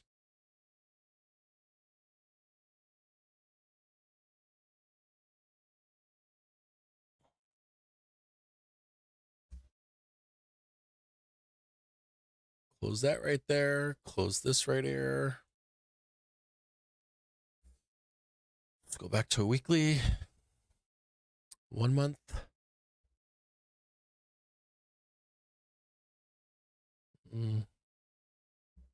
Boy, Netflix looks good here too.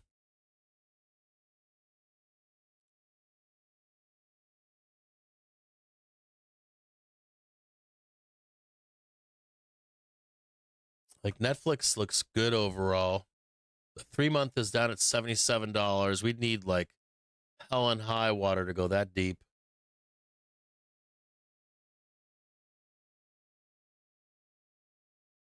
No, like Netflix, like it's rare viewing.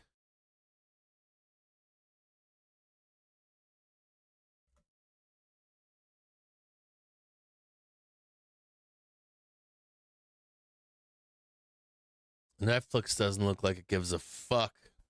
That could be because of a recession too. This could be a recession trade.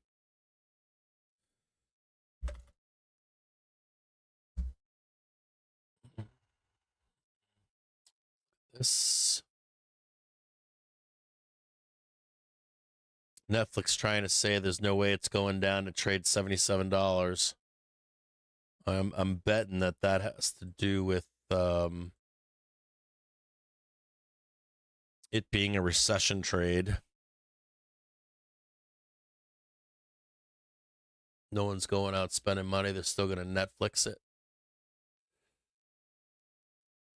This is interesting as I read through this here.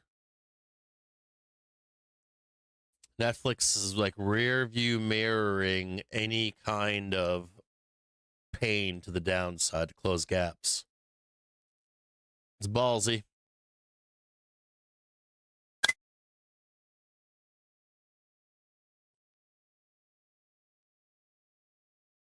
Strong buyers here in Netflix.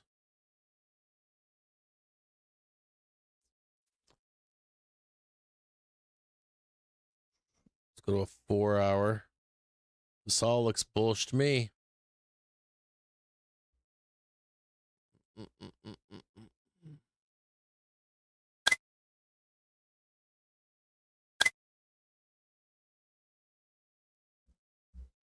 Did I do Netflix up here? Yep.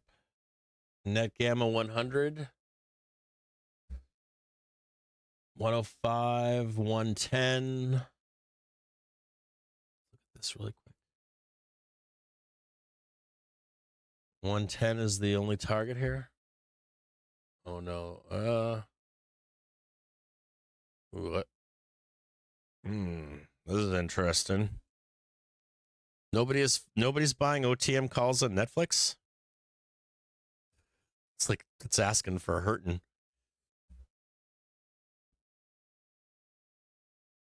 101. Back test, yeah, I agree with that. 100, take the money and run. I don't know, man. Netflix is set up for a fucking. Netflix is set up to take everybody's money and squeeze tits off.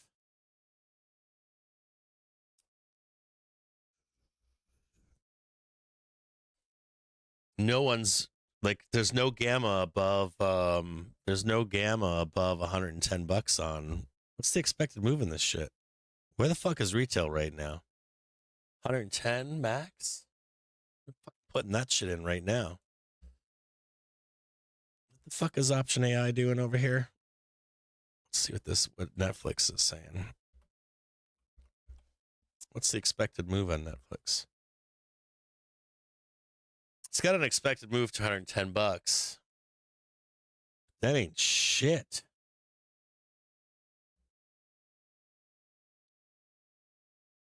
Netflix is like, why is nobody long Netflix? I don't understand that. Netflix is expected, tell me if I'm wrong on this. Netflix is expected to only print, what is that, a 6% move? No. It's a 2% move. Are you fucking kidding me?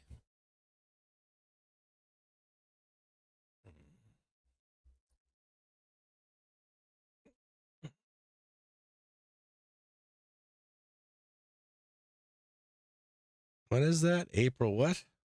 April 16th? In 3 days, it's expected to put in 6.2%.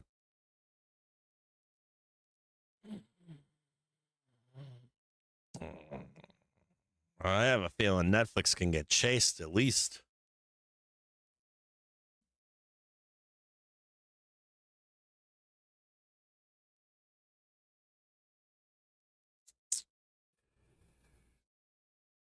I'm going to bring this back a little bit. 16th. For an hour. I think we can run that fucker up right into their fucking thing right there. I think 110 is before they even get to their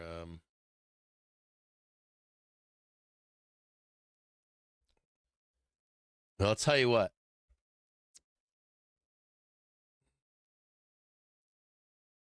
You know, Netflix can squeeze balls off. And the market won't chase it either. Like, the indexes don't have to chase it. Like, I think 110 is easy fucking right now.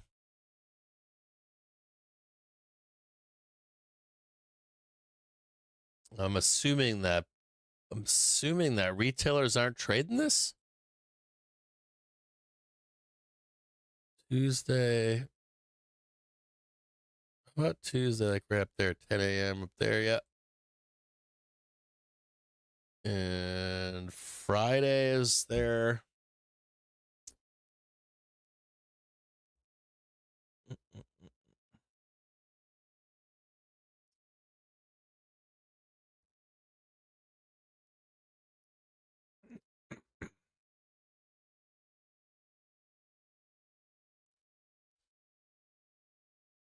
Just hang tight here.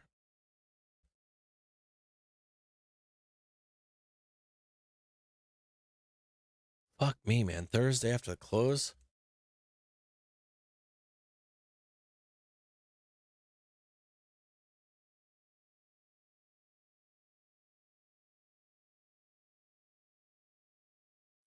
Think that shit right there.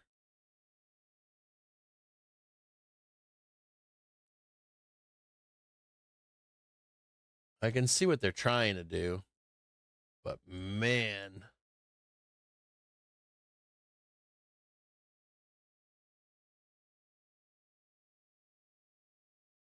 They're down here.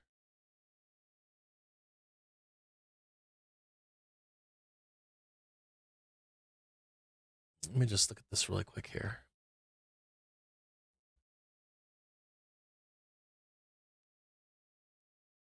Up, up, down, up. Look at the 4 hour really quick. Do I even have weekly down there?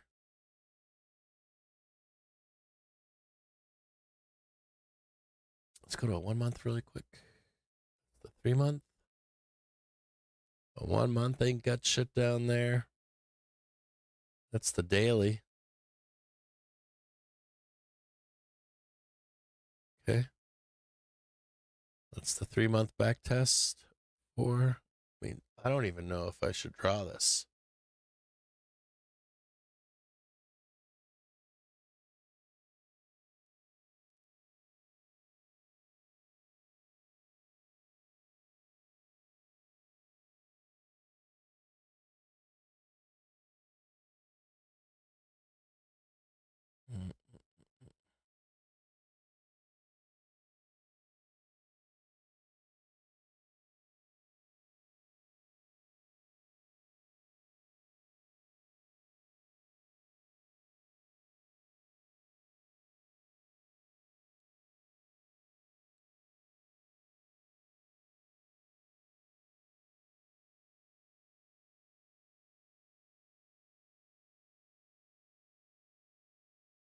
Sure, 1, 2, 3. This is going to be big.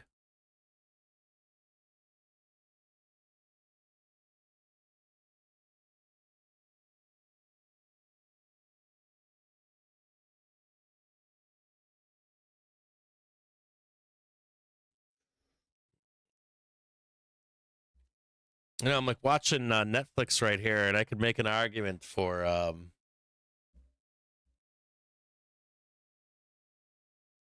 let's look at this together as a group. I'm not going to keep this private. This is a hard one. I'm like hand wringing this one, and I hate hand wringing. You know, Netflix is like, let's look at this together. So here's Netflix. You know what's fascinating about Netflix is it's not expected to do anything. That's very rare. You know, Netflix is a kick-ass. I mean, this fucking thing moves. Let me show you guys a couple things here. Like Netflix, dude, never want to fuck with Netflix. Up or down. Let me show you what Netflix does. Like Netflix, man, it fucking moves directionally. Look at that. Straight down depths of hell. Monster move up right there. Monster move up. Monster move up, right? Down, but monster move up. Like enough time on it. If you're directionally right, you're going to be making a lot of money. Now this is historical examples of what it does. Now on this one, down. This one, down. This one, down. This one, down. So historically, in April, Netflix tends to trade lower. Tends to trade lower. When we come into the July print, if we're already trading down, it goes down, down. But it's been in a bear market. I'll explain a bunch of this here in a minute for you. But this one actually swept up. Like we came down, right? Oh, sorry. Came down, but then squeezed up into July. This one came down. We squeezed up into July. This one continued its downward ascent. And it stayed down. But we have to look at Netflix on a much higher frame here. So we're going to look over here. Simon, what's going on? Simon, what's going on? Good to see you here, brother. I need you here. We got to talk about this. So I want to look at this here. Let's look back in time.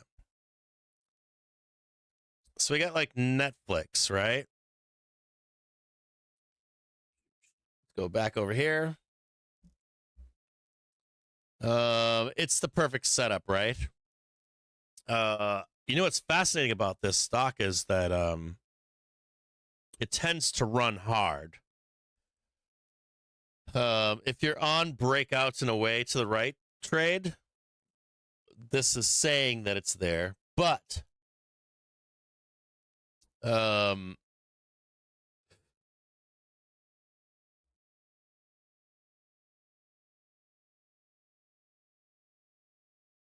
for where we are at the moment, like there can definitely be an argument made. There's two arguments to be made here.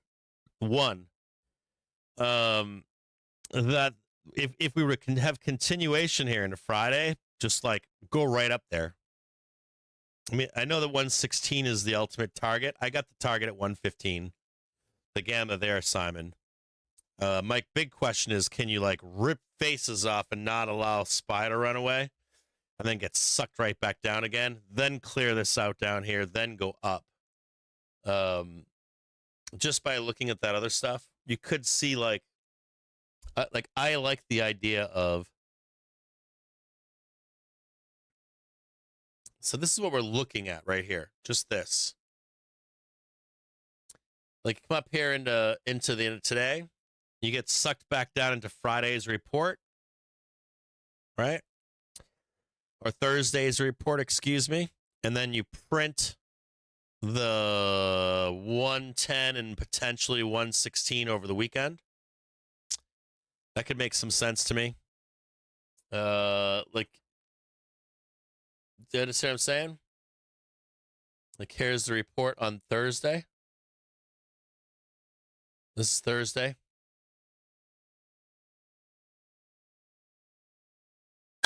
So, like, they tease you all week long, then they shank your ass down.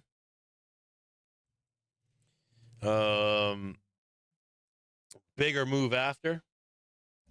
But there's, like, a couple things here, like, I think it would be easy to, like, rip the fucking doors off on this.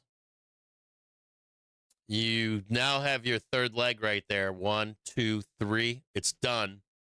You like, by Monday, you're taking the money and you're out of here. I'm out of here. Bye-bye. And then that leaves the door open for any kind of retrace you want over here, or it holds right here to go higher. For, you know, you get your third and fifth wave over the weekend right here. And then you come back and you don't care where it goes. Market saved. We're out of here. So you like clean up the trade by Monday. So there's like another trade in here. This is how the options market has it. What would be nasty though is if you went up here. You know, kind of sell the news, right? This would be Friday. Come back on the weekend, pop it up on Monday. And then you don't give a fuck what you're doing down here. And S&P wouldn't follow, it gets sucked back down again. Well, you might get a little S&P Colbert bump on the weekend and then down. Plus, you'd have to think about like UK and then troops. Troops in Iran would cover all this. So you get the pump, push up higher up here. Like I think you can trade 20 easy.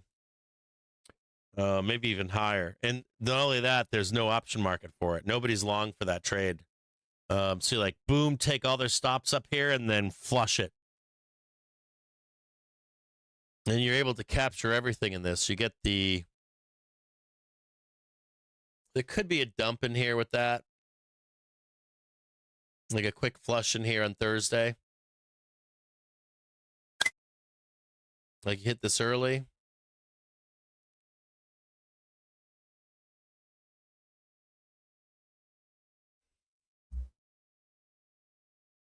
Hit this early. You flush it. Then you hit the 110. And you get, this is a part of a bigger trade, but what ends up happening is it goes up like this. Let me start it over here. Like your bang, bang, bang, bang, bang, and then come back for the Monday. This would be on like Sunday over here. Way over here.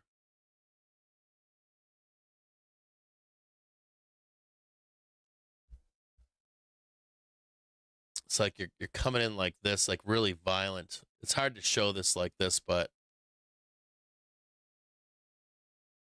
you just rip all the stops over the weekend. Sunday night, sell the news.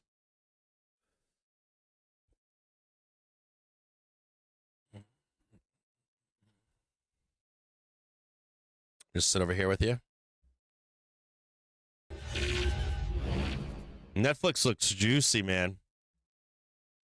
Like, there ain't nobody up there. You could do that third wave and just, like, nail it over Thursday, Friday. You could even flush everybody. You could hit, like, 106, 110.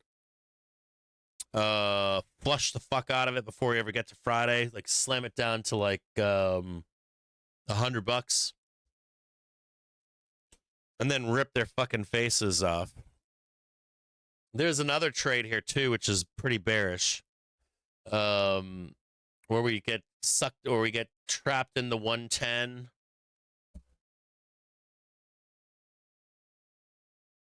You get trapped in 110 and then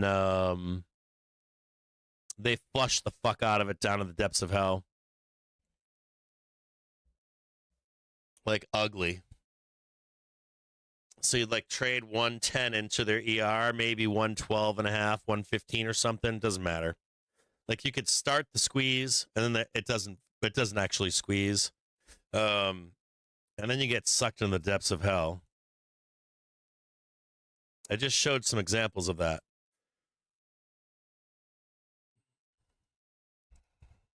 You get like depths of hell, like talking about trading like 80s, low 70s, 80s.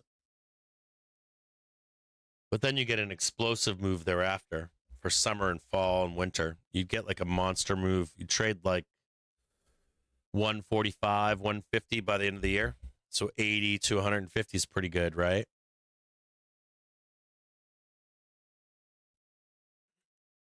Like just a false start on the top of the key trade to the prior high at 150. Give me a few minutes. Let me look at that trade. Let's look at this really close.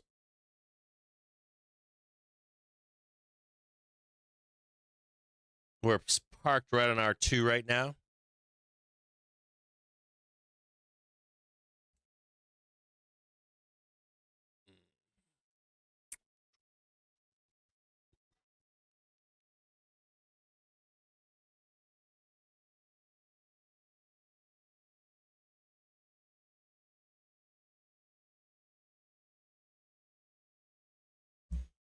Let me just check SPX here.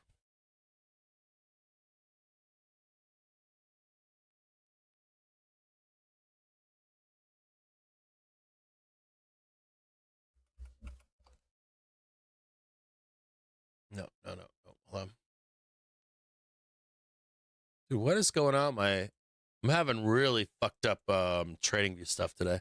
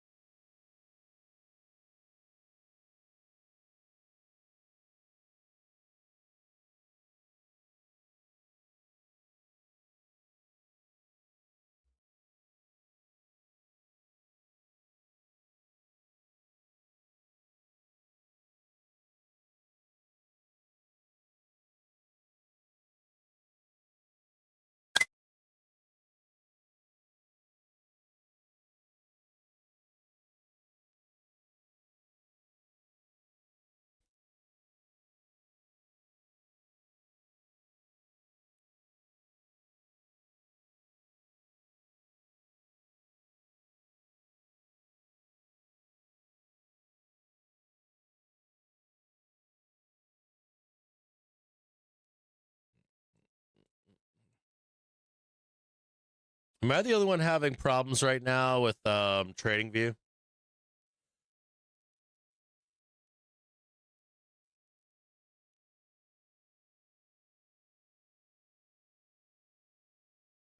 I'm having TradingView issues right now.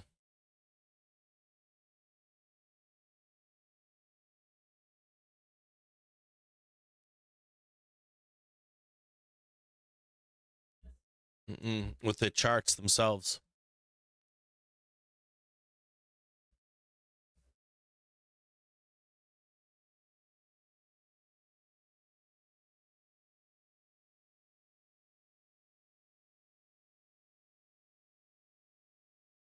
I've got no candlestick showing on SPX. Give me 1 second here, guys.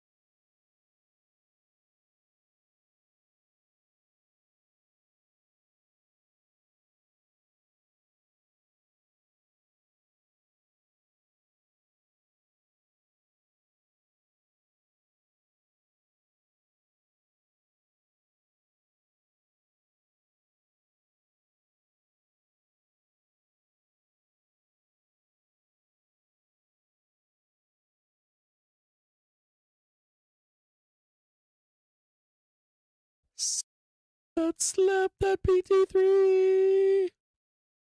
You're not gonna slap it, but I wish you were gonna slap it.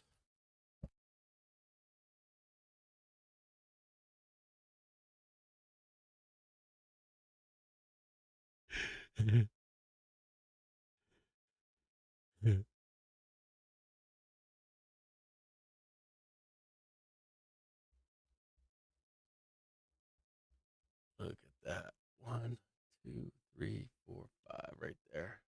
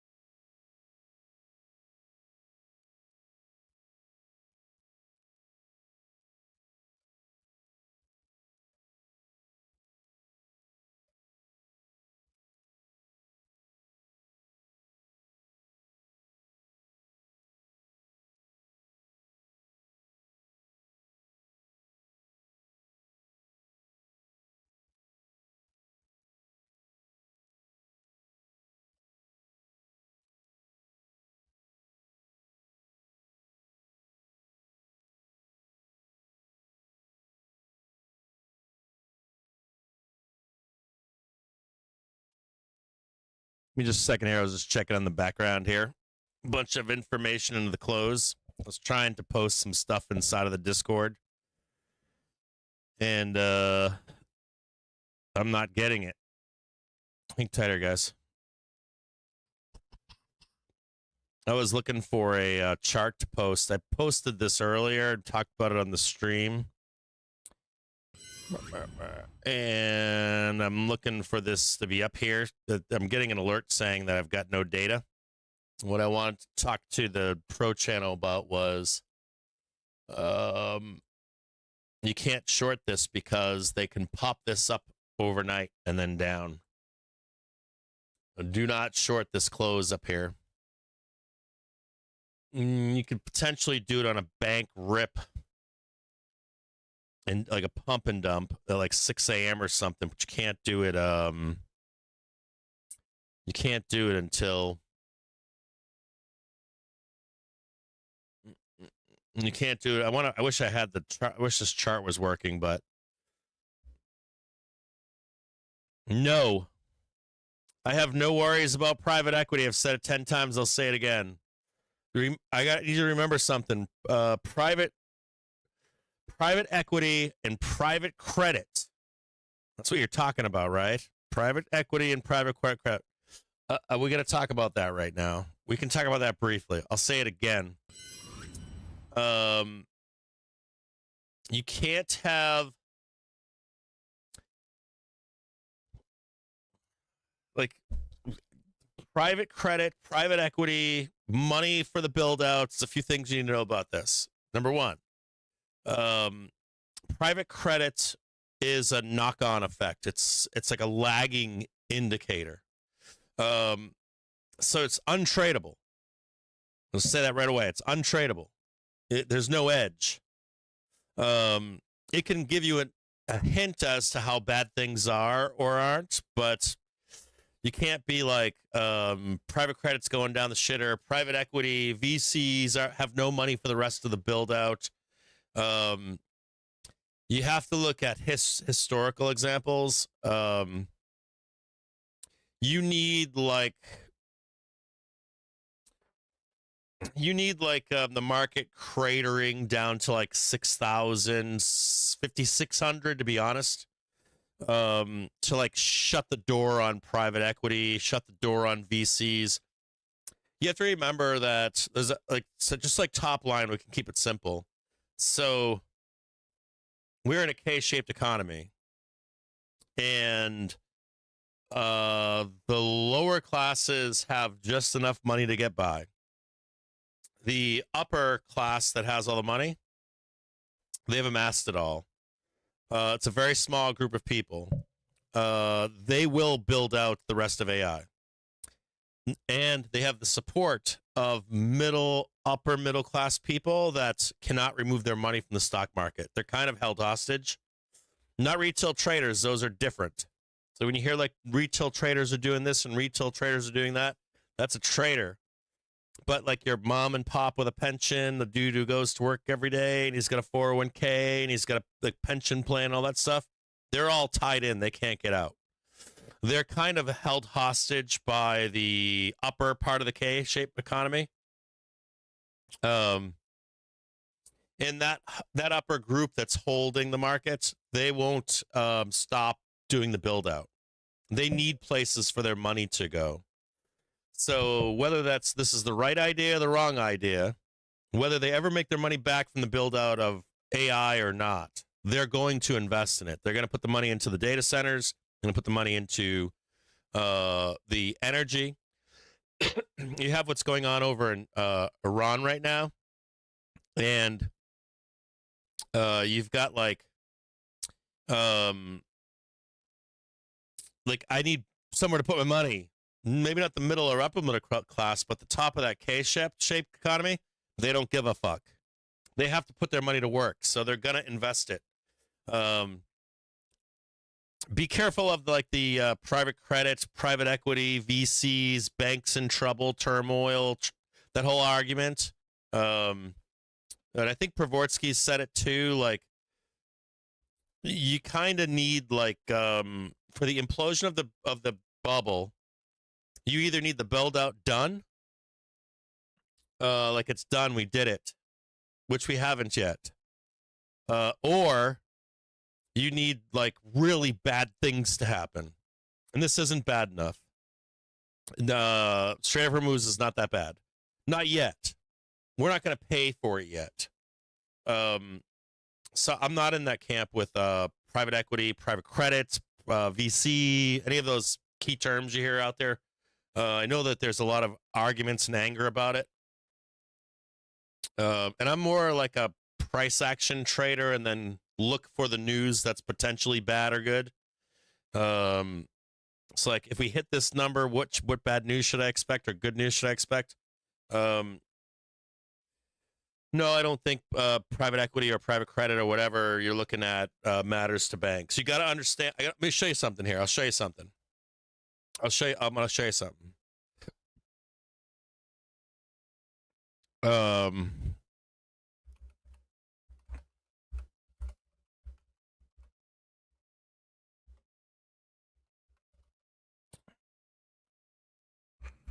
I got to try to find this chart. Hold on. I don't know if I can find it right now. Let me look for it right now. You got to understand, like, the noise that's out there is insano. Like, if you look at the let me just look here. Hold on.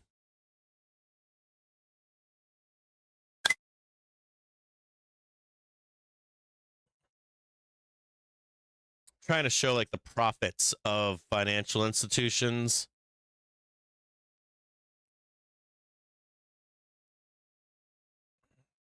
It's obscene.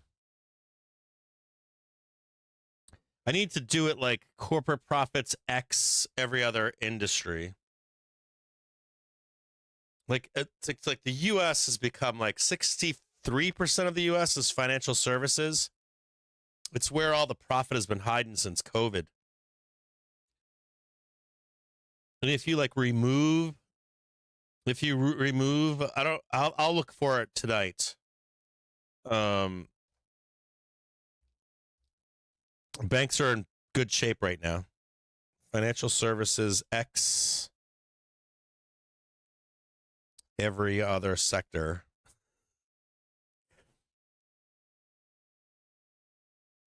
It's kind of gross. Like, you can see where the rest of corporate America like gave up profits.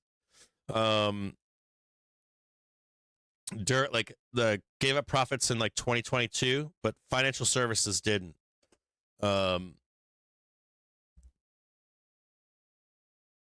Like, you could just take, like, it's an easier way to do this. You can look at like some of your top mag companies, Mag 7, TMT, whatever the fuck you want. Your best blue chips, put them up against financial banks. There's like a demarcation point where banks just kept going with profits. It's kind of disgusting here.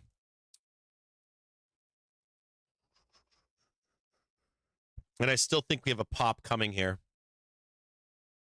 I think we're going to pop this up to get the what we're looking for into this close. No, it's fine, Freddie. It's the hardest thing the thing about money flow, right? Does the money dry up basically? It's like an after thing. It's not before. You hear about it after. And then you're like, well, does that bring it all down? And it's like, no. It's a knock-on effect. It's because of other things. So I'm not in that camp. I know that that narrative's been pushed heavy and hard. What I think that the private credit thing is when we're going down, like when the market's heading down, right? And sellers want a watershed moment, they pig pile. So the story becomes anything I can throw at it to get that. Like, we're down in the 30s, they want the 20s and the zeros, so they're going to throw the kitchen sink story at you and say, oh, all this bad stuff's happening, and look at this and look at that. And they're not getting there goes the squeeze higher. Trading 68.70 right now. Coming into 68.75 where the gap is.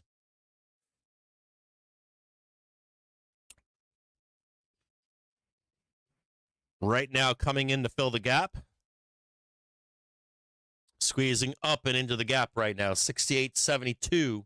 6875 is where the gap begins. There's also a large gamma bar.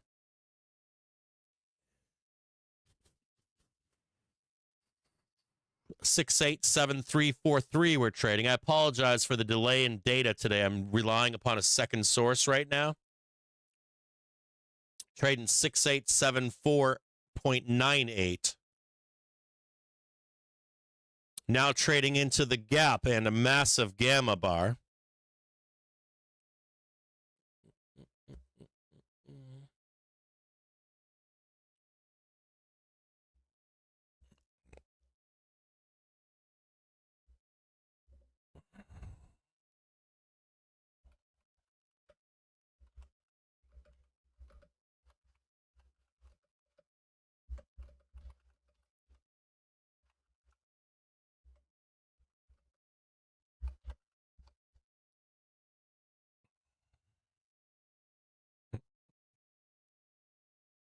Mm-hmm.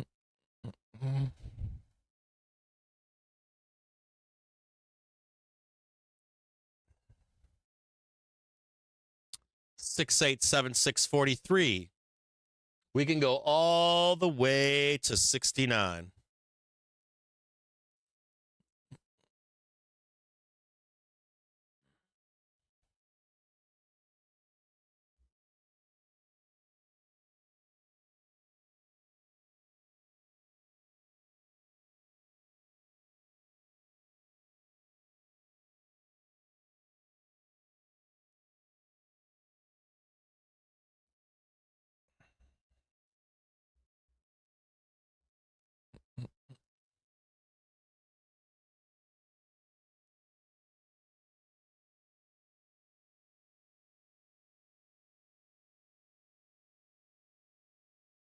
VIX getting woodshedded right now. VIX 9-day finally breaking here.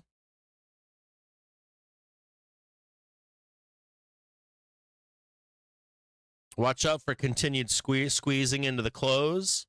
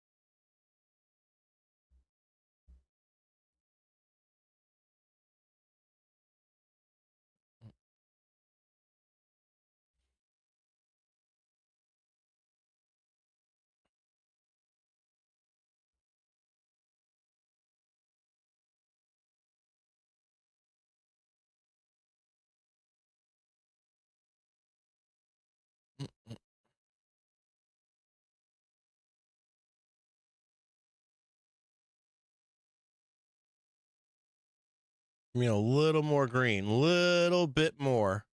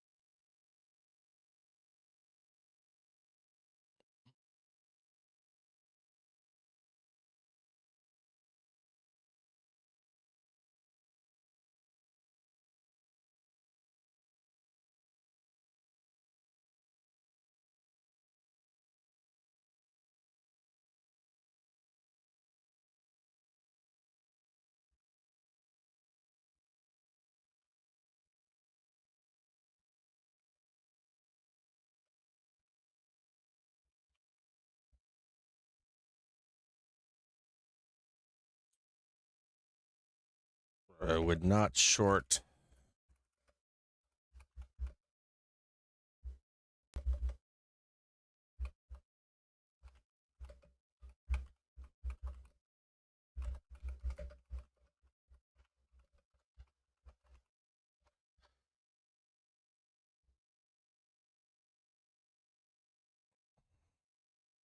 Shorting is different than long puts.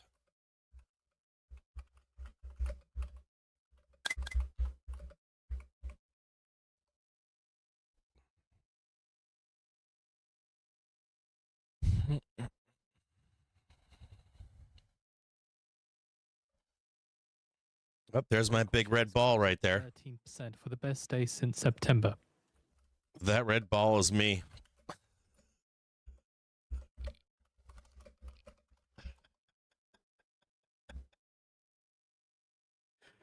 The red ball is me right there. That one right there, that's me. But I still think we get the pop and drop overnight. I think we do. Nice little pop.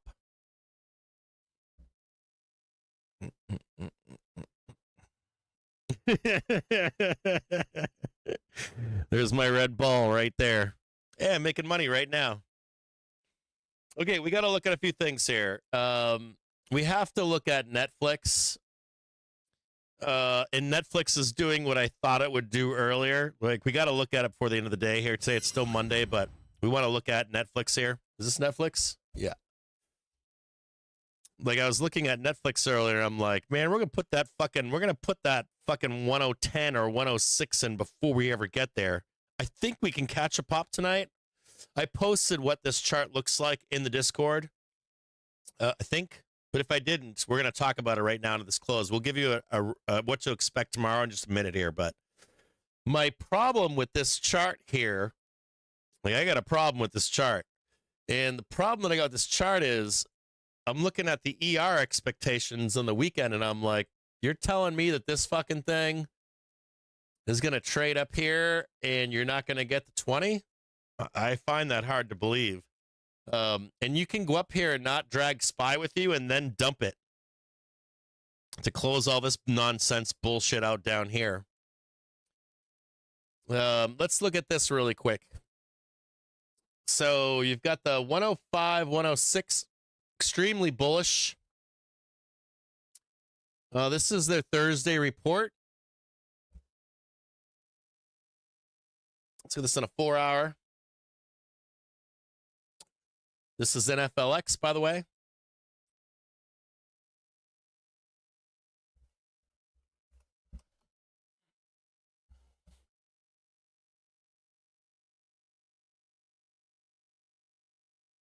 Like, this looks like it's being front run. This is the report on Thursday at 1600. It looks like they're going to front run this shit. Am I still on Netflix up here? Yep. You've got like the 100, 105, and 110, right? It's like you get the bump up here.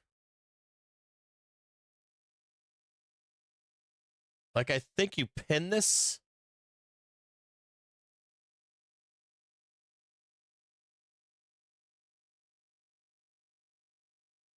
And then it like shit cans into here, but look at this daily trigger right here.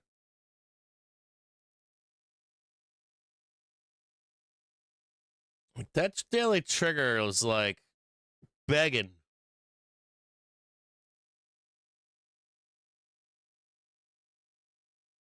NVIDIA says they're not engaged in discussions to buy PC maker. It's begging to fuck with this thing over here.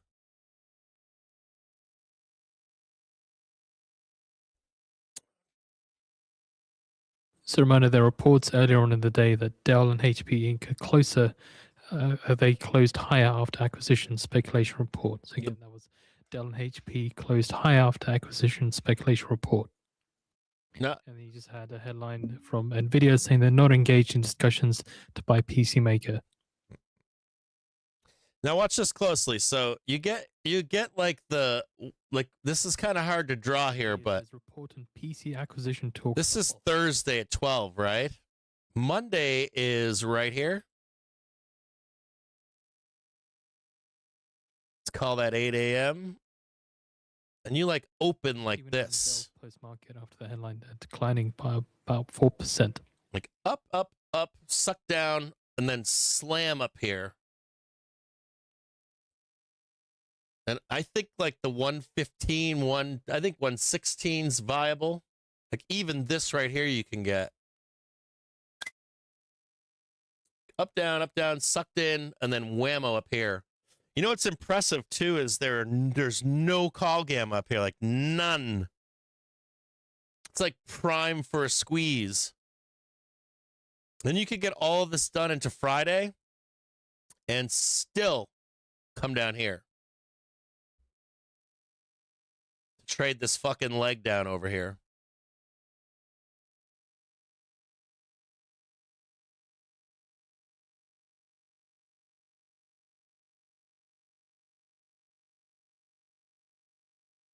I don't know how to show that, but down, up, right, pop on banks, flush it down, slam you up here into the weekend, and then down. Down. Doggy down here. Now, I don't know if it needs to go that deep. I don't have it going that deep. I have it going to right here. Right on this daily right here. But if you wanted to set up the doom in an invasion, you know, you bang it up here as high as you can, slammed it back right down over here. This is at Netflix, by the way.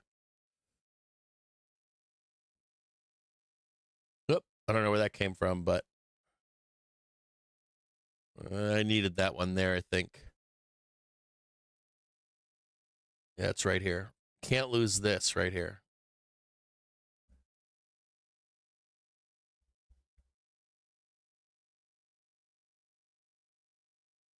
Like, this looks juicy as fuck in here. The only other thing I can think of to get it down here to open that doorway is bad ER. That's it. Like, maybe you come in here and there's the bad ER right there before you know we're plunging.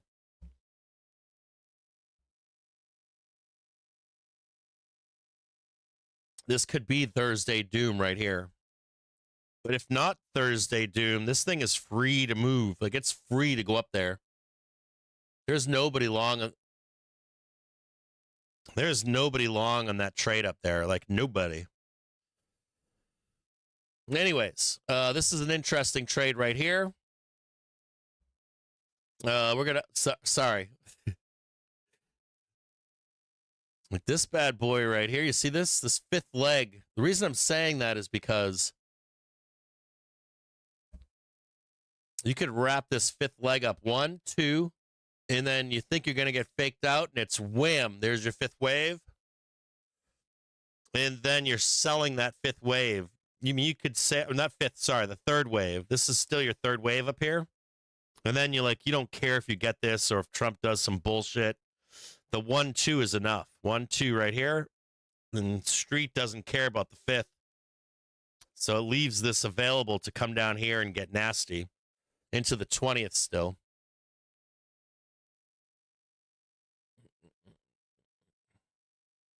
So here's the pop on the banks tomorrow.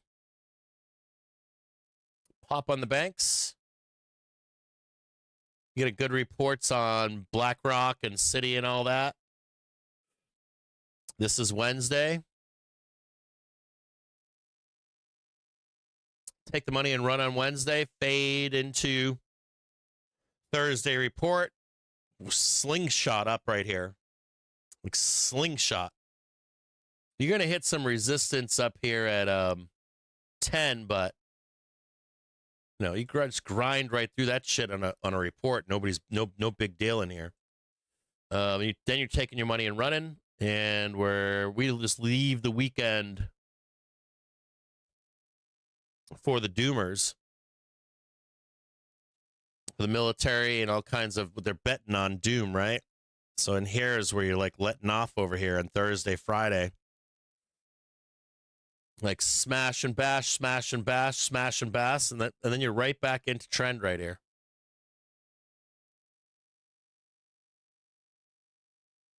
And you're kind of in line with this range expansion too. You can kind of see it already starting right here. You kind of like range like this. bigger range like that. The only thing I don't know is how bad does that get? And this leaves the doom for the, oh my God, we're invading and all that kind of stuff. We're down here, open this one to get even lower. But this all looks right to me, like bam, down, ricochet up. Whatever that noise is for doom. This is where the bears want to lose everything over here.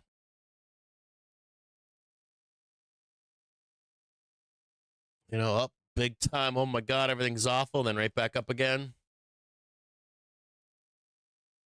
That's worst case scenario down there.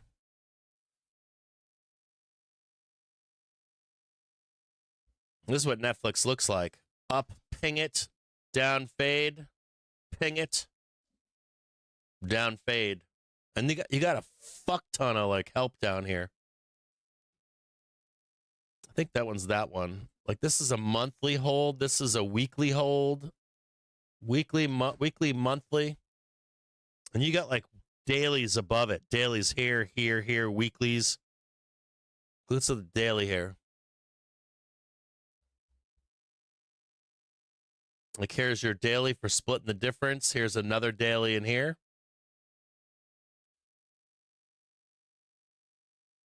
That's all bullish. And even if you were to sink down here, it's still bullish. You're going to get another daily up here tomorrow.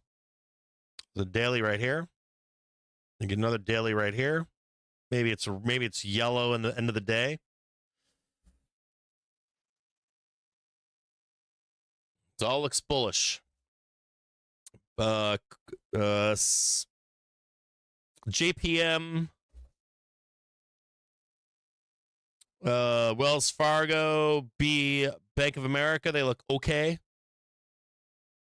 BlackRock looks like wants to rip people's faces off. I thought C was the one that was done the most, but it looks fine too for uppies.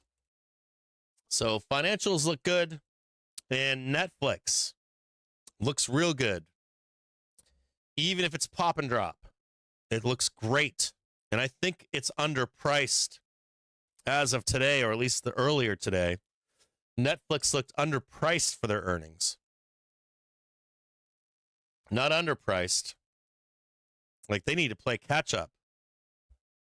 And they're closing this gap right here. If you're taking out this one right here and this one right here, like you're smashing that one out, then you're smashing that one out. Yeah. That's pretty good, right? Here's your daily trigger right there. As soon as the doom passes over next weekend, if it holds, this weekend seems like it's going to be the next big thing. Like talks going well with UK and hostages. You know, and then, you know, everything's opening and then you jump in the Marines and you jump in the airborne. I'd be scared shitless if I was Iran, I'll be honest with you.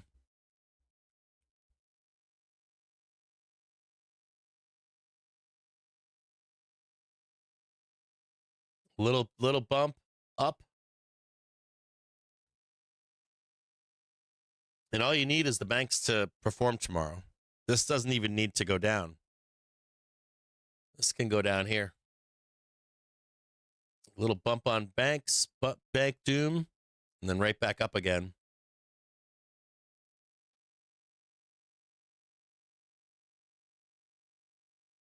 Well, look at this right here.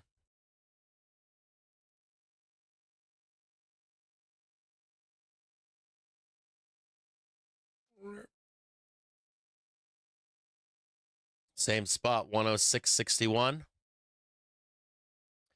That's what you're looking for Netflix on the open tomorrow. Bullish. That ain't good for. I mean, I realize there's a big gap here, but Netflix trading higher. Banks look like they're good to go, at least to hold the market up enough to the open. Like BlackRock and C look good. You'd have to be a real big fuck up of a bank if you can't get this tomorrow. Let's go with expectations for tomorrow. The banks all look good. Netflix looks good. I see a little bit of doom on Netflix and a pop from banks to just erase it on their ER on Thursday. But they look in good position too. Let's go a second here. Sorry, I'm in the wrong place.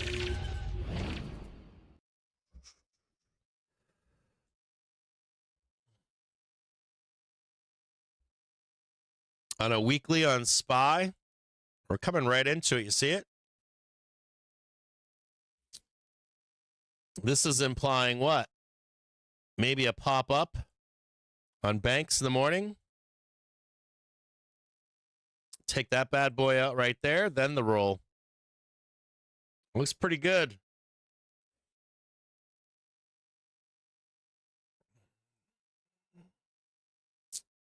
Look at how deep this is getting over here. Way deep.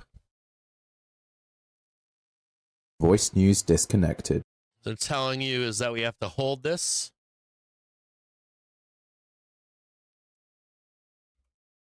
That's 612. That's a big drop right there.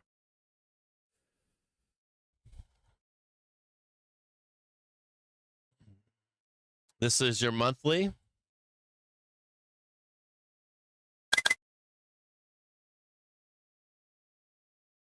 Weekly lower than monthly. I know there's a bear drooling right now. Drooling for that roll. Let's go back and look at the week. We need to see these two here, the important ones. There goes your 73 and 80. It implies new highs. Remember, we went through this one here.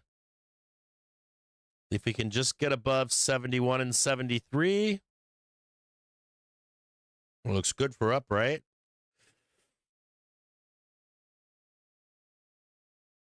That's the weekly I talked to you about last week. Just need to get above those two numbers.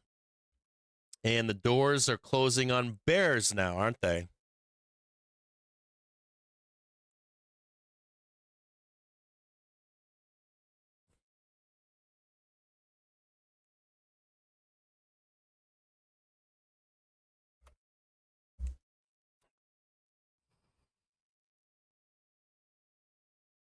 Whew.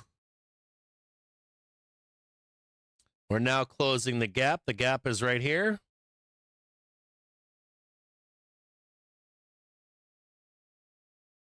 Close that fucking gap. I think I wrote that earlier to you. Close or near close the gap. Close the fucking gap. I think that's what I wrote to you on the on Gamma, right?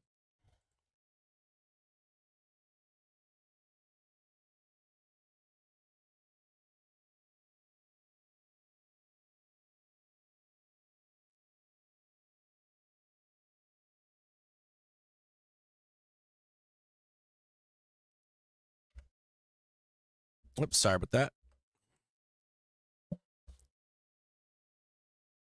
None of that matters. They'll get erased. You'll hit this, and then you'll do this one down here. Or there's danger, you should say, of doing that one right there. We can do this one.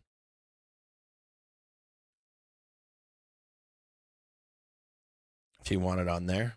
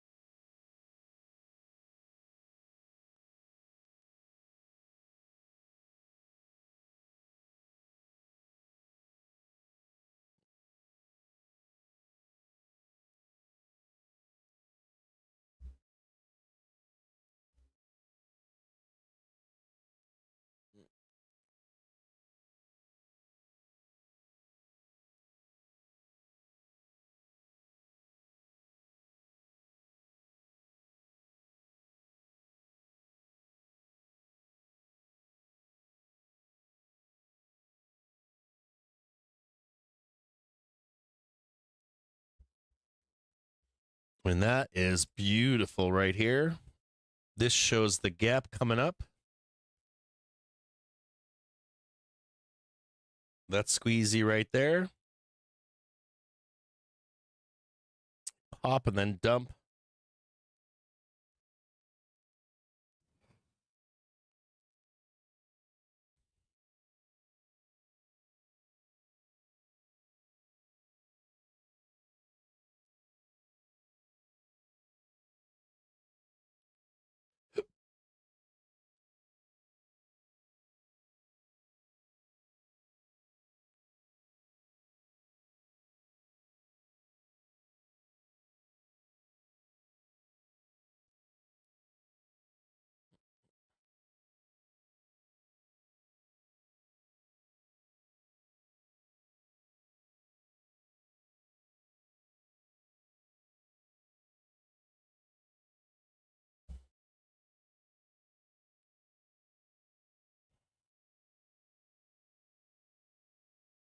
One, two, three. Oh, man.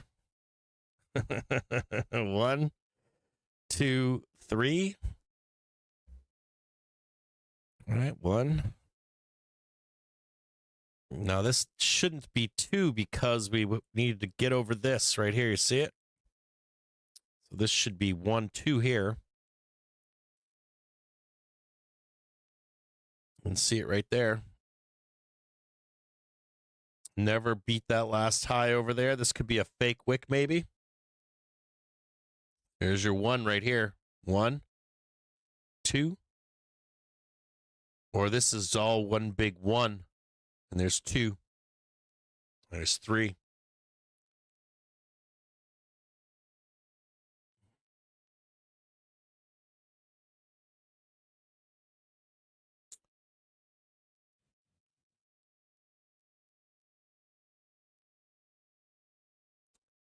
There's 2. There's 3.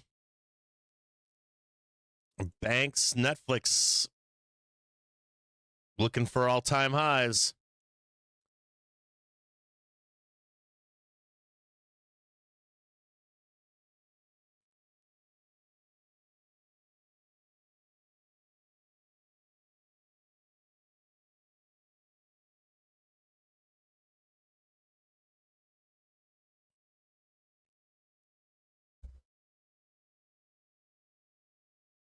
And there's your pop with Banks. And here's Banks running, man.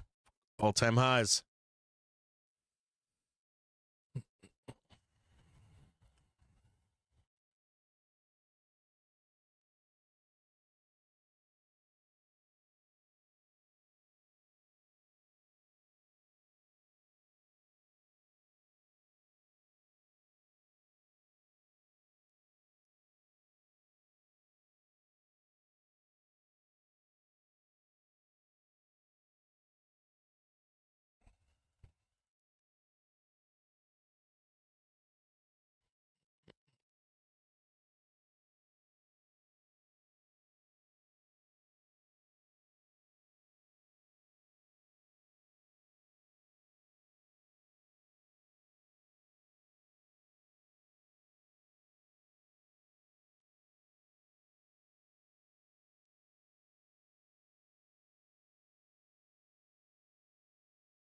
I don't like shorting this.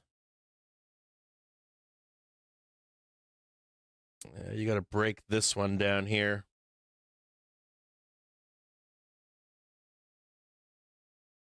I'm only going to give it to that one right there. And you know what this looks like is front run Banks tomorrow. Here's your Tuesday bank trade. Here is your Thursday Netflix trade.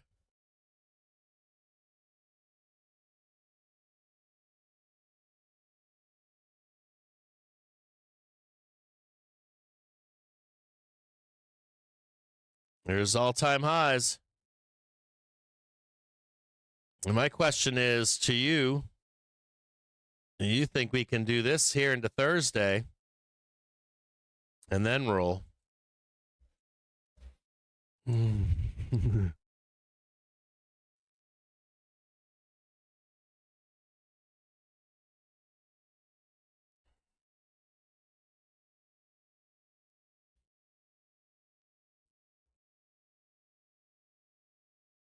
tight. I don't know why that drops down the, when I double click it, it drops down the indicator. Can I drop the indicator back up again? Oh, there it is back again. Hey, I never knew that. Now I know.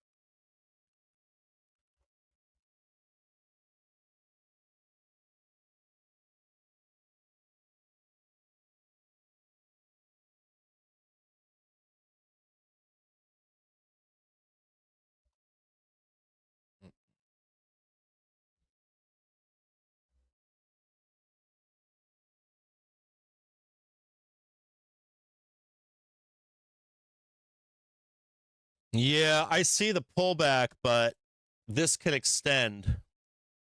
What we can do here is, what can happen here is, this is your Thursday 1600 right here. So we end up getting is like a pop in the overnight. On banks, it can even go up here, believe it or not. Back down. And then back up again for an equal leg on Thursday and Friday. This pop is viable. And not only that, this can hold. Or that, this can hold right here. So just forget all that too. This could hold and go up here. Here, let me draw it a different way. I posted it for you already. I'm going to just draw it quickly for you here.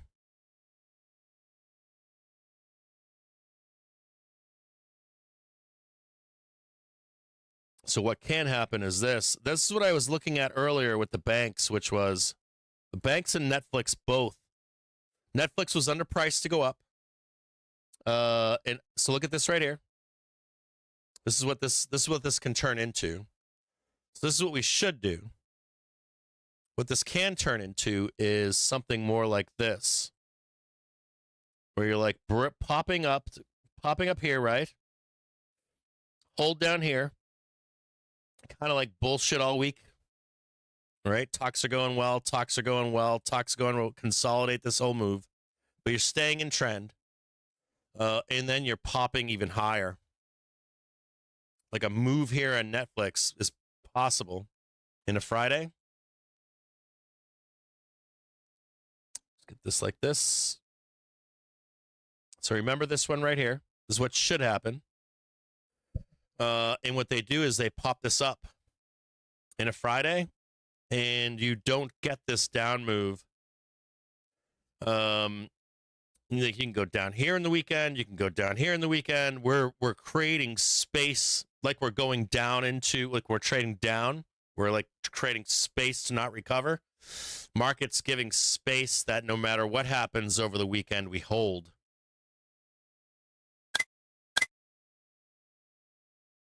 So where is the original one? So this one right here that should have taken place in here could be wait. You get the extension up, you hold this, you pop it one more time on Thursday, Friday, and then you don't get the pullback until the weekend. They save the pullback for the weekend. If that makes any sense, I don't know. I'll have to look at it again tonight. I mean, it'll matter at 9 p.m. But and at 6 a.m. too. But this pullback right here, that should happen right here.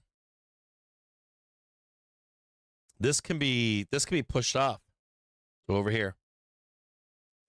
You get the extension, you hold it up enough, you give the chance for the equal legs up here, and then we blood over the weekend. This is what I've got right now for tomorrow. Pop up. I've got 688.20, 688.50. Anything over that, well, wherever that is right there, 688, but probably 688.50. Right there. But then I've got this coming down, but that's just because of the banks printing. That you broke that right there. Then this one down here. There is your right down in there. You can see it right there. There's your 70, and there's your cranking up. And then I've got this one up on the weekend, on Thursday right here.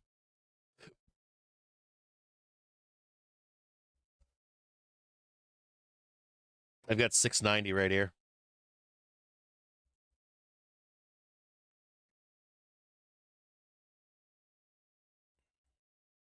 This should get stopped in here. There's your 690 on Thursday and Friday. This could be Friday. They don't report until move that over.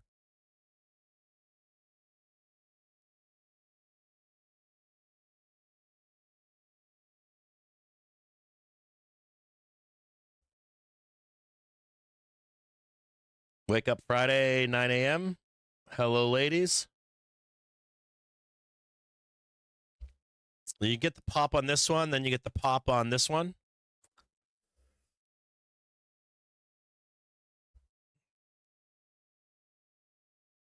Netflix brings you back up for the equal legs, and then, we crash over the weekend. That's fine. If you don't and you get the fifth wave, then you end up getting this up here.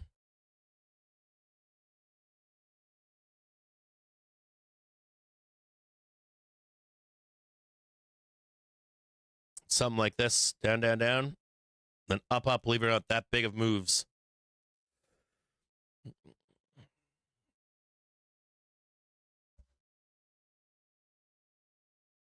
This is your take the money and run trade on the banks. Come back up. This would be the worst, but I think this could hold. I think this could hold in trend. To where you're not giving any of this up this week. It's just like grind. Hourly trigger, grind, grind, grind. Slam it up there, and then we're done. I'm looking at Netflix talking about this, but you get the idea, right? Anyway, at any rate, beyond all that, there are some extension trades in here heading into the overnight. Otherwise, down here, and then buy this dip into Thursday for letting Netflix live and die by the sword.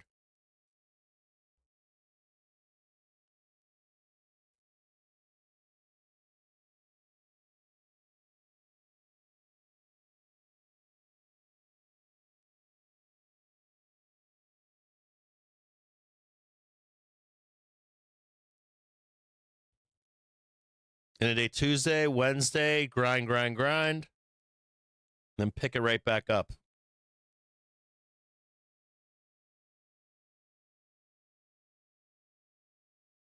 Right there.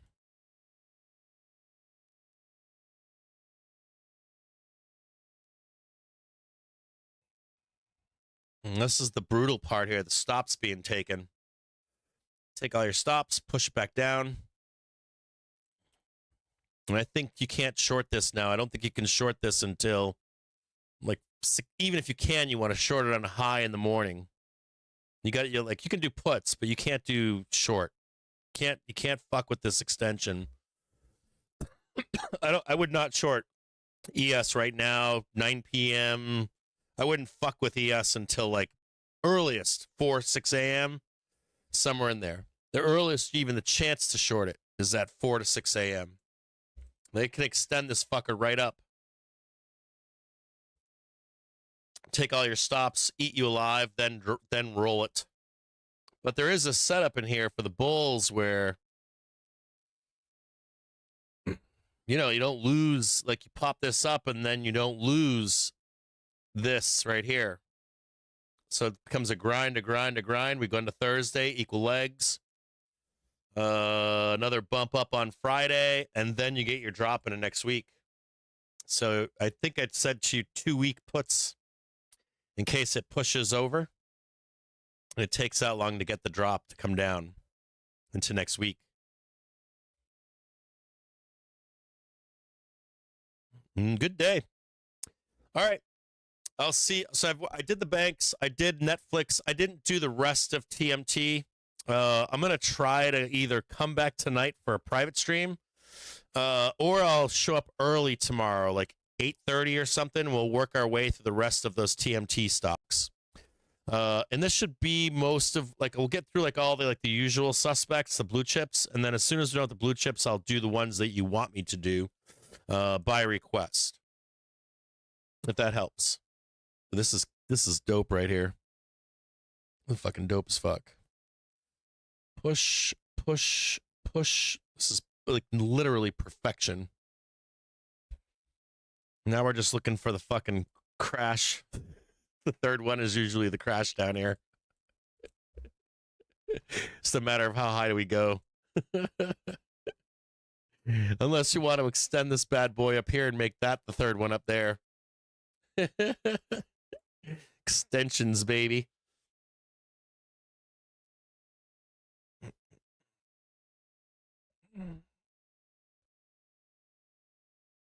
TradingView? Dude, I have like 3 accounts on TradingView. I pay like $1,500 a year or something stupid, maybe more. I have like a developer account, I've got my account, and then I've got a social media account. I have 3. And I just was trading on one where I had to buy more data for it. The one that I show you guys. Like I have 3 fucking TradingView accounts and I pay for the full fucking year, which sucks. Well, they kind of in the early 2000s there were other companies competing with them. And then they kind of won and consolidated. So now they can do whatever they want. They won they used to, like back in the early 2000s there were trading or charting platforms that you could use your own coding, not your own, but standard coding language to write your own scripts and stuff. And then these guys invented PineScript. I think they invented it, and they kind of cornered the market on charting. There are still some of those companies alive, but they haven't kept up to where TradingView is in terms of ability.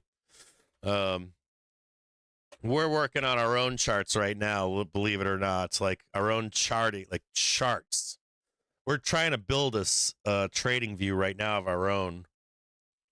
And it's time consuming and very costly. It's buku costly. It's time. It's like years of work.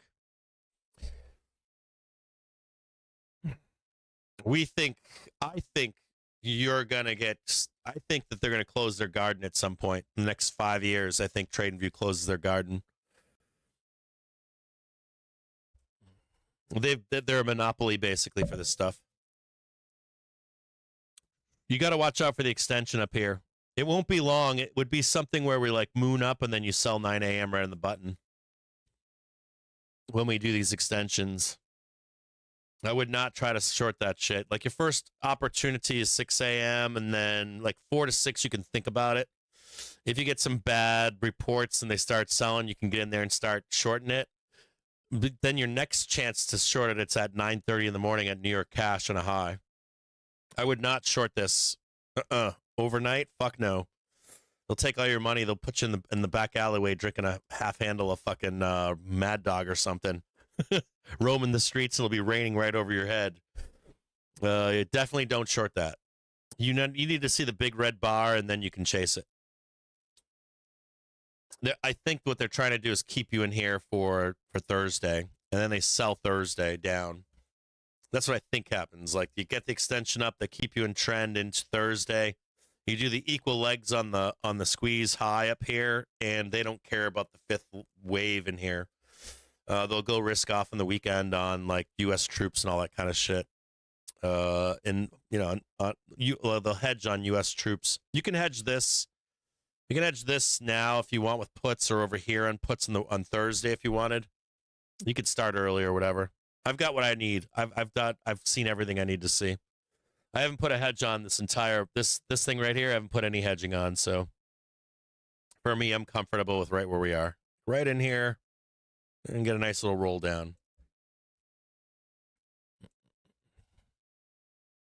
I feel better up here. I feel better than this guy, and I feel better than this guy.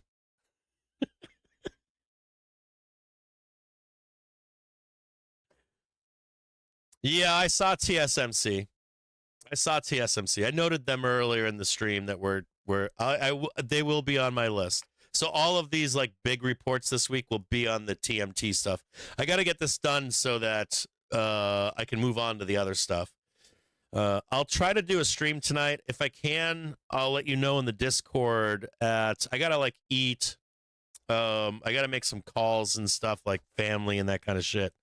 But if I can, what I'll do is try to stop back in at like 8 or 9 if I can. If there's nothing going on in the James house, fucking crazy, I will jump in front of the screen, hit you in the Discord, and do an at everybody, and we'll get through the rest of these stock picks.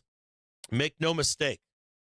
I looked at those fucking those banks this morning. They look good, or at least like enough of it looks good to carry the market for a squeeze on the bell tomorrow or on the morning reports. And Netflix was definitely underpriced today. Netflix, I was scratching my head with it almost immediately, going, "This is way, way underpriced." Very dangerously so that it could squeeze and rip the market higher. Or they price it in. Before we get there. One or the other, like that. It's either or.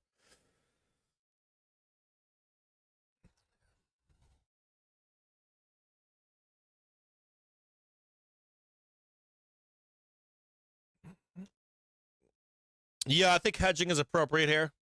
Whatever I see that they dropped. I don't think they're putting the puts on though for the May OPEX. I don't think they're doing it directional. I think they're doing it as a hedge. Like this is a hedge that I have here. All I have right now is a hedge. That's it. I own some other shit. I have my daughter's account, and I've got my wife's account and that kind of shit. I've got like fucking 5 brokerages going right now. At least 5. But I probably have brokerages with money in it I haven't touched. There's almost guaranteed that I have that too.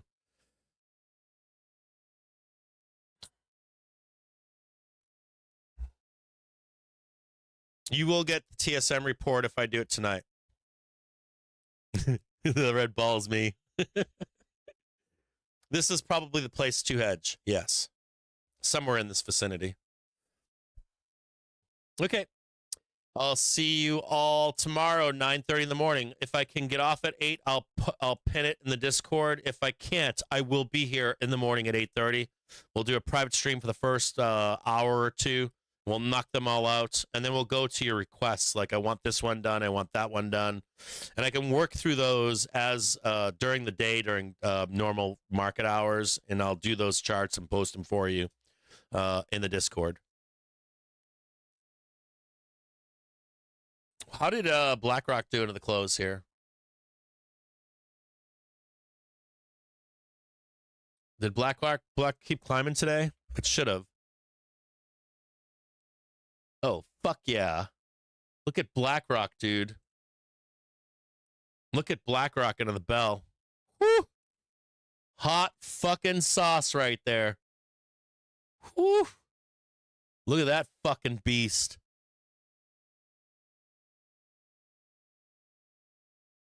God damn. That's BlackRock.